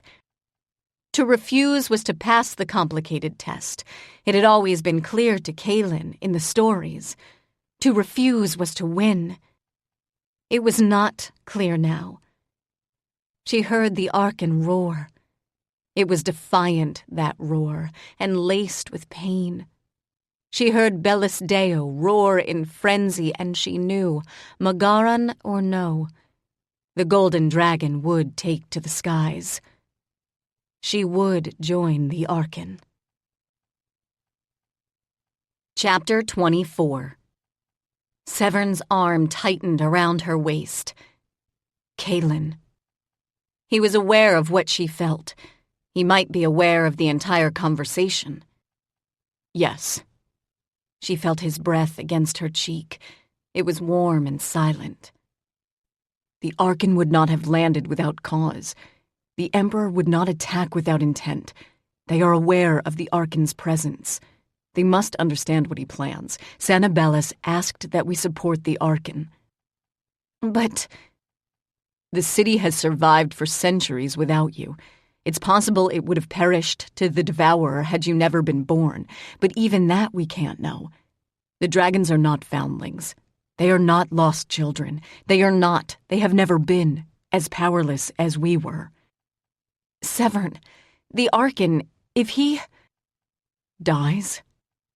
Yes. Do you think he's not aware that that's the risk he takes? I've told you before, you can't save everyone. You can't ever save everyone. Do what you can do. Push yourself to do more, and you will break. Loss would break her. Loss would break her in 100 different ways. She meant to tell him as much, although it wasn't necessary, he knew. This is the only way out of the past, he continued, arm around her waist, chin in the crook of her neck. You are measured by the choices you make when it's hard. It's never as hard as when you're afraid. It's never as hard as when you have something to lose. You've made choices you still hate yourself for. It's only in the past few months that you've been able to even think of them without self-loathing. Fire. White fire. And red. Kaylin's arms were in so much pain she thought the skin had been flayed off them, slowly. Her legs weren't much better. But the back of her neck, which mostly had Severn's face in it, was numb. It's the choices you make when it's hard that define you. And when it's hard, all choices seem bad. The familiar asked you. You heard that? Yes. I think he meant for me to hear it. He asked you what you were willing to sacrifice. Yes. Sacrifice the things you can. Sacrifice only which you can look back on with pride, or at least acceptance.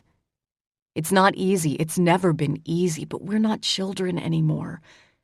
We can live with the choices we've made because we can, barely, believe that we had no choice. Kaylin said nothing. You won't believe that here. The dragons and the Barani have choices. They've made plans. This is their fight. It's my city, too. Yes, it's our fight, too. But we do what we can do. I can do this. He shook her, and then he loosed his hold on her waist. Can you? He asked. Can you? The familiar asked. His voice was deep. It was calm. She had no idea if he would fight her should she attempt to take control of him, and she knew that if she somehow managed what seemed monumental, holding enough of the name that she had seen and only vaguely remembered in mind for long enough to use it, something would break. She didn't really love the small dragon the way she loved Teela. She considered him mostly a pain, with built-in advantages that only barely outweighed the negatives. Negatives. Attacking a sleeping Hollione, destroying Severn's favorite knife while I had it? He snorted. It was loud. You wouldn't have made it to the West March without my intervention. I said there were built-in advantages. He snorted again. You wouldn't have survived to be called the West March without my intervention. Fine, sorry. They vastly outweigh the negatives. Snorting, apparently, was the gesture of choice in large dragon form. But the point is, things will change, unless you want me to do this. No one who has will and thought and desire wants to be enslaved. I told you, this is not in the end about me. The path that we follow will be carved or worn smooth by you and the choices you make. That is true no matter what you decide. Your decisions define what we are. They have since we were first joined. You mean since you hatched? Do I? She had more to say, but spent most of her breath cursing as she attempted to put out the fire that had caught strands of hair, most of which was no longer pinned up. I'd rather you bite off my arm. Yes, which is why it would be no sacrifice to you, not in the moment in which you make the decision. If you want the power, there is only one way to obtain it. But why?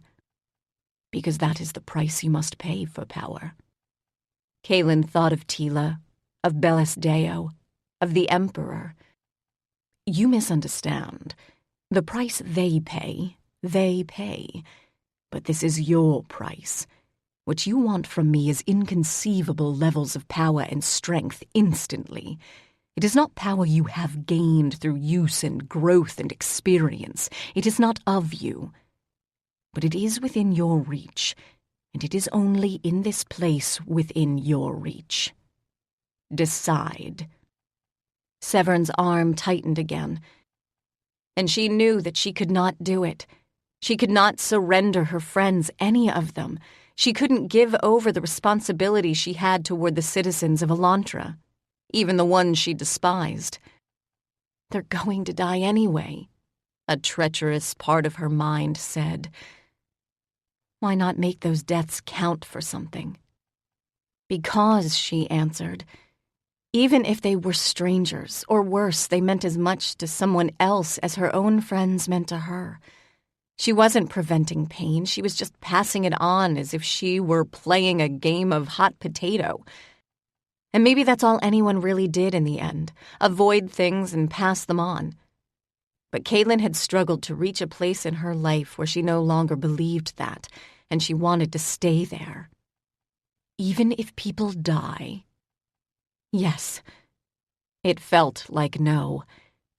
Yes, because I could never tell people how I'd saved them or why. They'd resent me. She inhaled. I'd resent them if our positions were reversed. I'd resent them if they deliberately, knowingly sacrificed others to save me.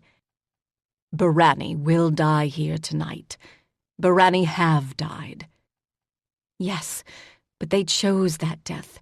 Theirs isn't the same kind of sacrifice. It's not certain. There is always the chance of survival, always. If I die here, I'm not going to be happy. But I chose to be here. I demanded it. Yes. Yes, Kaylin. The familiar came to an unexpected stop, a yard above the ground. It was sudden enough that both Severn and Kaylin lost their seating. They managed to slow their fall against the familiar's body and spilled onto the ground. Even before they'd come to a stop, they were both rolling out of the way. Severn was up first. He was spinning up his weapon chain at the edge of molten rock. What had once been solid dirt was now a pit in the ground, with glowing orange practically floating on top of it. It would kill either of them to touch it. It was agony to walk. It was worse to run. If Kaylin had had the time, she'd have ditched all her clothing. The friction was so bad. She heard Bellasdeo roar somewhere above her head, but didn't pause or look up. She made a beeline for Severn's back because she knew what the spinning chain could do. She just wasn't certain it would work against the ancestor. The Archon didn't even bark at her. He didn't have the voice for it. He was, to her ear, intoning words that sounded painfully familiar, even if she couldn't understand a single one of them. She kept her eyes on the ancestor, although she wanted to look back to see if what she suspected was true. The Archon was speaking true words. "Go, Kaylin!" Severn shouted without looking back to her. "Go to the Archon!" She hesitated. It was very brief. Fire once again shot up in a blinding, brilliant white column. She couldn't see what it hit, if anything. The dragons could resist it, although they clearly weren't immune. She recognized Dearmat's commanding bellow. He spoke Elantran. Some of the palace guard must have arrived. Or the swords and the hawks. The Emperor roared. Kaylin didn't understand a word, but the voice that followed was Bellasdeo's. She could guess. She didn't stop to look. She ran in a straight line from Severn to where the Archon stood. He was in dragon form, although his voice was almost normal. And he was reciting true words. His voice reminded her very much of Sanabalis's voice on the day she had heard him tell the Leontines the story of their beginning. The ancestor's fire flared from behind, catching more of her hair. She wheeled to see Severn. The fire parted at his chain but joined again beyond him. It was much, much weaker. Her hair still burned, her lip was bleeding, movement was painful, and she had to move, and quickly. The Arkan's eyes were blood red. They were also the size of Kaylin's head.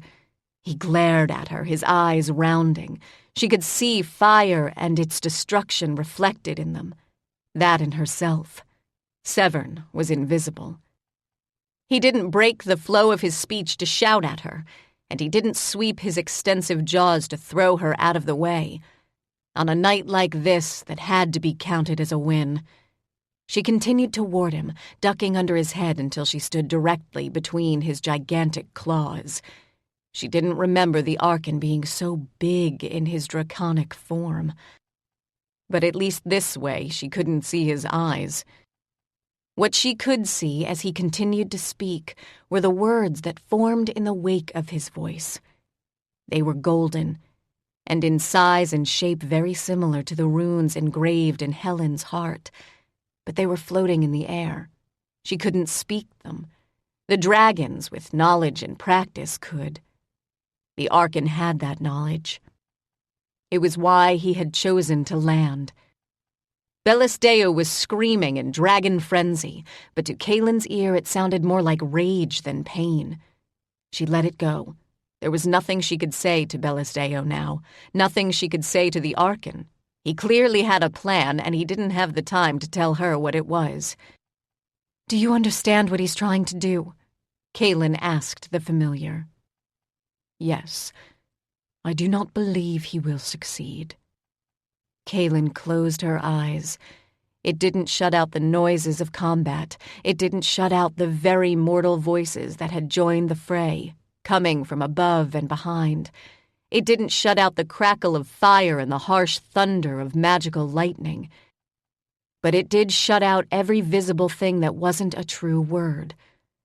True words, when spoken, had physical shape and form. Even the Arkan's. She trusted Severn to be aware of where she was. She trusted the Arkan's magical protections. The latter were being tested, and the less she thought about that, the better. She thought of the words. She looked at the words formed by his speech. And she remembered, as she so often did, Tiamaris's words. True words had an innate shape, a sense of right or wrong that had almost nothing to do with comprehension. She took a deep breath and headed out of the Arkan's shadow and into the glow of words. She could touch them. They were solid. She had to open her eyes because the ground beneath them wasn't always as solid. And yes, people were dying. Barani were dying. Aryans. She had no doubt that mortals on the ground would join them. The Aryans seemed to be carrying something, fine netting, line, something, as they circled. When one fell, someone flew in to pick up what they'd been carrying. Whatever it was, it didn't catch fire the way wings did. At this point, the discomfort magic caused her couldn't get worse. She wasn't numb, but she couldn't gauge power or direction. There was just too much of it. But the heart of whatever defense or offense the Emperor's forces intended was here, where the Arkan was, where he was speaking, where he was telling some ancient, difficult story. She reached out and touched the true words that had form. She adjusted the fall of lines and strokes, the subtle placement of dots, the fine, spidery wisp of light that looked almost accidental, unless seen as part of the whole shape. She could do this without speaking. "No, Kaylin," the familiar said. "You can't. You are speaking." "I'm not." "He's right," Severn said. "I can hear you. I'm not the only one." The ancestors' sky-bound attacks ceased, at least briefly, as Kaylin moved between one stable patch of ground to another, touching words, jostling them, discreetly changing the way the elements of each aligned. A new voice joined the Arkan's. She knew she had never heard the voice before. She felt as if she had heard it every day of her life. And she saw the words form across from the archons, their shapes and patterns far clearer and far more consistent, their form in harmony. That was the word Tiamaris had used, with the meaning that would forever escape her. She almost stopped breathing then. She understood that all the Imperial forces combined, many of whom were now also dying, would possibly, on a very, very good day, be equal to this one man on a bad one. She understood why the Barani feared them. She didn't understand how the Barani had survived. "No," the familiar said, "but you are here. The Archon is here. The Barani you have chosen to support are here. All elements of your life are now in play. Remember what your Teela told you, Kaylin. It is important that you remember." Teela had told her a lot. "Mortal memory cannot be this defective. What she said in my hearing, although she spoke to you." This was not helpful. Kaylin continued to move between the Archon's summoned words, but she knew that his summoning was too slow, too laborious, and her refinements too haphazard. The ancestors' words were pure. They were pure and essential and whole, and he spoke them so bloody quickly. "Think," she told herself. "Panic is not helping anyone." She looked at the words assembled before her. The ancestors, not the Archons. Why did the Barani fear and loathe their ancestors? And she understood. His words were not simple words. They were true names. A visceral, terrible anger gripped her as the realization sunk roots. The ancestors had tried to destroy their lesser kin in order to possess their names, because their names were words of power. They were almost the ultimate words of power. They contained the essential essence of life. And every word he had chosen to speak, every word that was now on display to her eyes, if no one else's, had once been the heart of a living being. She had seen words like this in the lake of life. She'd touched any number of them in her search for the word that might somehow make the High Lord whole. She had even taken one such word for herself, blindly and without intent. She had no idea how to return it. She'd never asked. The consort had never demanded its return, although she knew. And she was certain if the consort could see what she now saw, her rage and fury would know no bounds. Kaylin wasn't the consort, but she had touched what the consort guarded, and she felt an echo of the revulsion the consort would have known. These were lost words, lost lives. They would not return to the lake, although the Barani who had been brought to life when they were bestowed were long dead. They did not belong here. They did not belong in the hands of a creature who destroyed life rather than created it. "Archon," she said, knowing he couldn't answer. "If there's anything you can do to cover me, do it. I can see the source of his power now, and I think I can break it." Looking up to her familiar, she said, "Can you carry me again? I need to reach the words, and the ground will kill me." "Yes." "And I don't have to kill people?" "No, Kaylin." He moved as he spoke. He didn't land. Instead, he gripped her shoulders with his solid talons and lifted her. "This is not the choice you have made.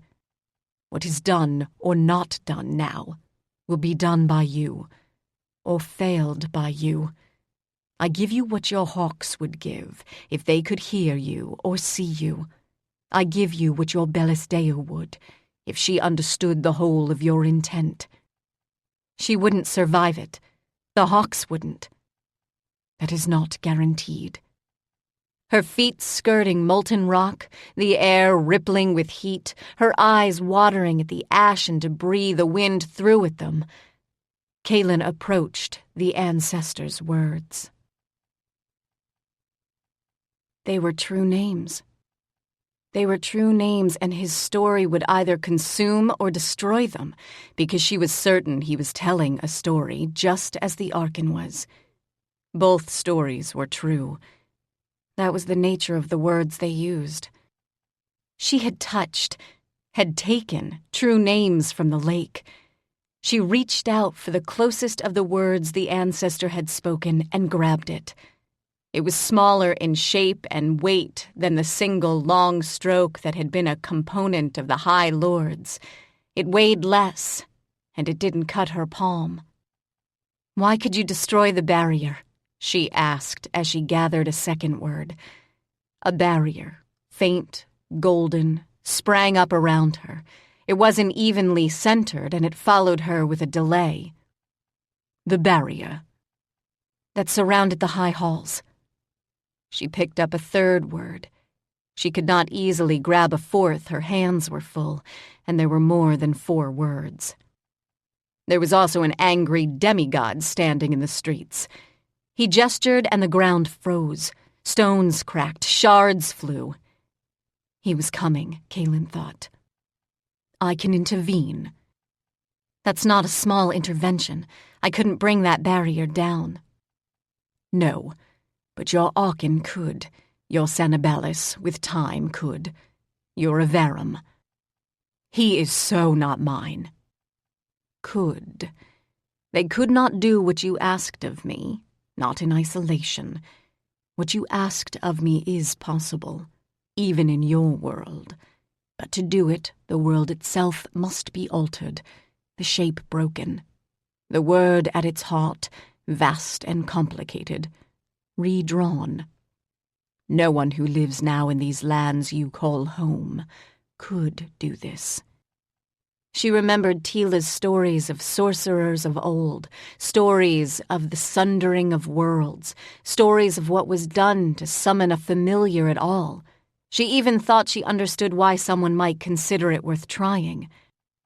What you are doing now, Kaylin, you can do. I do not change you or alter the rules that govern this world. I do not change the name at its heart. I do not devour any part of its essence. Your lady could do what you do now. She is the only other who might gather what was taken, because she has seen the lake, and she serves what it represents. But so, too, have you.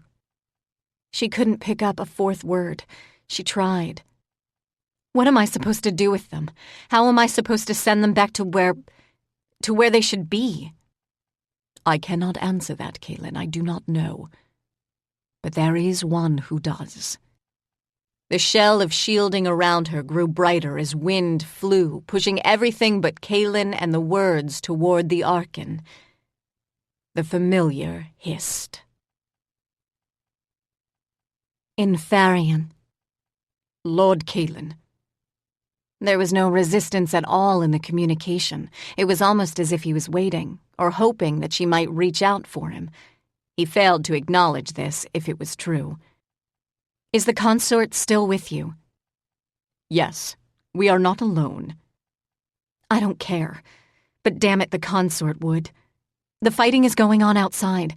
How many guards does she need? Silence. Fine. I need you to ask her a question for me, and I need the answer right now. Infarian turned to the consort. There were 6 Barani guards in this chamber. They wore white armor. They were hers. But among the Barani, that meant almost nothing. Teela's guards had attempted to assassinate her. You are right, Infarian said, and Kaylin realized that the attempted assassination was probably not common knowledge. Teela was going to kill her. She will not, as you well know. But we do not trust where we have choice. Men and women of power do not. No one who is in possession of something highly coveted can afford to take that risk. I need the information. I think we can take him down if we have it. What information, Lord Kaylin? I need to know how true names return to the lake when the Barani who possess them die. She felt his shock and his fear. You cannot ask that question. I have to ask that question. The ancestor is using true names for power. Barani true names. I can gather them, but I can't gather all of them if I can't send some of them back. He was frozen for one long moment. Had she been standing beside him, she would have shoved him out of the way. The screams and the sobs and the orders blended in her ears with the spoken ancient words. The air was thick with smoke and cold with ice and loud with magic. Let me see.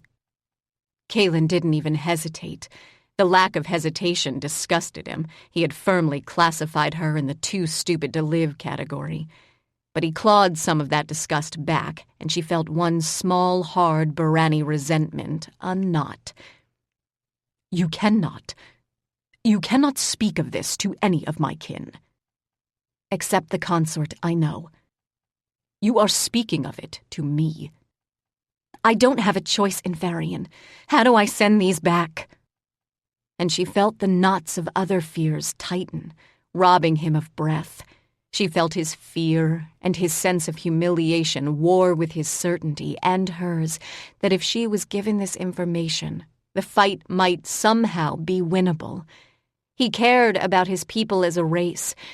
He cared less about the individuals, even those he knew were dying in the streets of this city. The consort was the heart of the Barani, and the consort had gone out of her way to preserve a lowly, irritating, stupid mortal for a good reason. Not for weakness, not for indulgent sentiment. Lord Kaylin had touched the lake of life. Lord Kaylin had drawn words from its many waves. Lord Kaylin was the emergency measure. And no one knew this. No one but the consort. And now, because Lord Kaylin was desperate, Lord Infarian. But he could not ask this question of the consort. Oh, he could ask. But she could not answer. Not where it could be heard, not where it could be questioned, not where any answer could be used as a weapon in some future war or some hostile coup.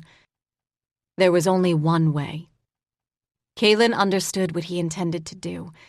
She caught it as he withdrew. She was motionless for one long breath. Infarian, don't.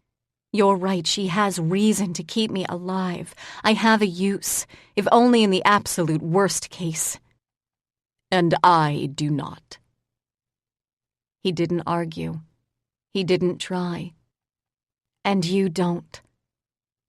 She didn't even like Infarian. He was a constant misery. This amused him. The amusement steadied him, because otherwise he stood on the edge of a personal abyss.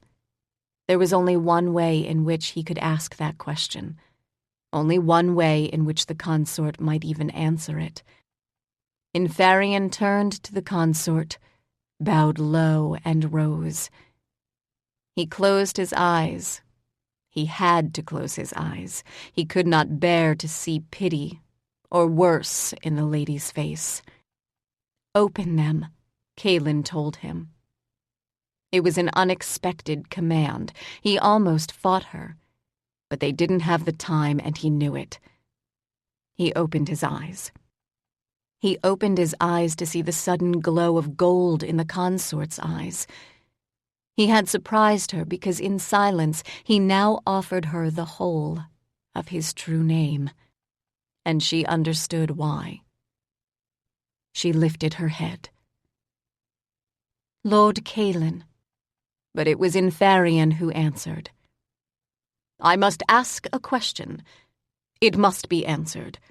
There is only one way to ask, lady, and only one way in which you would ever tender that answer to me. Please.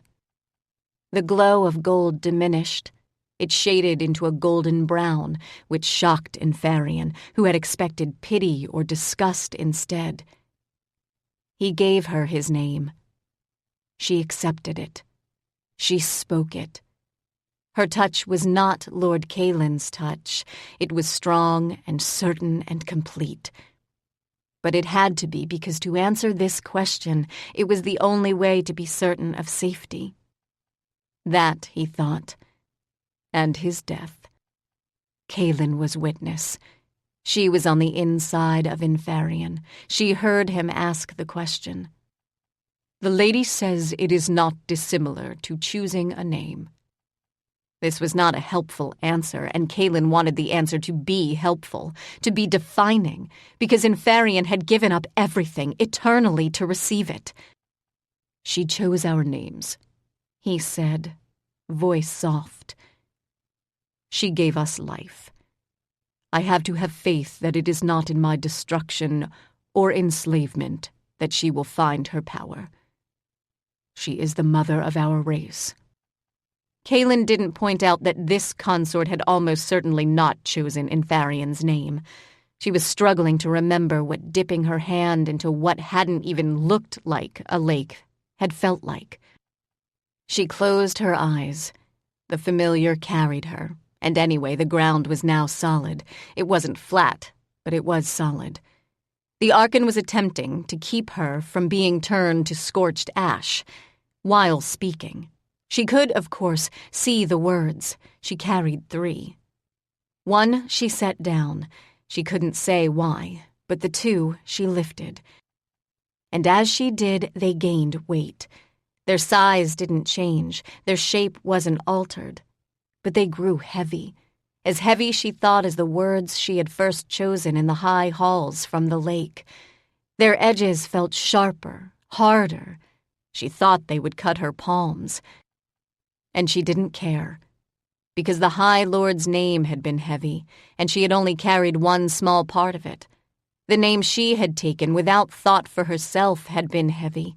The words themselves hadn't been so damned heavy when she'd picked them up, and now was not the time to be struggling with their weight. "The consort says, yes, it is. She says it is the only way. The consorts carry the names, any distance required. She says you will understand this. You are a birth helper." "A midwife," Kaylin told him.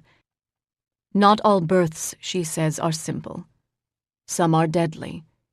When a mortal birth goes wrong, you have the power to stave off death." "I'm not trying to deliver a baby." "No, I am sorry, but she seems to feel you will understand the weight of life." "These words aren't alive." "Not on their own, no. She says—" Time seemed to slow in the sphere in which Kaylin stood. The wind whipped debris toward her, and only in her direct radius did it suddenly crawl to a dead stop, suspended in mid-air. She turned. She saw that splinters just past her shoulder suddenly flew as they moved beyond her. "Lord Kaylin, I must see. No, not the street and not the ancestor. I can see those. I must understand what you do when you aid birthing mortals." There was nothing in any of those memories that Kaylin feared to share. She did as he asked. She felt his disgust, but it was tempered by genuine curiosity. And as he watched, and it was fast, that curiosity became something entirely other. Inferion was moved. "I did not know," he said. His ignorance was a matter for any other day. "Apologies, Lord Kaylin. I have transmitted your memories to the consort. She is frustrated, but she says that if the infants themselves are of insignificant weight to carry, they are not insignificant to you. It is that you must translate. You have carried words from the lake. You understand what they can and must mean for our kin. They are like your infants. You cannot know when you deliver a living child to its parent what that child will become. You cannot know if you will be forced in future to hunt them or kill them. You cannot know if they will remain at the side of their parents or murder them and turn against them. You know nothing. But it is the same nothing that the lady knows. It is an act of hope and faith, not certainty. It is an act of the moment. The words were heavier now. Kaylin regretted taking two. They were warm in her hands, but they had edges, and she knew her hands were bleeding. No one's waiting for these words, she told him. It's not the same as babies. It's like delivering a child from a corpse. She thought you would say that, but she says, trust. You understand what they mean to the future of our people. The ancestor did not. Release them, and they will return to the lake and to that future. But... How do they return on their own? Yes, kind of really, really need to know that, about now. She says, I'm sorry, that if you gather them as you gathered... Shock. Absolute, utter shock. Kaylin knew what the consort had just told him, and she knew as well that had he not surrendered his name and his freedom, his future choice, she would never have done so. In Farrian, if you gather the name as you gathered the remaining part of the High Lord's name, if you feel and understand the weight and the measure, I don't, of their value and their necessity, it will be as if you were drawing them from the lake itself, and when you release them, they will return. You can touch them and take them. I told her this. But if you cannot imbue them with your own sense of their potential, they will not move. So she wants me to just throw them away? She knows that you will never do that. They are lives. They were not meant to be bound and used as they are being used now. As Kaylin realized, Inferian was being used now. They were not taken from the lake. They were forbidden their return. She does not understand how, but she says that what you feel now is what she has always felt. In your hands, she says, if you gather them the same way, you are seeing to their rebirth. How can she know this? She doesn't. She feels this. This is why, he added softly, so few can become consort, no matter how many might have that ambition. There is some part of the consort who carried the weight of our names, no matter how briefly, in every one of us. She says you will know when it is time to release them. Chapter 25. Kaylin couldn't raise her arms. They were shaking so much. 2 names, she thought, and there were more. She'd carried one part of one name through the high halls. One. But she'd known when to release it because she was carrying it to someone. No midwife ever just dropped a newborn babe. They placed the babe in the arms of its mother, father, or nurse. They released the infant to safety. You carry these, Inferian said, as if anticipating the question she couldn't even frame. To their kin, to their home. The lady says you will understand, he repeated, as if by repetition he could drive away her panic. It is not safe, but you will understand. She says she is sorry. Whatever it was she was supposed to know or see, it wasn't happening. Kaylin lowered herself to her knees, felt the ridges of frozen rock bite into her left kneecap. She let loose a few choice Leontine words, But she did it quietly, and in a much softer voice than Leontine generally demanded. She could hold them, but honestly not for much longer. She was afraid that she was going to lose her right hand. She didn't and couldn't understand the very essence of Barani life. The words weren't infants. They weren't babies. They weren't wed to flesh to vanish when flesh failed. She couldn't give them to their terrified, stressed-out, underslept, elated parents when her job was done. For some midwives, there was no parent to give the child to, and in that case, midwives didn't just throw the child away. She inhaled slowly, exhaled slowly. These were not newborns. They had lived. Their owners had died. She hoped they had died. She had a sudden cold memory of Barani undead and wondered, what part of life existed in eternity? This. And this word, either of these two, could be the reason a Barani infant opened its eyes. What he saw, what he liked, what he hated, were somehow influenced by the life force that these words represented. How many other Barani had carried these words at their heart until that heart ceased to beat at all? How many more would? None, she thought. None if the words remained where they were, riven from the living by an ancestor who saw the lives of others, of course, as nothing but a source of power. Even if the words couldn't cry, and of course they couldn't, they were far, far more than that. They were precious. Precious and so very heavy. But she couldn't drop them. She couldn't leave them here. In the outlands, at the edge of a constantly shifting landscape, she had, without thought, saved one word. She had added it to her forehead. That word had no weight. It had shape and form, but far less substance. She could not do that here, because here, she knew, was where these words belonged. The lake waited. The lake that was not a lake in any real sense of the word. The first time Kaylin had seen it, it had been the surface of a table, a large table. She hadn't walked to the cave in which the lake was physically housed. There'd been no one there to show her the way. But she had touched the lake regardless.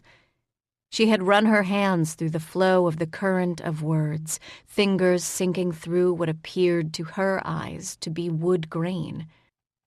She had been in the high halls then, in the oldest part of them. She was standing outside of that building now, in streets that were barely patrolled by swords and never by hawks. There was no desk, no table. There was no cavern containing endless golden waves composed of words such as these, moving as if alive, as if joyfully alive. Inhale. Exhale. No desk, no table. But the streets, broken, melted, beyond which the rich and the powerful sheltered, were the streets of her city. They were Elantran. The men who flew in the air above where she now knelt were Aryans. The men who ran toward death and danger, mortals all. Almost all. The whole city was her home. The high halls were part of that city. The high halls and the Barani and the doorway that led at last to the lake itself. She had sworn the only oaths that really mattered to her, so that she could join the hawks. She couldn't reach the lake of life from here. If she could, so could the ancestor, and that was never, ever going to end well. It was what she knew he wanted. Why else come here? To harvest, Infarian said. Over my dead body. And that seemed increasingly likely as time wore on, even if it passed much, much more slowly in this small space. Tell the consort that nothing's happening. Nothing's changing. No, not nothing. The slow, slow bloom of white fire with tips of blue grew in front of her eyes, spreading in slow motion. From its heart stepped the ancestor, and to her eyes he moved far more quickly than the fire she knew sprang almost instantly from the ground. He met her eyes, his slowly rounding. His lips parted. He spoke. He spoke, but it was not his voice she heard. She looked down at the words on her skin, at her full hands. The Hawk's weapon master would have had her head for looking away from her opponent, but watching him told her nothing she needed to know to survive. She heard the words speak.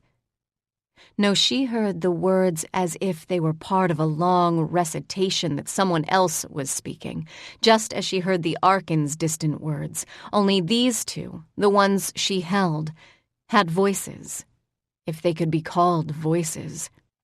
And yes, she thought, she understood. When she could hear their voices, and that was the wrong word, but she didn't have a better one, she set them down. In this space, they were as whole as they could be.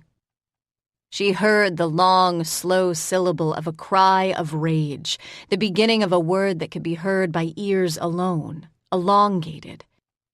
She could still see the words she had finally released. He couldn't, not anymore, and she could still hear them. She moved quickly as pain and shaking legs allowed, to gather two more words, one in each hand. They grew heavy and cumbersome as she held them. She had already knelt, lifting her face as she did to watch the slow approach of the ancestor. She knew he'd kill her when he reached her. It was only a matter of time. Time, she thought, knowing Severn would be here soon, his weapons chain breaking magic or reflecting it. Severn wouldn't survive, not unless she finished what she'd started. And she couldn't rush it. She tried, but she'd never been able to rush a birth either. Swearing or praying didn't work. She held the words until she could hear them speak and simultaneously be spoken. And only then did she let them go. She wasn't prepared for the Barani. She wasn't prepared for Teela, who moved as quickly as the ancestor, slowing to his speed as she cleared whatever temporal barrier the Arkan had erected around Kaylin. She seemed to be flying, which was wrong. Teela did many things, but flying wasn't one of them. She carried a sword, a great sword. Kaylin's hands were full. The weight dragged them to her lap. She tried to shout Teela's name. Nothing left her lips, nothing. She closed her eyes. She had to close her eyes. The ancestors' power was rooted in these words, and if she couldn't break the connection and send them back to the lake, they were all dead, and Teela knew it. Severn knew it. So did the Arkan. Kaylin needed to listen to something that wasn't her fear, to listen for the voices of the words in her hands, speaking in a language she didn't and couldn't understand. Only when she heard them did she set them down and open her eyes again. She was still standing, or kneeling, in the streets, and moving without vision was just asking for trouble. It was just Teela. Tane was running toward the gap between the ancestor and Teela, and behind him the Barani Hawks.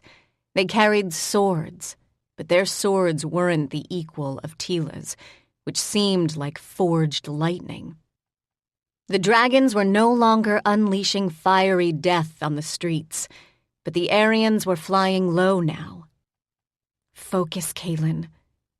She shook her head to clear it and inhaled slowly, which helped. She lifted the next two words and closed her eyes. The consort is coming, Kaylin. She heard the fear in Infarian's voice, and her eyes snapped open. The consort is not coming. Has the High Lord lost his mind? She is coming, he replied, and it was clear that he agreed with everything Kaylin hadn't yet put into words. She understands exactly what you are doing, Lord Kaylin, but she does not feel you will finish in time.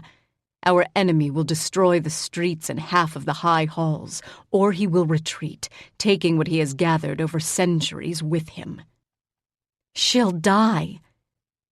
And then, upon the heels of that thought, if he has her, he can reach the lake. She says it is not that simple. It is exactly that simple.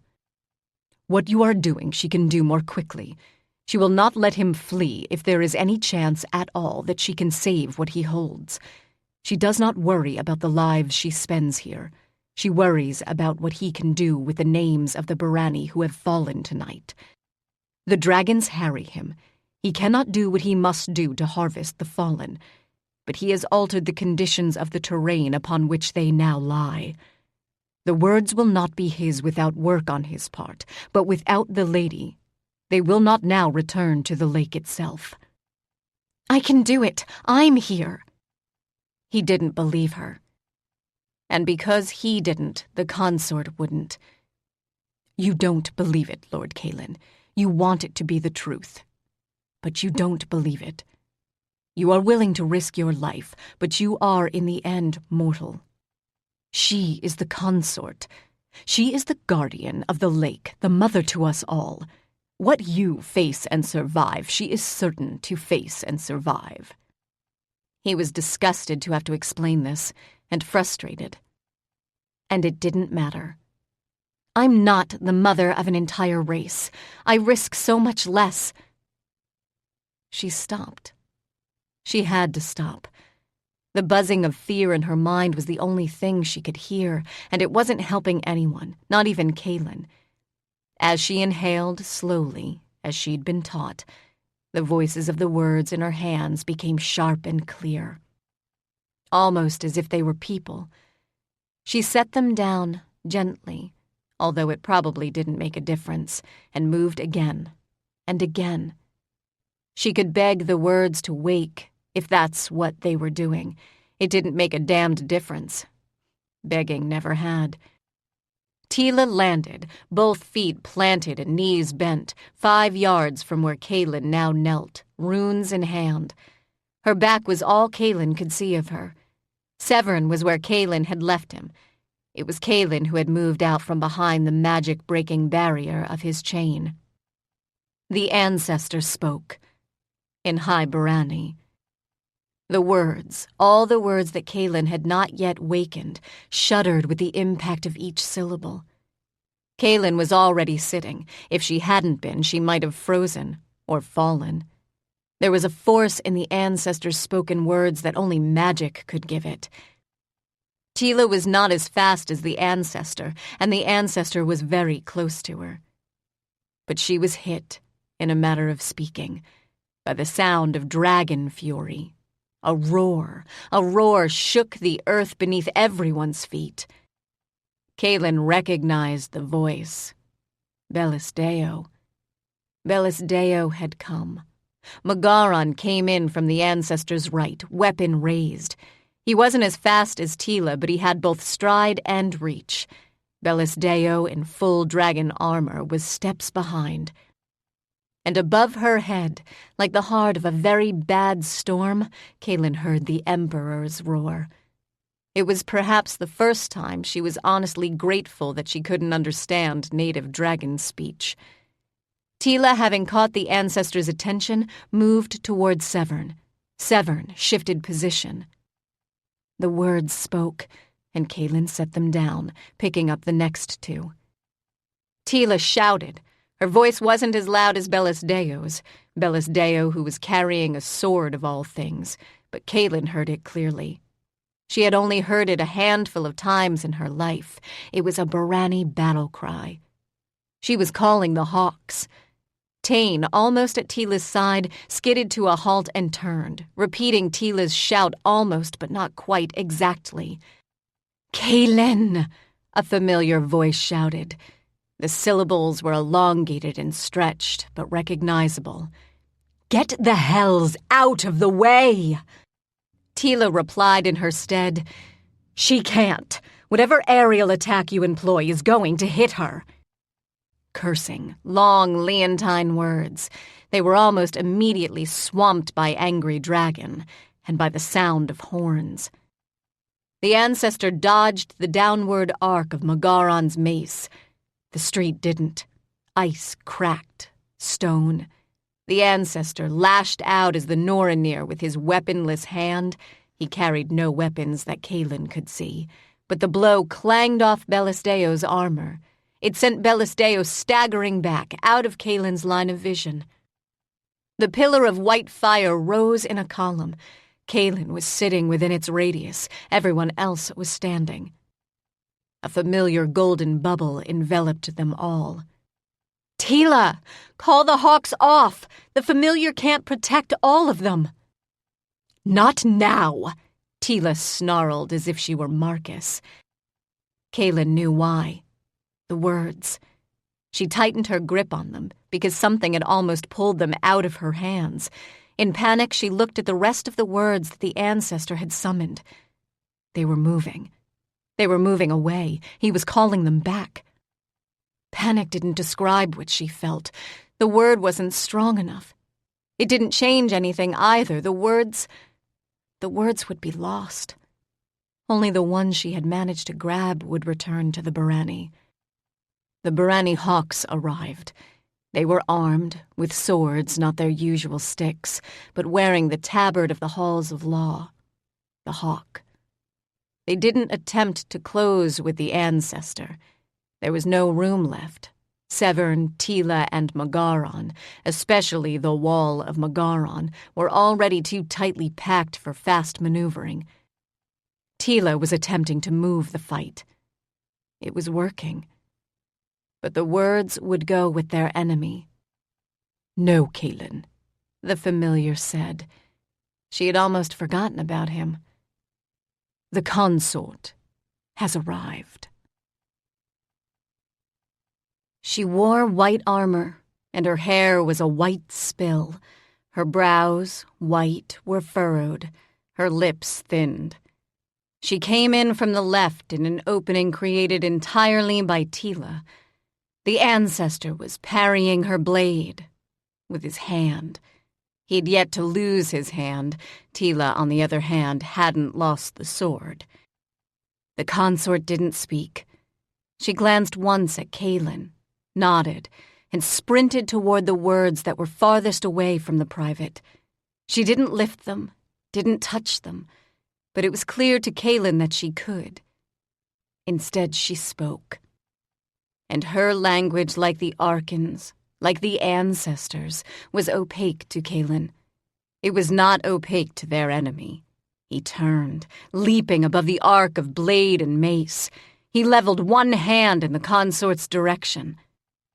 Inferion was there before the blow landed. He knocked the consort to the side, rolling as lightning crackled an inch to his left. Kaylin had never watched him fight before, but Inferion was a lord of the High Court. He could. Of course he could. He knew, as Kaylin did, that one hit was death. The consort stumbled and righted herself.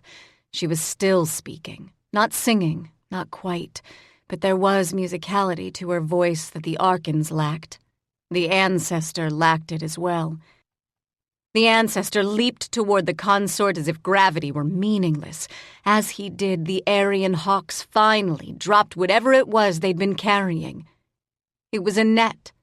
It was a net made of steel or iron or possibly glass. It reminded Kaylin of a spider's web. She set the words in her hands down and scrabbled toward the next two. Bellisdeo returned to the fray. She was limping. Had Kaylin's hands not been full? But they were. She called the dragon by name, but she wasn't the only one trying, and her voice didn't even register as sound in comparison. Dearmat's did. Kaylin couldn't see him. The ground on which she knelt was the bottom of a basin, and the voice came from somewhere up top. Whatever he said, Bellisdeo ignored, or mostly ignored. She didn't charge into the fight. She came instead to where Kaylin knelt. Kaylin looked up. "Not me. she mouthed over Dear Matt's bellow. "Go to the consort. Keep her alive." Bellisdeo nodded, grim now. "You understand that I'm in the position I'm in because of the Barani?" she asked as she turned. "Yes." Kaylin held her breath after the single word escaped her mouth.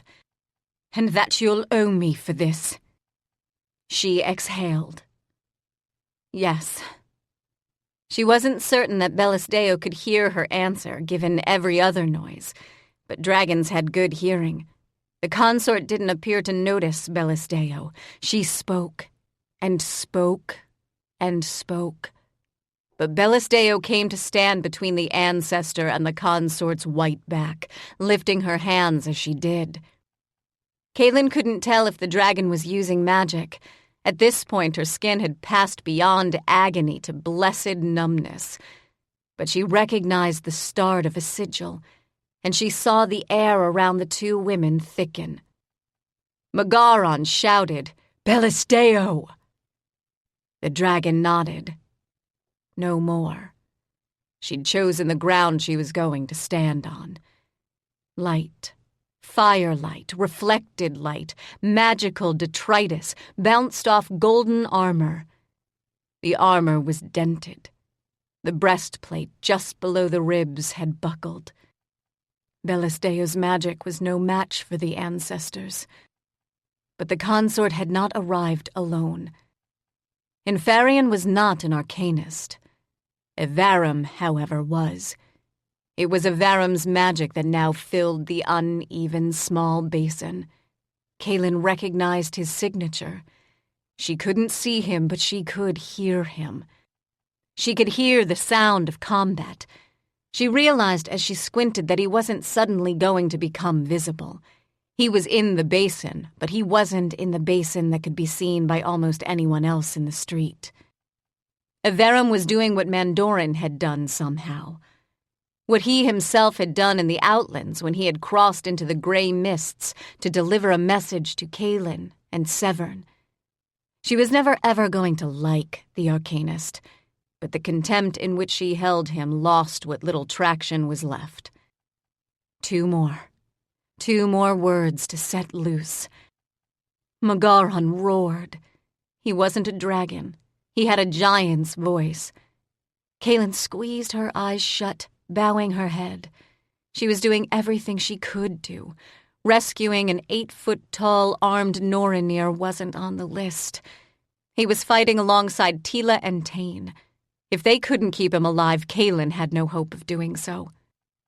The netting dropped by the hawks landed in the basin. Where it touched ground, fire instantly guttered. Kaylin had never seen anything like it. Then again, she'd never seen a full mobilization of the swords and the hawks before, certainly not as backup for dragons. The Archon roared. The ground shook. Kaylin ducked instinctively, curling over the words in her hands, although magical fire and dragon breath wasn't going to harm them. The ancestor gestured. Strands of net parted. The Archon roared, and Dear Matt shouted in response. Kaylin wasn't privy to their plans. She set the words loose and looked up as the consort's voice banked. The consort herself had not moved or shifted position, nor had Infarian, but both wavered slightly in the air before Kaylin. The consort looked vaguely transparent. So did Bellisdeo. Hands empty, Kaylin rose. She covered the uneven ground in striding leaps, reaching for both Bellisdeo and the consort. Infarian's eyes widened. The barrier surrounding them let Kaylin through. She caught both women by the arm, and as she did, the marks on her arms began to glow an even, bright blue. "What are you doing?" Infarian demanded. "Keeping them both here." The consort continued to speak as if neither Kaylin nor Infarian were present, as if the ancestor was not struggling to either reach her or put her out of reach, possibly permanently, of the names that he used for power. Kaylin had weakened him. She would need another hour, at a conservative guess, to free the rest of the names. The consort wouldn't. She didn't appear to need to touch the individual words. She only had to speak. This left Kaylin's hands free. She tightened her grip on both Dragon and Barani as the ancestor spoke again. The ground tilted. Although Teela, Tane, and Severn were moving in concert, none of their blows seemed to land. Some were deflected, but most were simply sidestepped.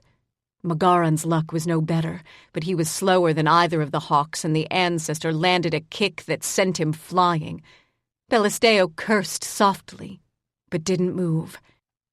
"I don't think he can crack your protections," Kaylin said, surprised. "That is the hope. But I think he can move the ground they're centered on. I noticed a shift in the texture of the landscape, but he'll kill her if I move. I don't think whatever it is he's doing is guaranteed to end in our deaths." "Have you ever been to the Outlands?" Kaylin shouted. "I wandered to the Haunt of the Shadows. I don't think it's the same." "No." Belisteo sucked in air. Infarian had time to shout a warning before he was thrown clear with a metallic clang. No one could see what struck him. Belisteo tensed, clenching her jaw. She fell silent. The consort raised her voice. The ancestor attempted to speak over her. Both spoke deliberately, slowly, evocatively. But the ancestor was doing it on the move. He was fighting on two fronts, one of which couldn't be seen.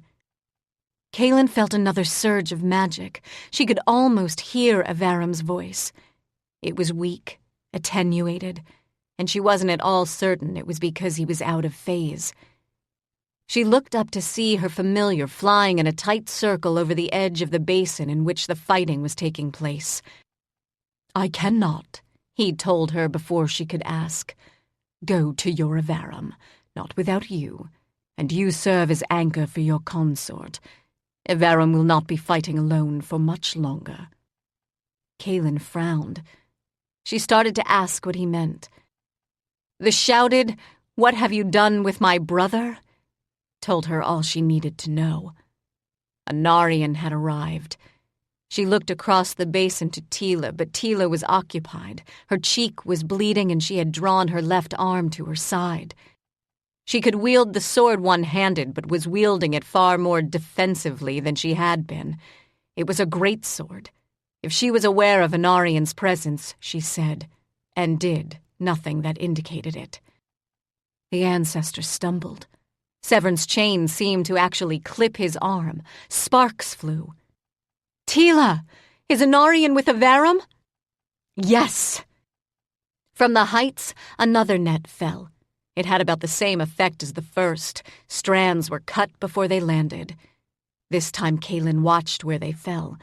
The netting wasn't rope, it was metallic. It didn't ensnare the ancestor, nor did it trap Teela or Severn. It hit the ground and lay there like a necklace, snapped and lost in transit.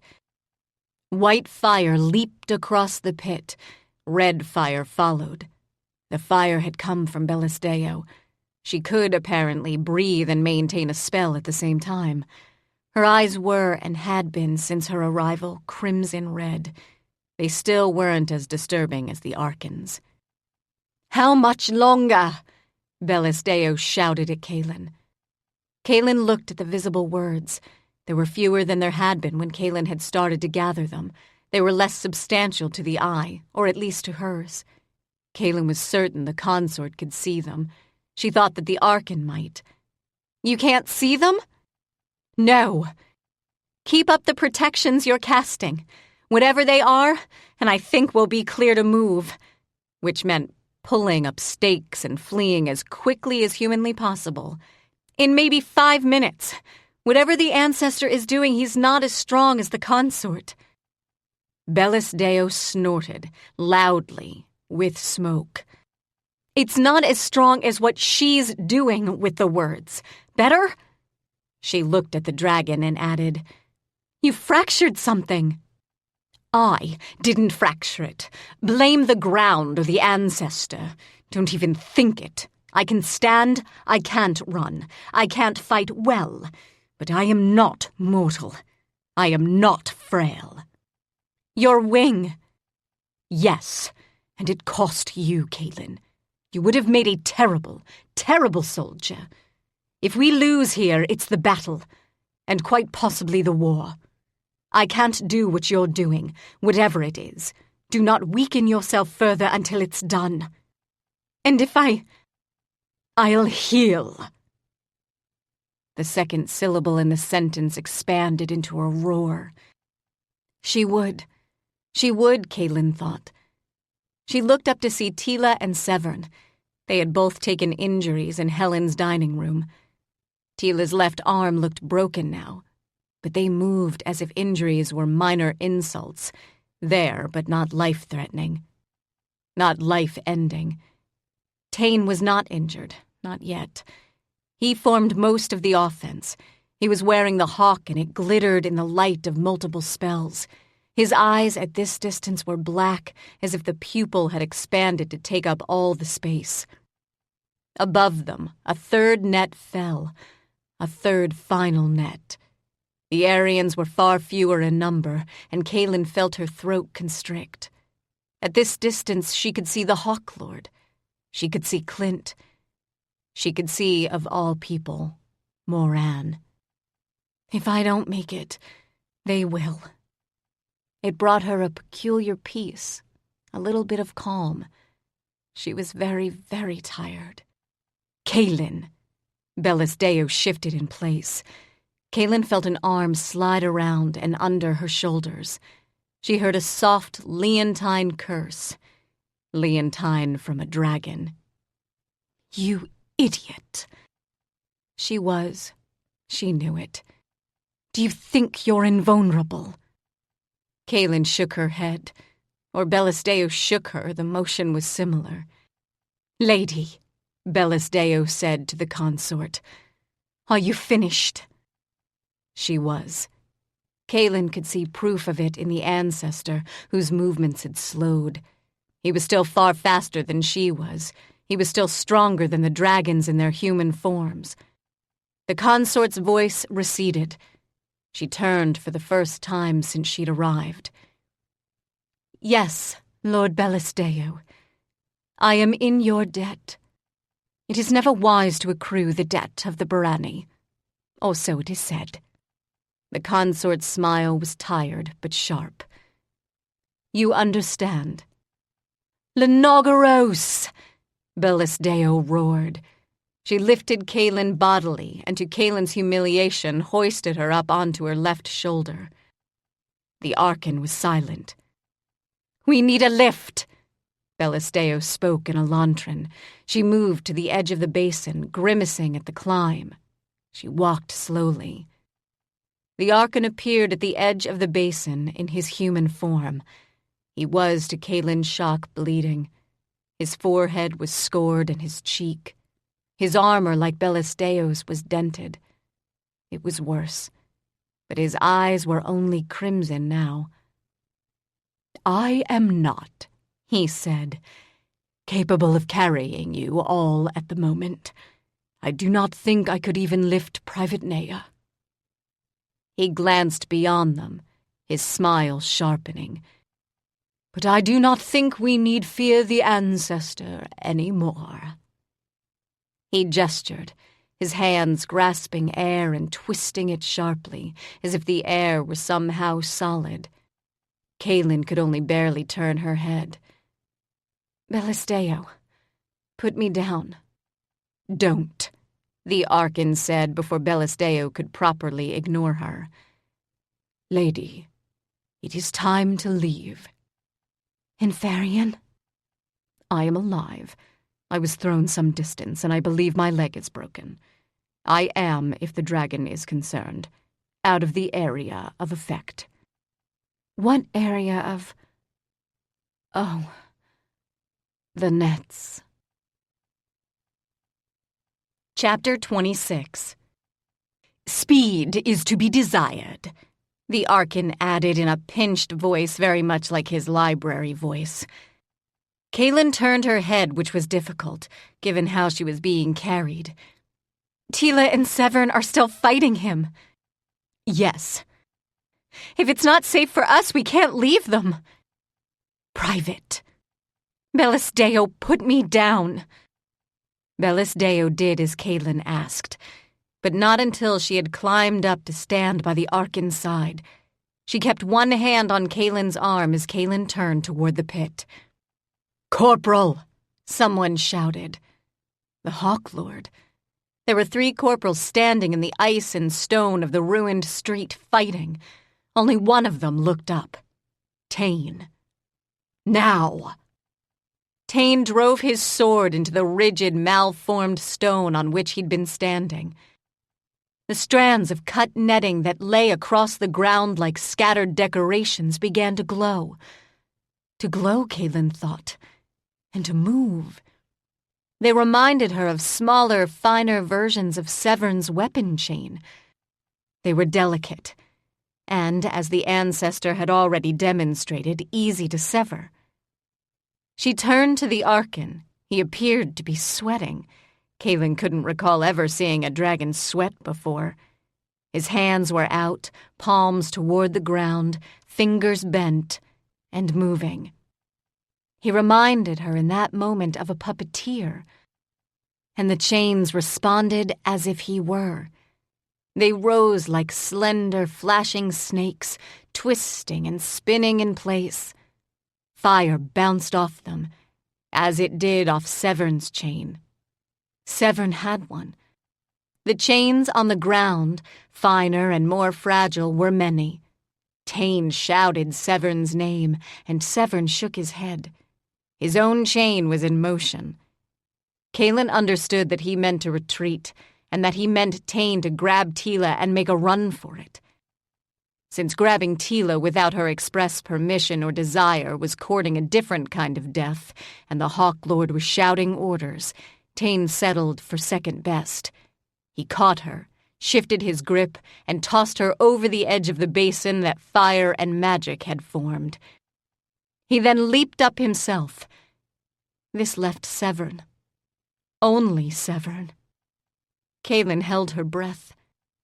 She looked up to see her familiar, tracing the same circumference in the air that the basin occupied on the ground.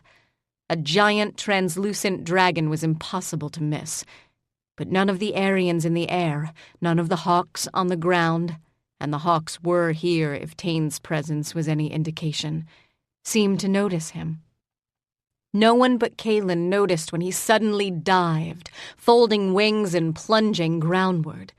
No one flew into him, and he struck no one on his way down.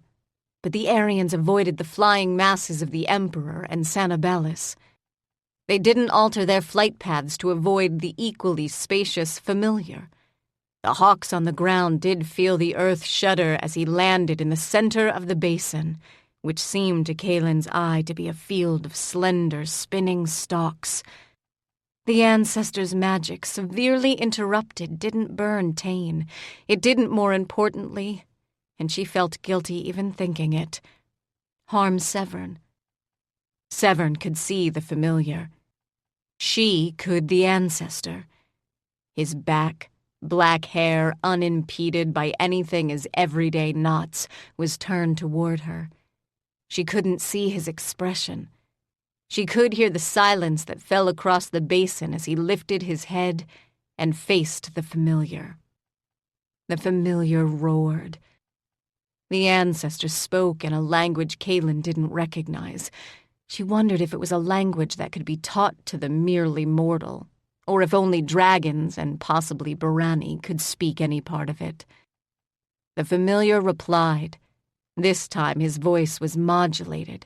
It sounded to Kaylin's ear like a lantern did when pushed through a throat the size of a cart horse.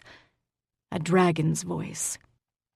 The ancestor spun, turning, his eyes bright and widening as he met Kaylin's steady gaze.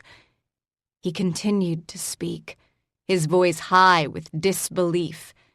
The Arkan grabbed Kaylin by the shoulders and spun as fire enveloped them. "Put me down!" Kaylin shouted.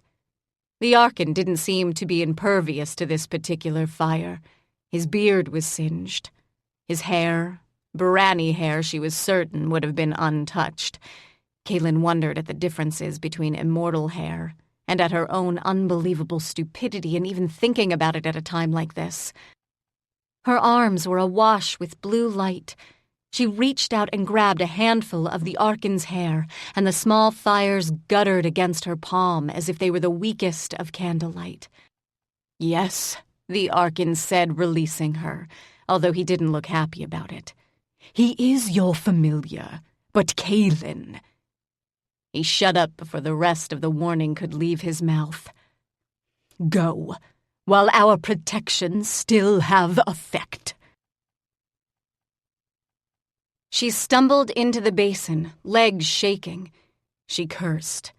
She drew the first dagger of the evening, although she was pretty certain it would be useless here.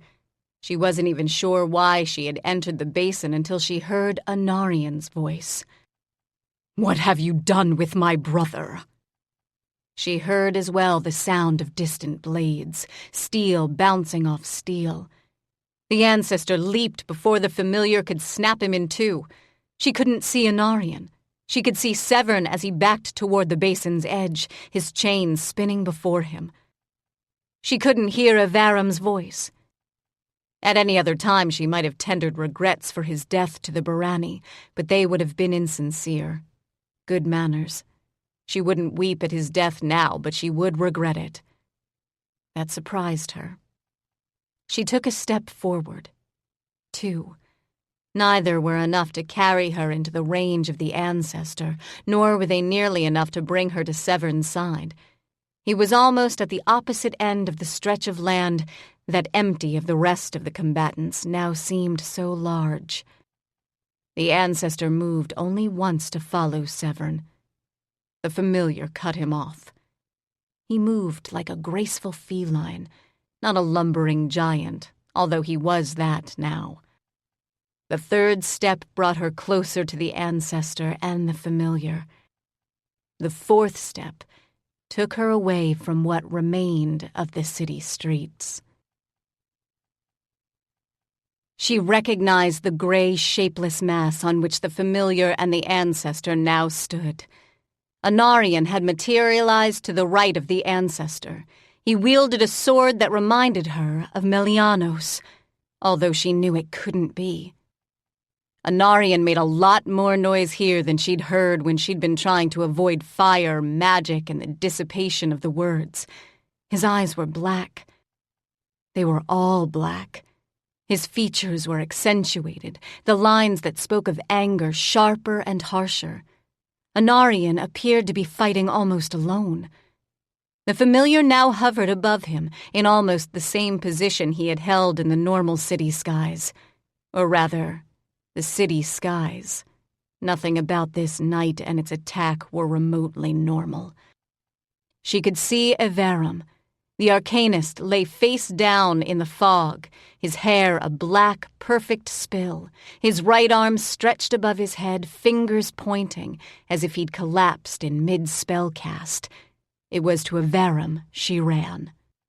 Her dagger, which had made the transition with her, was about as useful here as it had been in the streets of Elantra during the fight. But it was her talisman. She didn't throw it, but she didn't sheathe it either. She did shift it into her left hand as she knelt by Avaram's side. Her fingers fumbled for his pulse. If Barani anatomy wasn't human anatomy, the crude similarities made it fairly easy to determine whether or not the Barani in question was still alive. He was. She leaned in. His face was turned to the side, his eyes closed. His eyelids looked bruised, but the rest of his skin was normal, flawless Barani skin. Avaram. He was breathing. When his eyes shot open, she jumped, but managed not to fall on her butt. "What are you doing here?" His voice was a dry rasp, but his eyes, bloodshot, were dark blue. The Arkan and the Hawk set up some sort of trap while Teela, Tane, and Severn distracted the ancestor in the real world.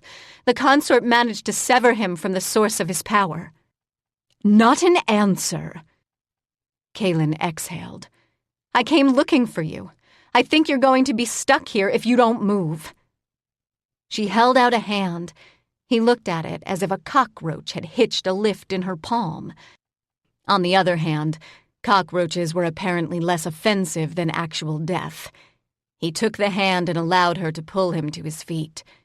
His weight was close to dead weight, and Kaylin wasn't all that steady on her own feet. The blood that wasn't on his back was a large, expansive splotch across his chest and his upper thighs. None of it clung to the mist he had fallen into. Kaylin suspected that was for the best. She hesitated until she looked at the ruby circlet he wore on his forehead. There was a black crater where the gem had been. Stepping closer, she tucked herself under his armpit and put an arm around his back to brace him. He looked even less pleased, but endured without comment. Or rather, endured without comment about her proximity. He was watching the ancestor and Anarian, his eyes narrowed to edges, his lips thinned in about the same way. "Why?" he demanded. "Did you not command the familiar to destroy the ancestor earlier?" "I haven't commanded him to destroy the ancestor at all," was Kaylin's tight reply. She was remembering now that there were still plenty of things to detest about the Arcanist. She was not about to answer his question. She knew damned well what his response would be to that. "I don't know if he's trying to destroy the ancestor. It doesn't seem like he is to me." "No, Kaylin. I am waiting. If the ancestor is destroyed now, Evarum will perish. Come to me," he added. "He's waiting," Kaylin told Evarum. "For what?" "For the two of you to leave." She glared at Anarian, who was far enough away he couldn't see the expression. "Leave him," Evarum told her, making the effort to modulate his tone so it at least sounded reasonable. "He will not, I think, be stranded here. He is not without power and presence on this plane." Kaylin could see that. She thought he fought with more savagery and power than he had in Helen's dining room, although admittedly she hadn't actually seen him in combat there. But his eyes were not Barani eyes. His facial structure was more accentuated, and his hair seemed to have a life of its own. Where his feet touched ground, fog warped and dispersed, leaving something solid in his wake. It was a solid Kaylin recognized. Chaos. Neither the familiar nor the ancestor had the same effect on the fog, although the familiar hadn't actually touched the ground here, such as it was. "I can't leave Anarian," she told the Arcanist. "I don't think he'll come back." "We would be better quit of him. What he does now is not natural." "You're here." "Yes, and I know how I arrived. He could not have arrived the same way." "Can you return now?" Evarum stiffened. "Yes, I can return now." "Then go back. I won't be lost here. I have the familiar." "You are, as expected, unreasonable." He looked as if he had more to say. What he did say, however, was, "You have my gratitude for your intervention." She had not even tried to heal him. "Corporal Handred is using his weapon very near to where the familiar is hovering in our world. I think the Archon is doing a variant of the same spell, but with much weaker chains." One dark brow rose. "Meaning if you're going to arrive anywhere near where the ancestor is standing, don't." "Noted." He grimaced as Kaylin withdrew her arm. "You owe me nothing," she told him. "Everything you did for the lady's sake." He chuckled, which surprised her. "You are becoming more familiar with the social mores of my kin." "Yes, and so far I've even survived them." She didn't watch Evarum go, and made no attempt to follow. Instead, she approached the two men locked in combat, looking for an opening of some kind. There wasn't one. They both moved far too quickly. There would be a safe opening in the combat when one of them was dead. Kaylin. We can't leave Anarian here. No, he should not have come. These lands are not safe for him. They are far too destabilizing. At least we don't have Mandorin. No, I believe Helen contained him when she realized Anarian had departed. Mandorin will not be best pleased. At the moment, Mandorin was not her problem. Anarian was. He maintained the shape and form of a Barani, but his grip was tenuous. Kaylin didn't think it would last. She thought his eyes had grown larger and darker as the fighting progressed. He had not killed the ancestor. Watching him, Kaylin thought he might be capable of it, but only if he continued with the transformation that was slowly taking place. Of the two of Teela's cohort who'd come from the West March to Elantra, Anarian had been the more reasonable. None of that reason was in evidence now. "Where is my brother?" "Do you know where Nightshade is?" she asked her familiar. "No." "Could you find him?" "Under one of two circumstances, yes. I'm going to assume that one of the two is the one I've already rejected." "Yes." "The other?" "You travel with me." This sounded a lot like, "I can find him if you find him first," to Kaylin. She didn't argue. Instead, she said, "Can you help me pull Anarian out?" His silence went on a beat too long. "Yes, but I do not think we will be able to fully contain or constrict the enemy if I do so. I believe Anarian may be able to kill him in the end." Even as he spoke, he shifted, heading toward Kaylin, who stood a good 5 yards from the wide-ranging blades. Kaylin, watching, wondered what would remain of Anarian in the end in that case. The familiar's feet did not solidify the ground as he landed, but his eyes were the size of her head and they looked very, very much like the chaos that Anarian was leaving in his wake. She climbed up on his back. He was warm and solid, and even resting there soothed the trembling ache of her limbs. He pushed himself off the ground in one lazy, slow leap. Gravity didn't seem to be an issue in the Outlands.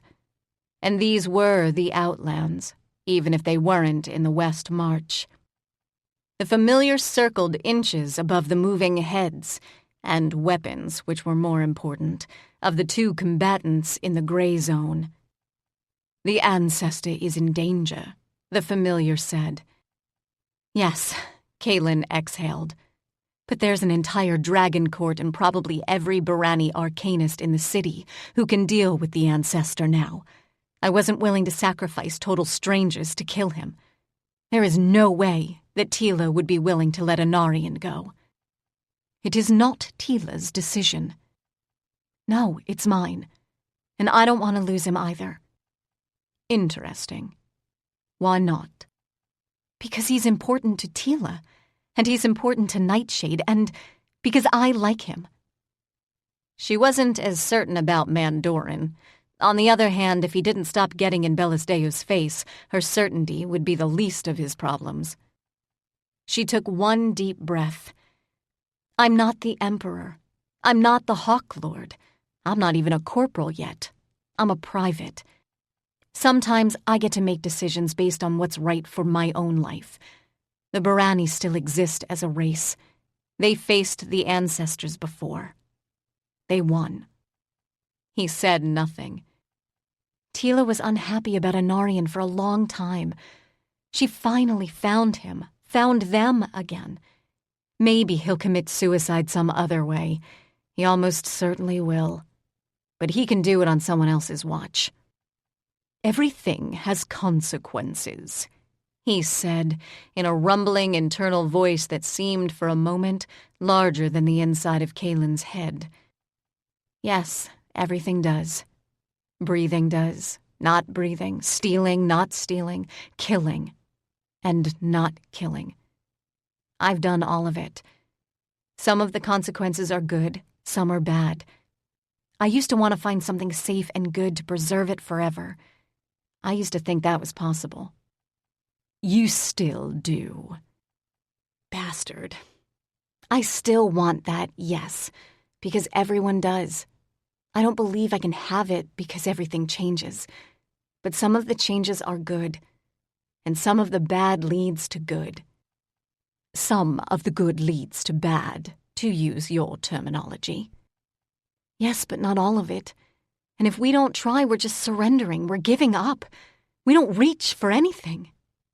Speaking of which, she added, tightening her knees, grab Anarian. That would not be wise.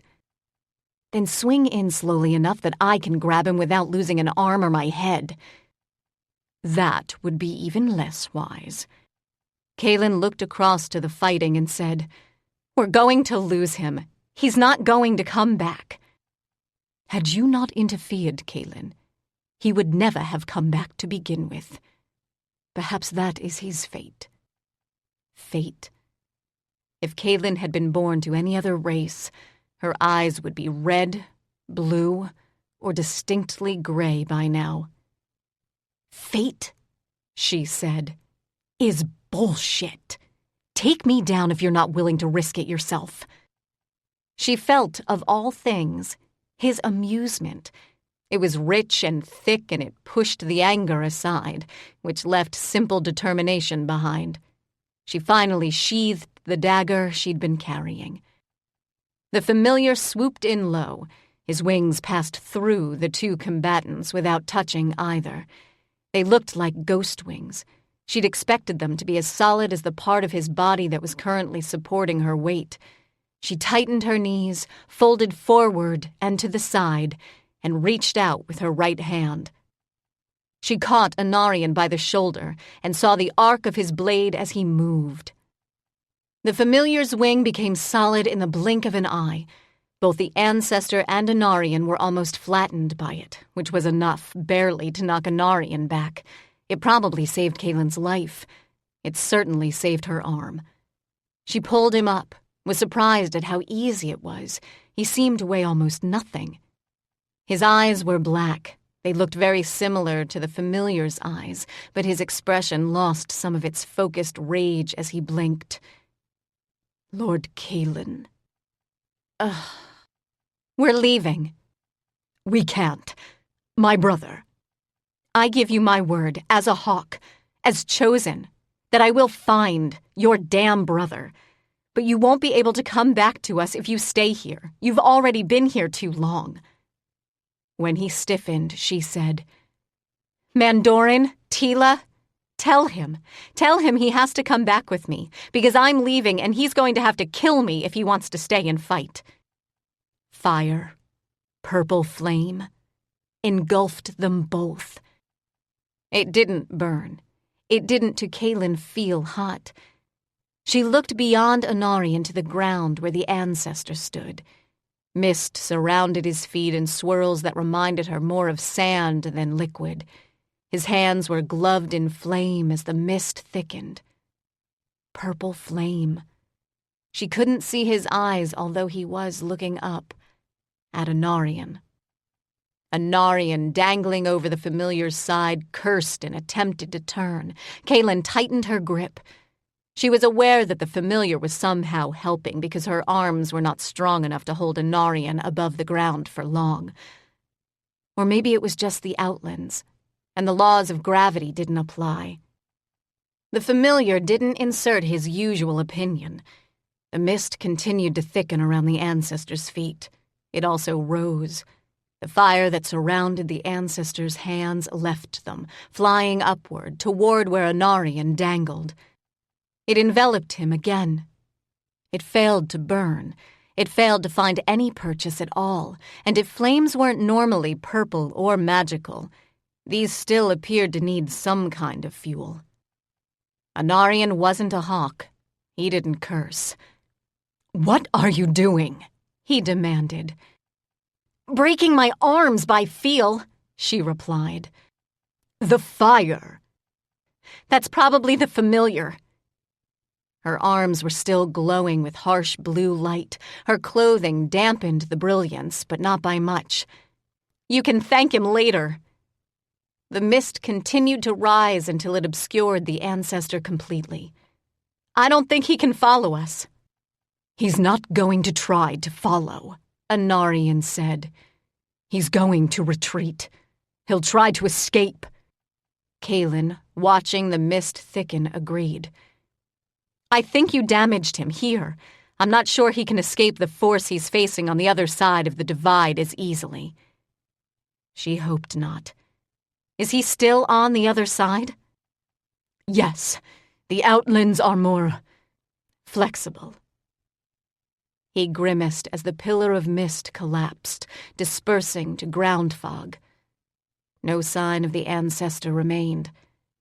Anarium levered himself up and onto the back of the dragon, sitting rather than dangling by her arms. Infarian. Lord Kaylin. She felt his tension, and also fractured leg. He was exhausted, in pain, worried, but underlying all that was a subdued, strange sense of triumph. His usual suspicion and disgust at the hint of her presence was entirely absent. It felt odd. "What is the ancestor doing where you are? Is he still there?" "He is." There was a long pause. "The dragons are landing." "The Emperor?" "Yes, the Emperor and the members of the court who remained in the air. Do you wish to see what unfolds?" She did. She knew it was hard on him and wondered why she approached Infarian, the only person whose name she knew who despised her. Severn was there, but she had never been comfortable reaching out to Severn this way. No, she had never reached out to him like this. This was like invasion. Infarian's general sense of disgust returned. Kaylin was guarding her thoughts about as poorly as she always did when frazzled and stressed. "I do not understand, mortals," he finally said. "Would you take the name of someone you cared for?" In a tone that was very like Teela's on a bad day, he said, "Watch, Lord Kaylin."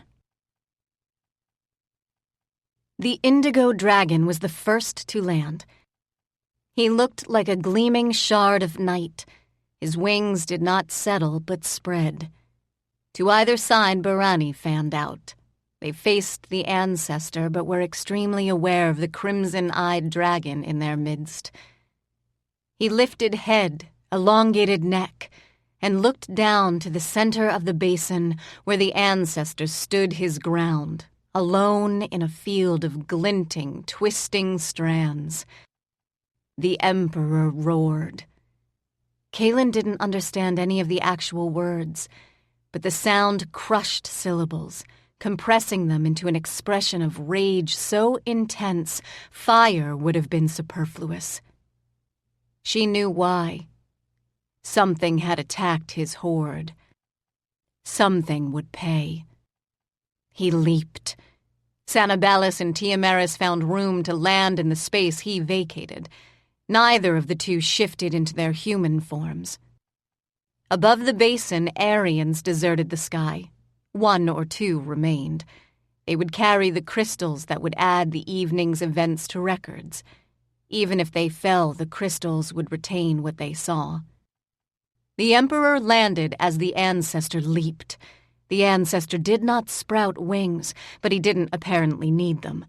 Depriving him of the power of true words had not deprived him of power. His fire here was white and blue. The Emperor's was red. White and red met in a horizontal pillar. The ground, frozen briefly by the ancestor's magic, once again began to melt. The heat, on the other hand, didn't bother the dragon. It bothered Kaylin. She was so tightly enmeshed in Infarian's view she could feel it.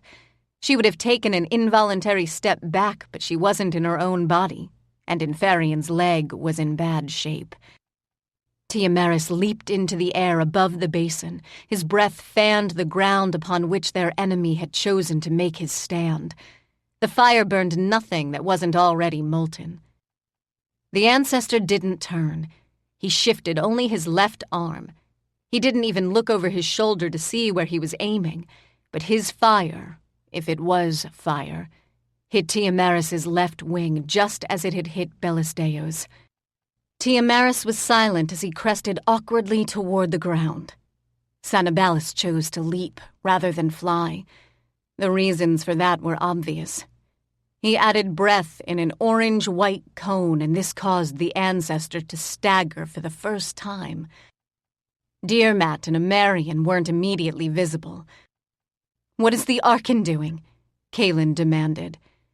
She was, in the safety of the Outlands, insubstantially, holding her breath, which was about as useful as it sounded. "Bleeding," was Inferian's calm and unconcerned reply. "What? Why?" But she knew. The chains were still spinning. They inhibited the ancestor's power somehow, and the cost of that inhibition was still being paid. Arrows flew. Kaylin couldn't tell whether or not they'd been fired by swords or Barani. It didn't matter. They disintegrated feet away from their target. Ash remained in a growing cloud.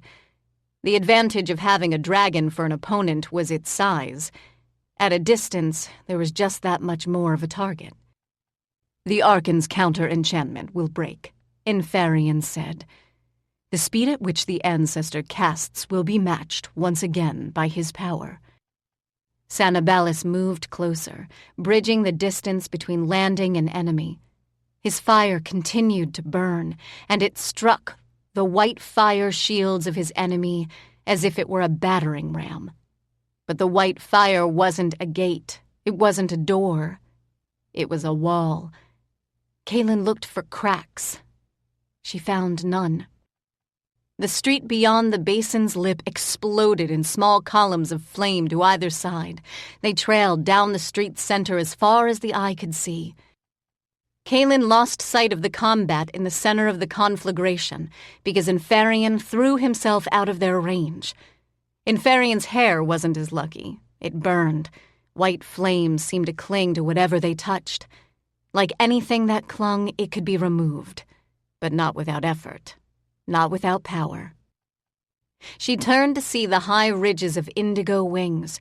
She saw similar ridges of gray, or silver. Given white fire, they were one and the same. She saw the peak of tail slam ground again and again as if to break something. Whatever it was, she couldn't see it. But she could see the minute gold joined the battle. She knew it wasn't the Archon either. It was... Of course it was. Bellisdeo.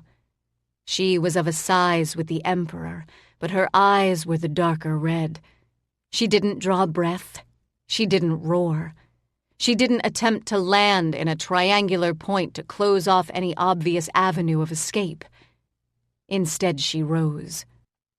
Kaylin, who'd healed her damaged wings once this evening, would have cursed in perfect Leontine had she been the owner of Inferian's throat. "What is she doing? Tell her to stop. Tell her to stop right now. If Tiamaris couldn't remain in the air, she won't." "Do you honestly think I have any control over a dragon empress in waiting?" Inferian's disbelief colored the force of his words. Of course not. And if she did step fully into Inferian's body, if she did take the control he had offered, Bellisdeo was just as likely to breathe on her as she was to listen. The golden dragon, the erstwhile roommate, rose to dizzying height, at least to Kaylin. The dragons had remained high above the ground during the early leg of the fight, because at a distance the ancestors' magic was too attenuated to instantly kill. But she knew Bellisdeo. That wasn't what was happening here. "Take us to Bellisdeo," she told the familiar. "Take us there now." Silence. "You can stop him." This time the silence was Kaylin's. She hated everything about the marks, and the familiar, and the outlands and the ancestors, for one long solid breath. It burned the back of her throat. She returned to Inferion. Inferion might have been the bearer of a memory crystal. He had gained his footing, bracing his leg with magic and will. He stood to one side of the Barani warband, which now separated like a curtain. Through the gap walked the Lord of the High Court. He wore armor that looked like it would have been at home on a dragon in human form. Kaylin prayed desperately that that's not where it had come from. Inferion's sudden silence was not the right answer to that prayer. The High Lord carried no obvious weapon, no great sword, no staff. He wore a circlet very like Evaram's, but the gem in its center was not a ruby, nor was it diamond or emerald or sapphire. At this distance, Kaylin couldn't identify it. She only knew that it was huge. Where he walked, flames guttered. Where he looked, rock solidified. His eyes from this distance were almost green. Kaylin was shocked at the color. "Do not be," Inferion said, grim now. "What he does, he cannot do in rage. It will consume him. There are very, very few of our kin who can wield the power he has chosen to wield. And of those who might, only one, in my opinion, who could do it safely. He must maintain perfect awareness and perfect control." "But green is the happy color." "Do not be facile." The High Lord walked. The ranks of the Barani closed at his back. Kaylin couldn't see the consort's distinctive white armor anywhere. "Arkan," the High Lord said, the spoken words delivered as if they were incantation. "We are in your debt." It was a signal.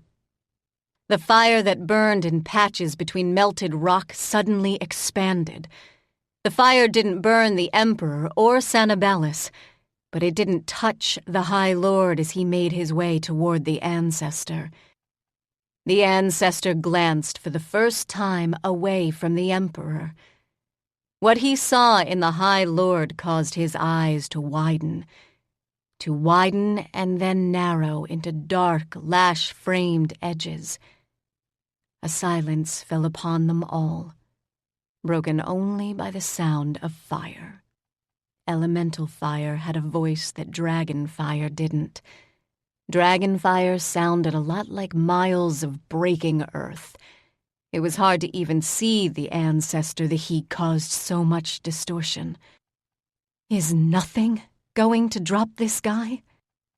As if she could hear the thought, the hovering golden dragon reversed the direction of her skyward climb, folded her wings, and dived. Chapter 27. She dropped the way a bird might have, her body straight, her legs drawn in close. Weight increased the speed of her descent. She came in on a very steep angle, and once she'd set her course, she didn't deviate. Even Inferion was impressed. "We once spent our lives at war with them. She is the essence of the historical flights." She seemed to fall forever. It was barely a few seconds. She disappeared beneath the eddies of ash and the height of flames. The earth shuddered at the impact. For one long breath, silence reigned. And then the flames went out. "It is over, Lord Kaylin," Inferion said. "Where is Bellisdeo?" "She is alive. She is with the Emperor. Perhaps you can hear them." The last was said with just a touch of humor. "He does not appear to be pleased with her intervention." "Thank you," she said. She let him go, or let herself return. She had been, in the past 10 minutes, more aware of his body than her own. Exhaling, she leaned back into Anarian. This was not sadly deliberate. He put his arms out to either side of her. "I'm not going to fall," she told him, as the familiar continued his flight. Her voice came out in a whisper barely louder than the familiar's wings. "No, you're not. Teela would kill me." "It wouldn't be your fault." "How long did you say you've known Teela?" She laughed. It hurt. The laughter faded as she gazed into gray and seamless horizon. "Do you know why your brother was made outcast?" "No, because you are not Barani. I will take no offense at the question." "Is it more offensive to ask you than to ask anyone else?" "He is blood of my blood. Your question implies that my knowledge implicates me in his crime, whatever the alleged crime might be. In the hands of my people, the question would be highly political. It is the type of question that a Varum might ask. He would, of course, drip with sympathy while speaking. Regardless, I do not know." "The consort doesn't know either, or she lied to me." Kaylin was exhausted enough that the thought didn't offend her. "But the consort seems to like your brother." "Yes. The consort's position, however, is unique. She can afford to like and forgive whomever she pleases. Social stigma cannot be wielded as a weapon against the consort. She cannot be toppled. She can be killed. But that serves none of my kin." "Did you know her?" Anarian was silent for so long Kaylin thought he'd chosen not to answer. "Once, yes. But she, like Teela, has lived in this world for centuries. I do not know if she has changed as much as Teela, and I am not at all certain I want to find out."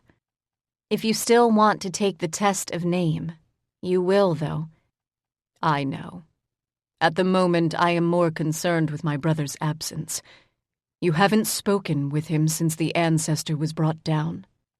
"No, I tried." She hesitated. "He's not in the Outlands. He's nowhere in our world. There are places where I can't hear his voice." "Oh?" "If the Towers or the Keeper want to give me privacy, or give themselves privacy more likely, they can stop his words from reaching me somehow. I haven't asked how, and we can ask that, but not now. Now is home. And no," she added when he drew breath, "that doesn't mean Castle Nightshade." Silence. "I've promised that we'll find him, but now is not the time." "We do not know if time is of the essence," he countered. "No, we don't. But I know that we came this close to losing you.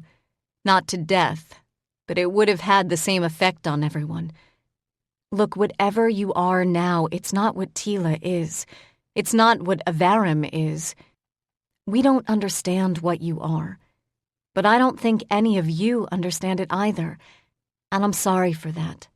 I keep wondering if some of you wish you'd made Tyranno's choice instead. This world, it's got rules. It's got physical laws. It's got boundaries. Most of us can't get around them. You did, for most of your existence. But you couldn't live here until now. So please, live here. Relearn what it's like. Come back to the world. Or don't. But don't walk out in a rage when you don't even intend to leave. If you decide that you can't live with Teela, if any of you decide that, do it properly. Because I have to live with Teela, and I can't just find an entirely different world to hide in when she's in a foul mood." "She feels," Anarian replied, "that you already inhabit an entirely different world." "Yeah, the mortal one." Kaylin frowned as distant thunder pierced the featureless sky through which the familiar was now flying. The gray fog didn't magically clear at the intrusive roar of dragons. The familiar hadn't returned them to the real world. Except for the sound of angry dragons, the only voices here were hers and Anarian's. Even the familiar was silent. Ask Teela about the hawks. Silence. Teela doesn't know? She doesn't know the whole of it. There were losses. She says to tell you that Clint isn't dead. Yet. Kaylin sucked in air. She was on the back of a translucent dragon in the middle of nowhere. She needed to get back. Morin is singed but whole. She's taken Clint under wing. The Hawk Lord is likewise uninjured. Your sergeant has lost half of his facial hair. Tanner broke his leg, upper left thigh. She asks if you would like her to continue. He added, in case this wasn't obvious, that Teela did not find list-making amusing. Tane? Kaylin asked, pressing her luck. Tane is, according to Teela, a bloody idiot. Which meant he was alive. Where are we going? Anarian asked. I'm taking you back to Helen's. If we get debriefed, I don't want you to be anywhere near the High Lord or the Emperor. I don't know what you did in Castle Nightshade. I'm certain it wasn't deliberate, but the ancestors were part of Nightshade's basement, and I got the impression they'd been there a long damn time. I don't think the High Lord or the Emperor are going to be thrilled if they find out you woke them.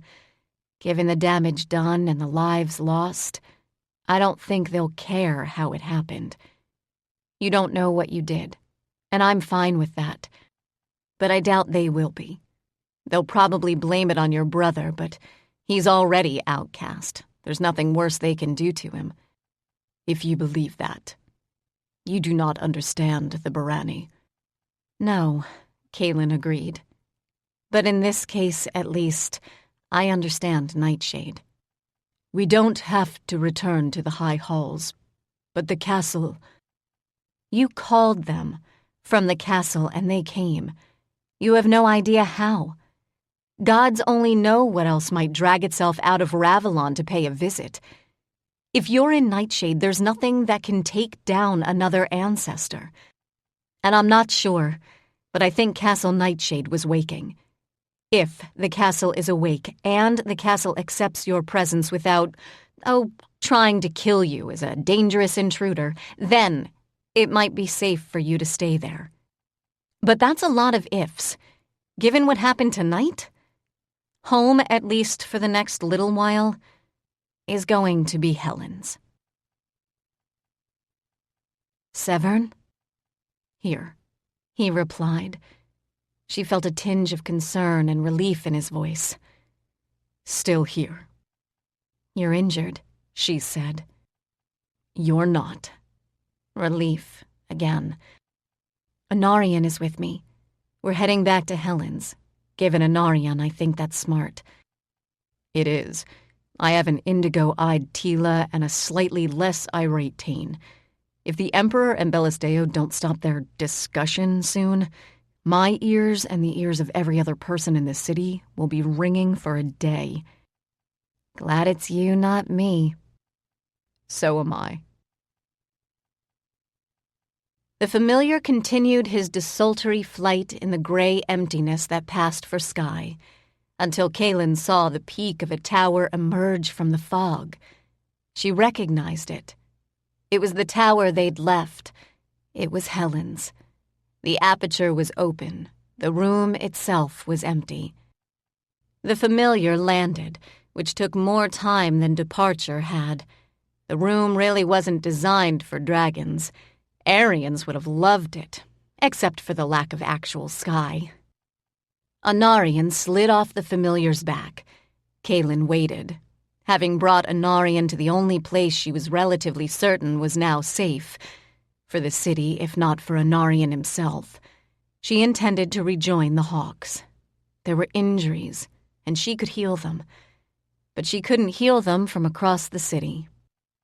We cannot return that way, the familiar said, and I am weary. It has been an interesting evening. But I have to go back. She thought of Teela's relayed message. Anarian, apparently, was prepared for this. Teela says Clint will wait. He's too terrified of Morin to actually expire. Teela doesn't want me there either. She feels that if you must meet the Emperor, doing it publicly isn't your best bet. He repeated the words in Elantran. He did not speak them like a native. The Emperor is already ill-pleased with you. Great. Why me this time? Bellisdeo was in danger. And that's my fault? How? It's not like she actually listens to me. Teela says, now that you understand the problem, stay home. She also says that she thinks Bellisdeo is heading here now. While the Emperor is talking to her? Kaylin wilted. It's causing a bit of consternation in all quarters. Apparently the Emperor doesn't lose his temper often. Teela says the Archon has joined the conversation. Tell her she wins. I'm staying put, Kaylin said, sliding off of her familiar's back. Teela also points out that your ability to heal is dependent on your own physical state. And she says, I'm sorry, I'm just the messenger, that you look like crap. That's not what she said. No, it was longer and more distasteful. Do you want it word for word? I really don't. Her legs were shaking. She leaned back into the familiar's side and fell over. Anarian caught her before her butt hit the stone floor, or before her butt hit the familiar, who had shrunk into his small squawky form. Are you still there? She asked him. Squawk. I don't understand why I can't speak to you when you're tiny. Squawk, squawk. Fine. I probably have enough people rattling around the inside of my head anyway. She knelt, picked him up, and plunked him across her shoulders. His entire body felt like limp lettuce. Anarian stared at her. What? He shook his head. I can see why Teela finds you interesting, he said. By way of compliments, it wasn't. She studied his face for one silent minute. His eyes were Barani, and blue, but that was the Barani resting state. His face had lost the edges that she found so disturbing in his fight with the ancestor. Helen? Yes, Kaylin, Helen's voice replied. I will close the aperture. You might want to send Anarian to speak with Mandorin. He's sulking. What have you done with the ancestor? I did not think it safe to contain him here, she replied. Fine. Where did you contain him? It is not some place that you can easily reach. Are you being deliberately evasive? Yes. We need to find out what they did with Anarian's brother. I do not think it wise to ask him at this juncture. You are weak and exhausted. Anarian is too close to the edge. Not that I disagree, but edge of what? Himself, Helen replied. There are boundaries into which he and Mandorin have poured themselves, but those boundaries are not yet fully inhabited. There was an obvious hesitation before Helen continued. It would be best for your city if they remained indoors for a while. While they are here, they will not be heard. Heard by what? By beings who exist beyond the boundaries transcribed by the lives of the city's inhabitants. Mandorin and Anarian have willingly accepted those boundaries. I am sorry to say that they are not entirely aware of the ways they overstep them. Not yet. It is something they can learn. It would be best if they learned them in the West March, in the Green. But I do not think they will agree to do so. I will not, Anarian said with some heat. Not while my brother is missing. And Mandorin will not leave you, as he has made clear. Kaylin nodded and headed down the stairs. Bellisdeo has just arrived with her friend. And she's sulking? No, dear. I think she's very, very upset. What color are her eyes? Copper, I think. Kaylin exhaled. I'm heading down. Is she in a room? Yes, she is in her room. Helen paused. I am not sure she wishes to speak with anyone. Magaran is standing outside her door, and she won't let him in. Kaylin grimaced. She looked up at Anarian, who hadn't moved. Did Teela understand any of what was said by the Emperor? She says she did not. Anarian frowned. I would consider that a lie.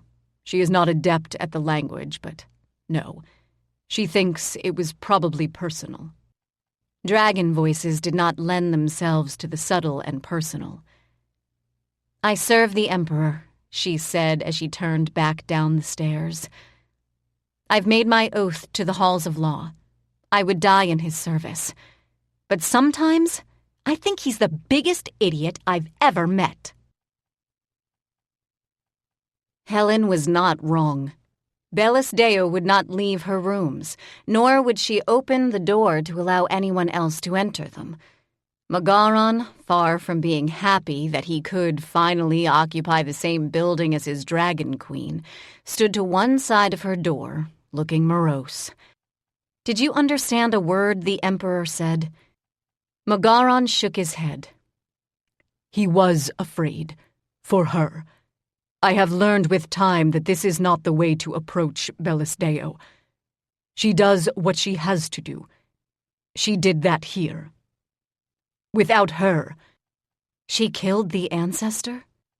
Her blow was the word. It means important? Decisive? He nodded. It was a risk, but the magical attacks hadn't been working as well as hoped, and the Archon's ability to dampen the ancestor's magic was fading. Magaran's shoulders slumped. She is a warrior. She has always been that, even as a sword. She is smarter than I am. She sees the whole of the battle. She observes. She makes decisions based on those observations. Yes, she takes risks. But Lord Kaylin... Do not ever call me that again, please. He was clearly filing this under the peculiarities of Kaylin category. She was necessary. Her action was not a matter of ego. It was a risk, yes, but it was a calculated risk. And it worked. The Emperor should have been grateful. He should have honored her choice and her attack. He did not. What did Bellis Deo say to the Emperor? Magaran lowered his chin. Kaylin hadn't quite figured out how someone so bloody large could look so vulnerable. Clearly it was a talent. When he lifted his chin again, she revised that opinion. She said she would take the long sleep. I'm not going to ask you how you could understand what she said when you couldn't understand the Emperor. I am her ascendant. Even if she is no longer a weapon. I hear her. How likely is that?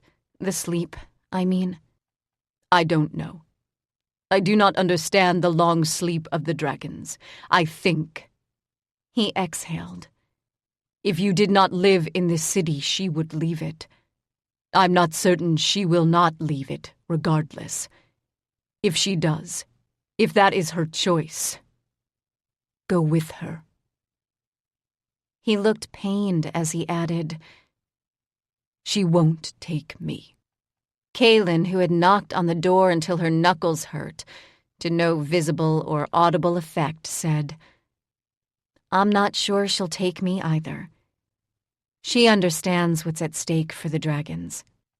Yes, I understand it as well. But Kaylin, I won't see her sacrifice everything she is for the sake of the rest of the dragons. No, was the fond reply. You wouldn't. That's why you're here. You know that she's already sacrificed everything once to fight the shadows with you, to protect the world. Her world. And in the end, she had failed. You know everything about the life she actually lived for centuries, and I think she needs someone who does. I don't. I understand it in theory, but I didn't live it with her. I can't be a part of that history. Stay here. She'll ignore you, but she'll at least be aware that you are here for her. I should go talk to Helen. I'm not sure if I'm supposed to sign something or not. She was lying, of course. There were no signatures necessary to codify their arrangement. Kaylin wanted a home, but the type of home she could make here couldn't be built on legalities. She found Mandorin and Anarian in the dining room of all places. Mandorin had his feet on the table. Helen was at its head. If Helen didn't tell him to remove his bloody feet, Kaylin didn't feel she could, although that took work. Both of the Barani boys looked about as cheerful as Magaron. It wasn't much of a housewarming. Helen looked up as Kaylin entered the dining room. "We're having a bit of a discussion about the current difficulty," she said, smiling. She was the only person in the room who was. Kaylin took a seat. She was tired. No, she was beyond tired. "Mandorin," she said, looking across the table at an obviously dejected Barani. "No matter what else comes out of this, you saved us all." The dark circles under Mandorin's eyes implied hangover from the hells. The bruises didn't help. "We're going to find Nightshade," she told Anarian when neither spoke. "But before we even make the attempt, we need to understand what you can do, and you need to understand what you're doing. Tara said that the shadows in the fief could hear you. We can't even approach the castle if we can't figure it out and get it under control." She exhaled. "Mandorin, how did you know how to reach Helen's heart? How do you know how to reach the dining room door?" Kaylin frowned. "I can see it." "Exactly. I can't see through walls and floors." She was too tired to be diplomatic. "Can you see it now?" "Yes." Staring at his reflection on the pristine table surface, he said, "You don't know what it was like. We were trapped in the Holione for a long time. We couldn't leave. The Holione rearranged itself to be a tasteful jail. But it was a jail. We could speak to each other, but we couldn't for a long time meet. We couldn't reach Teela either. We tried." He exhaled and changed the subject. "Barani don't sleep the way mortals sleep." Kaylin nodded. She knew this. "Holione do. We had traveled through the Holione on the way to the Regalia. We understood that they were not awake, but they were present. They were aware. They could influence their surroundings unintentionally. They could influence them according to the needs of their guests. We were those guests, and we were bored. We experimented.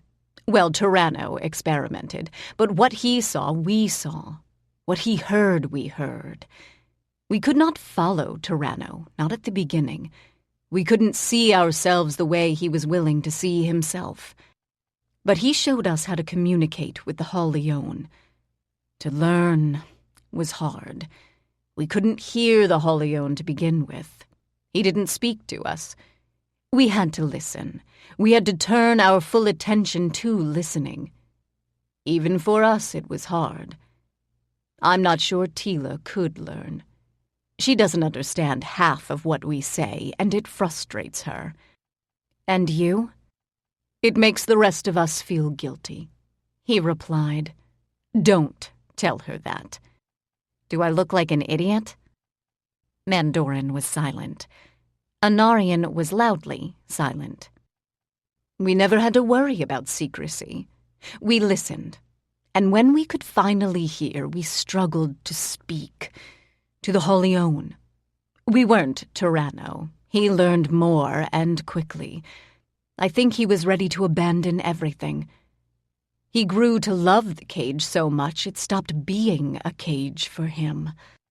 But the rest of us were too anchored in our early lives and our regrets and our anger. They held us in place. What we did when we communicated with the Holione wasn't like speech, but it was a constant, and we think it still is. It's why Tara could hear us, and the castle, and Helen, and the water. Mandorin nodded. We're not doing it deliberately. Stopping. It's like holding our breath. We can, but we have to breathe sometime. What I saw when I led you to Helen's heart looked almost like the rest of the building to me. It's...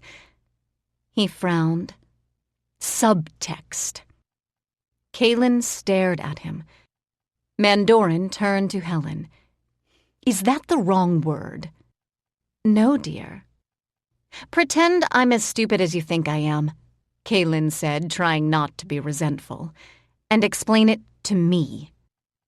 If you tell stories about your life in the fiefs, and Teela says you do, you're talking about yourself, but someone listening could infer that you feel that anyone who has power is evil. The interference would be the subtext. It's not what you're trying to say, but anyone listening can hear it beneath the words. Buildings like Tara or Helen, are like those stories. They've got a lot of really loud subtext. We don't see it unless we look, but it's not hard to see. And once we see it, it becomes part of their story. We can move around it in the same way you move around the dining room. You can tell your stories in different order, right? You can mix it up or forget something and come back to it. That's what we do. And the Outlands? Mandorin looked at Anarian. Your turn. She almost expected Anarian to say, why me? Because, idiot, you left Helen and went to fight the ancestor. Clearly, Anarian had performed to expectation, just not where Kaylin could hear it. I do not see things the way Mandorin does. He is probably closest to Tyranno. When I look at the ancestor, I see what you see. But I see more. It is very much like the shadow you cast when you stand in light, at least to your eyes, I think. I have the same shadow, and it moves independent of me in the same way. So, nothing at all like the shadow I cast. Anarian frowned, staring at Kaylin's shadow. He didn't disagree. He looked thoughtful. I could follow the movement of his shadow. I could hear the voice with which his shadow spoke. I could become more like my own shadow to follow him. By switching places with it? Anarian looked as frustrated as Kaylin felt. No. I don't know what you saw in the Outlands. I don't know how you knew I was becoming absorbed in their narrative, their shape. I don't know what you saw when you found me in my brother's castle. I know what Teela saw. It was disturbing to see it through her eyes. What I saw wasn't what she saw. Helen is trying to teach us how to put the two together. But she says the listening we learned in the early years in the Holy One isn't actually listening. We're shouting. We're demanding to be heard and seen, and we're not doing it the way you do. She thinks any tower, any Holy One we entered would wake. They would see us as a possible threat, because we're speaking to them in ways their intended inhabitants can't. A wakeful Holy One or tower can hear the rest of our thoughts. They can read our intent. Helen thinks of us as children. He said this last with a very pained expression. But she says we have to learn to hear the subtext without making it part of the narrative, because we're changing the narrative, and the nature of the story if we can't. And that is hard. If you hadn't done what you'd done, we'd all be dead, Kaylin told him. Both of you. If I had not lost my temper at my brother, we would never have been at risk, Anarian countered. And I want to go back to the castle now. Would it alarm you to know that I could see the path there while fighting the ancestor? Kaylin shook her head. She rose. No, I just don't think you could have come back to here if you'd left to follow it. Lord Kaylin. She exhaled and sat down again. What Helen cannot explain, and what none of us understand, is how you could come to my aid. You are mortal. You are not of significant power. She is chosen, Helen pointed out. So you've said. But that is not an explanation. How can you wander between the states without losing yourself in them? Kaylin reached up and wearily poked the small, limp dragon. Squawk. I don't think he agrees, Mandorin said. Well, there's not a whole lot of other explanation. I'm not the one who can turn himself into a giant dragon and zip around the skies like a sparrow. No. But if you can do this, you could possibly instruct us. You could teach us how to safely navigate between the states without being lost to any of them. I am not certain it will be as simple as that, Helen replied before Kaylin could.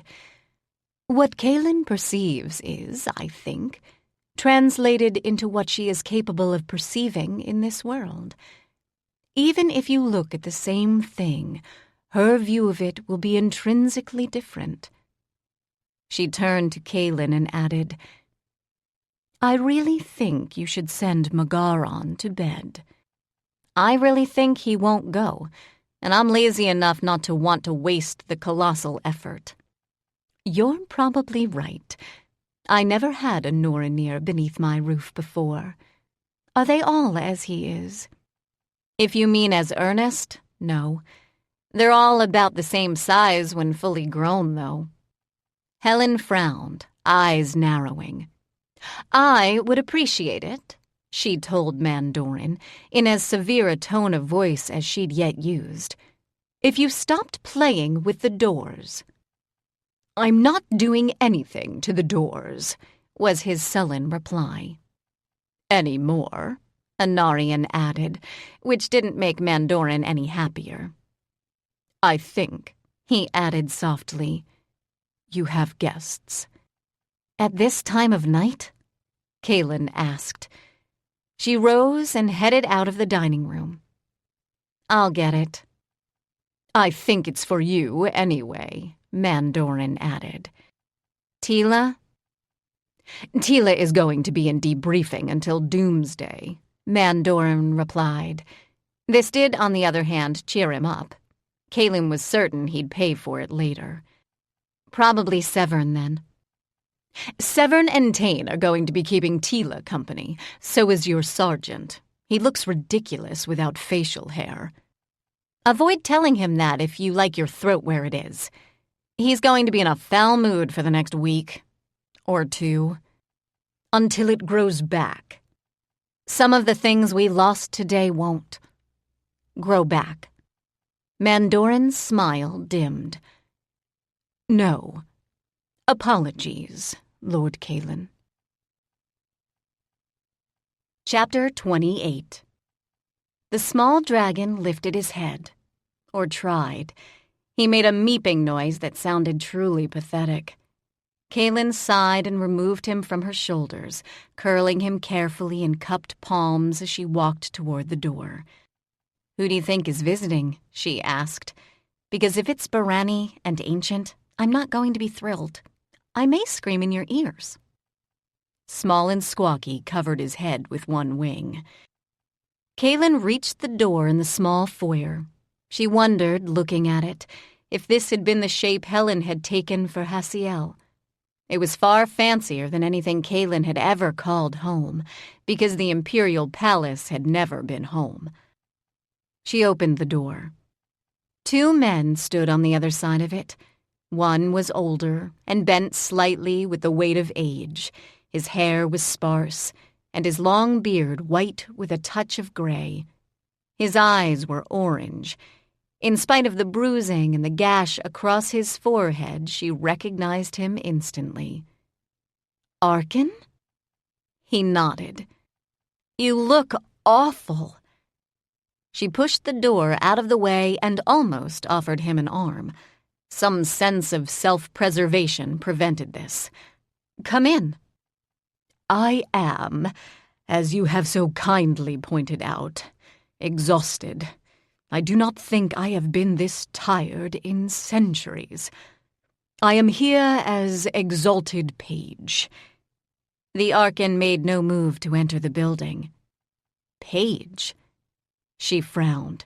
"Oh, wait, you mean the kids that run around the palace opening doors and telling people how to get places?" "Indeed." She froze. His eyes lost some of the orange at her expression. No one asked the Arkin to serve as an errand runner, and if the owner of the royal library was running errands, as he'd just claimed, there was only one person the silent man standing to his left could be. She looked up at him. She had to look up. He was not the tallest non-Norinir she had ever met, but he was easily the tallest dragon. His hair was the black of Barani hair, but the light from the foyer suggested blue highlights. It was currently pulled back. She thought it braided, but didn't have the temerity to check. His skin, while pale, wasn't flawless. It sported a white and obvious scar that cut from the left of his nose, skirting lips and ending at the line of his jaw. His eyes were a pale orange. "You understand," the Arkin said. "Or perhaps you do not. Let me introduce my friend. He does not spend much time in the streets of Elantra, and he is not perhaps as cognizant of its many customs as you yourself would be. He is a dragon. I trust you will both recognize this, and attempt to treat him with at least as much respect as you treat Lord Diamat." "Can we settle for Lord Sanabellis?" "No. You treat him with appalling little respect." "I treat him with vastly more respect than he treats me, and vastly more respectfully than Bellis Deo." "Indeed." He turned to the man by his side. "This is..." The dragon stepped forward. "I am Dariandaros." Kaylin stepped back to let him enter the house. "I want to make one thing clear," she said, her voice more wobbly than she would have liked. She could hear the Arkin's sharp intake of breath in the background. The coward wasn't going to come in himself. "And that..." The Imperial voice was very much like Diarmat's. It radiated death and a distinctly chilling lack of warmth. "I'm Bellis Deo's friend. She's my roommate. This house is as much hers as mine. She's not a hawk. She's not a lord of the Imperial court. She is a hero. And I won't have her attacked or cornered or intimidated while she's here." She exhaled. The dragon's brow had risen ever so slightly into his hairline. To her surprise, the color of his eyes hadn't shifted. She wondered if all the bad PR about eating people or turning them to ash was wrong. "There is a reason," he said, although she hadn't spoken out loud, "that I am here as Dariandaros, and not as the Eternal Emperor. Understand, Private Naya, that as Emperor, I have responsibilities to the title itself. If I falter, If I am seen to lack confidence or direction, if I am seen as an object of scorn, and not a man worthy of both obedience and respect, the Empire stumbles." His smile was thin. It was not warm. "And I admit a personal predilection to be treated with the respect due an emperor." He looked around the foyer. "This is to be Bellisdeo's new home?" Kaylin looked out the door. The Archon had vanished. Squawk. She froze and slid a hand up to cover the small dragon's mouth. "You didn't even bring any of your guards." "I am aware that the halls of law and the Imperial Guard do not always see eye to eye. I am uncertain why, but I accept it as observable fact. I did not choose to bring palace guards.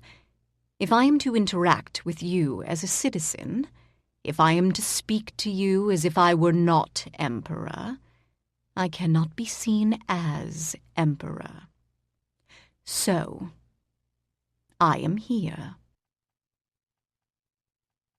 She led him to the right of the foyer, where she hoped to whatever god listened to the unrepentantly irreligious that she would find some kind of sitting room. The room she shared with Bellisdeo in the palace had one, and Helen apparently had one as well. "We don't have cooks," Kaylin said, feeling stupid. "And we haven't really moved in yet. We kind of just agreed in principle, and then the ancestors arrived, so our, hospitality—" One brow rose. It was an expression she might have seen on the Archon's face. She entered the room. It was large, with slightly faded furniture, 3 chairs with high backs, 1 long couch with a slumped central pillow. There were blankets. Caitlin called them throws for some reason, draped across the top.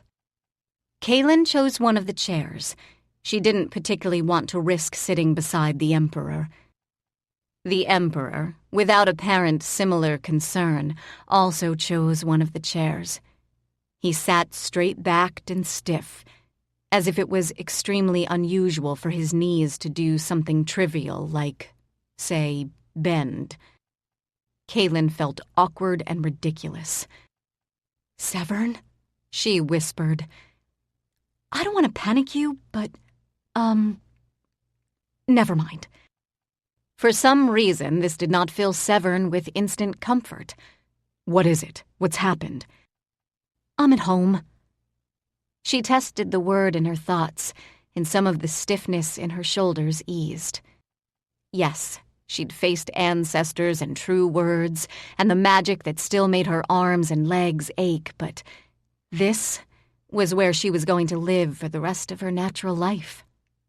She had found a home. She had found a home in which dragon paranoia wouldn't offend the landlord.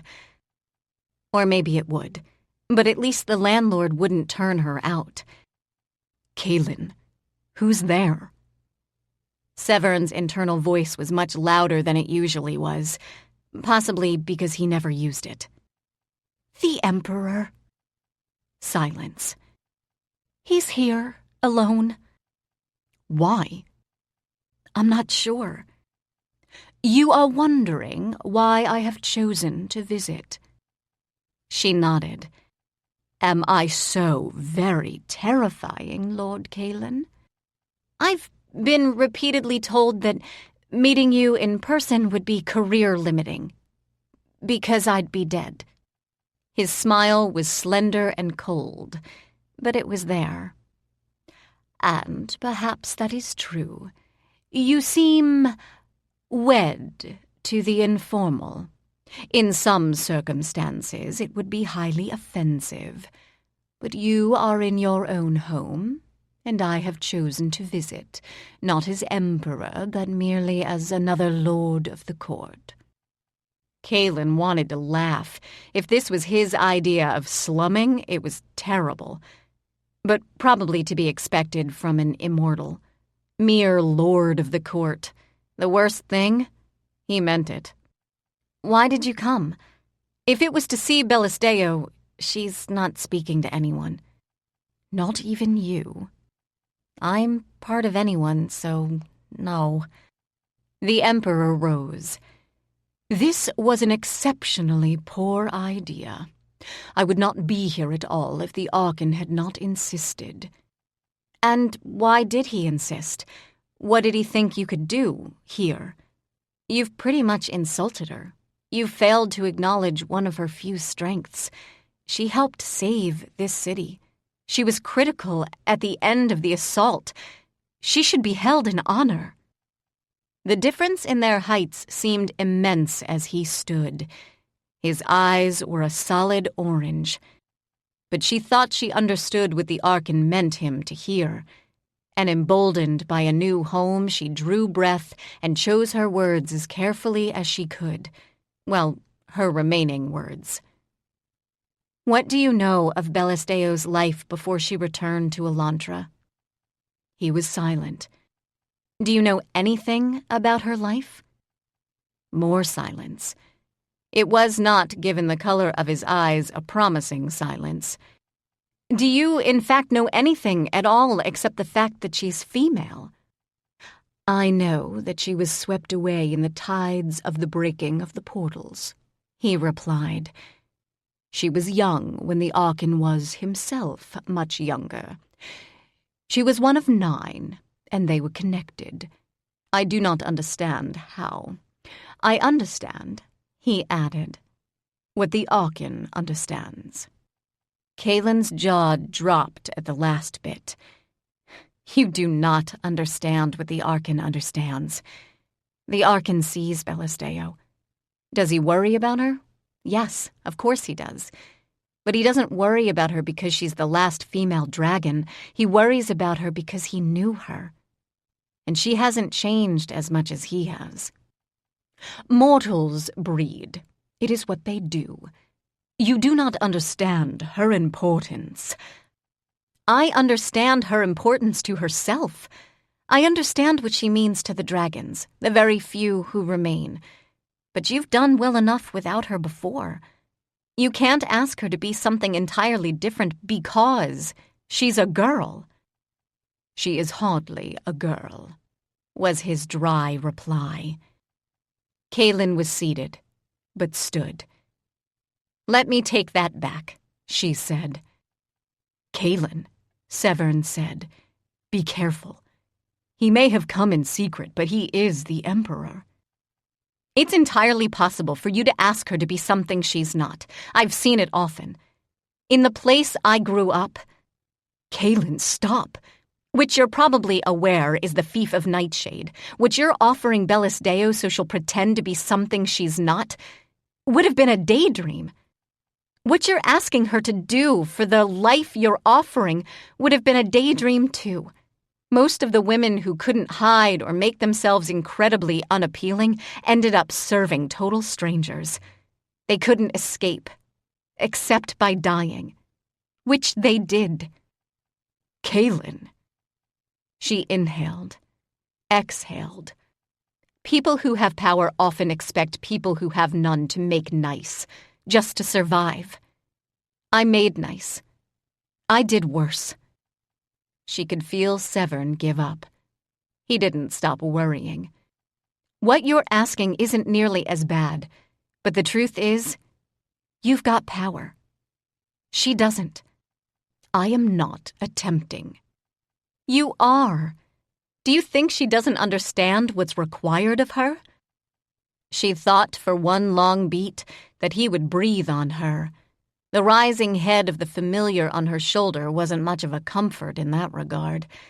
But she'd started. She'd probably never have another chance to say what she thought needed to be said. What, then, does she require to be happy? What does she demand? I have made clear, in as much as I can, that I am willing to give her anything at all that she desires. She doesn't want your fear.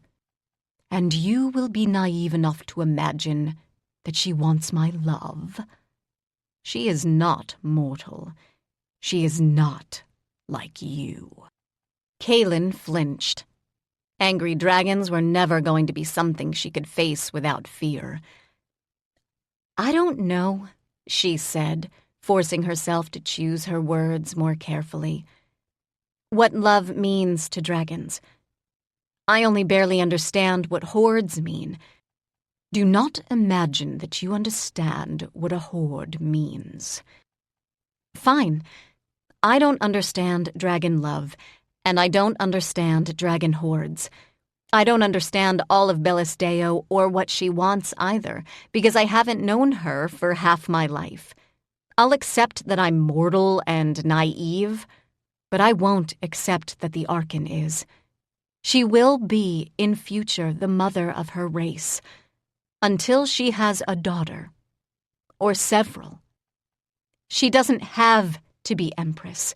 She doesn't have to have children with you. If you care so much about the dragon race and its continuation, you can offer to step aside."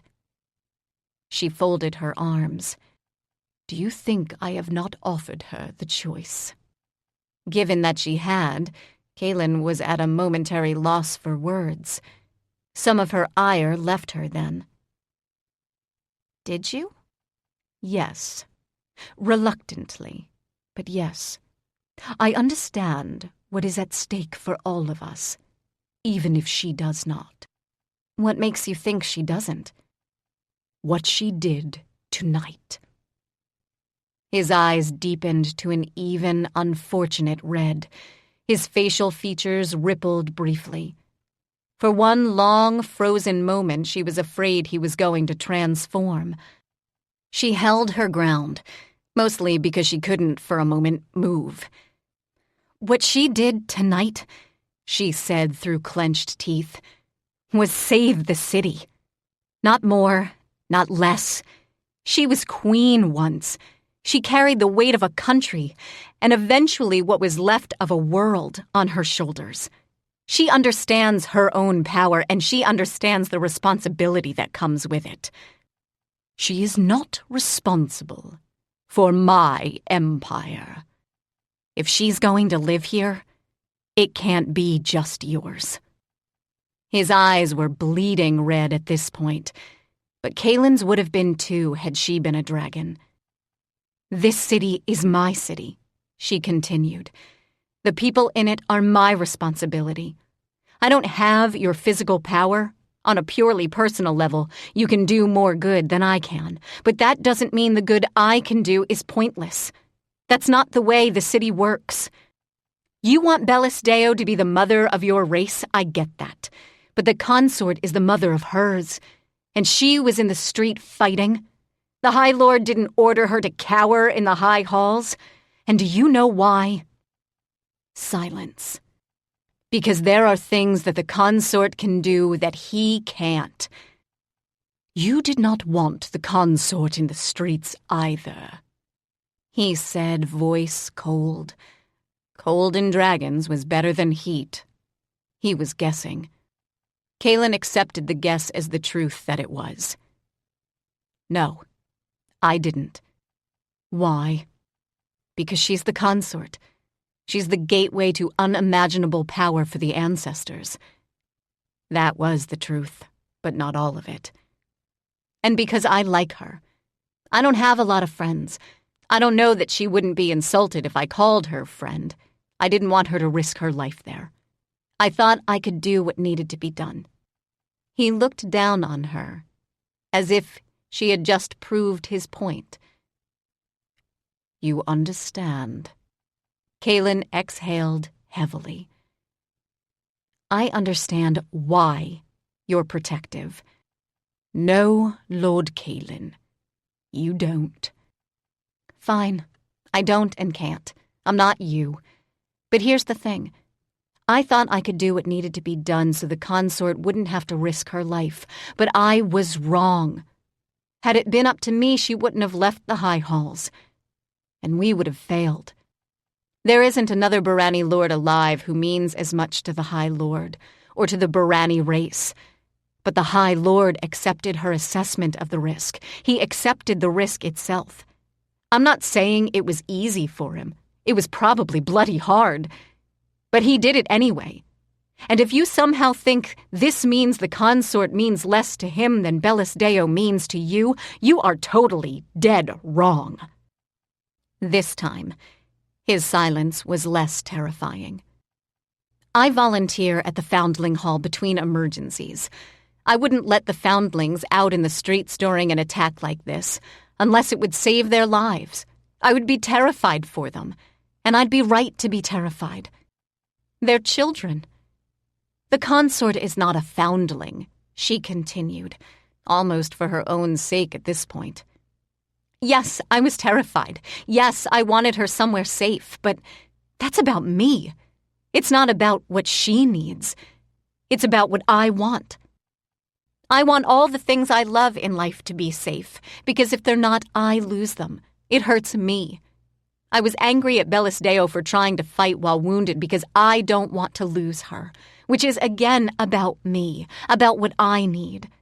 I don't have the weight of a race behind my needs, I get that. But this is still about you, not her. And some of it honestly has to be about her, not about the fact that she can bear babies or eggs. I'm not so clear on how that all works, but about what she can give, what she needs, and what she wants. Look, you're both immortal. You have all the time in the world. We do not have that time if she dies. Twice now that I know of, she has come close. He exhaled. There was no smoke in it. To Kaylin's shock, he began to pace. You are right. I do not know very much about her life. She will not speak of it with me. The only member of the court she is willing to speak with at all is the Archon. That's because the Archon sees her.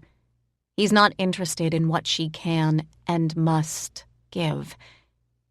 He's worried about her, she added. At that, the Emperor's brows folded.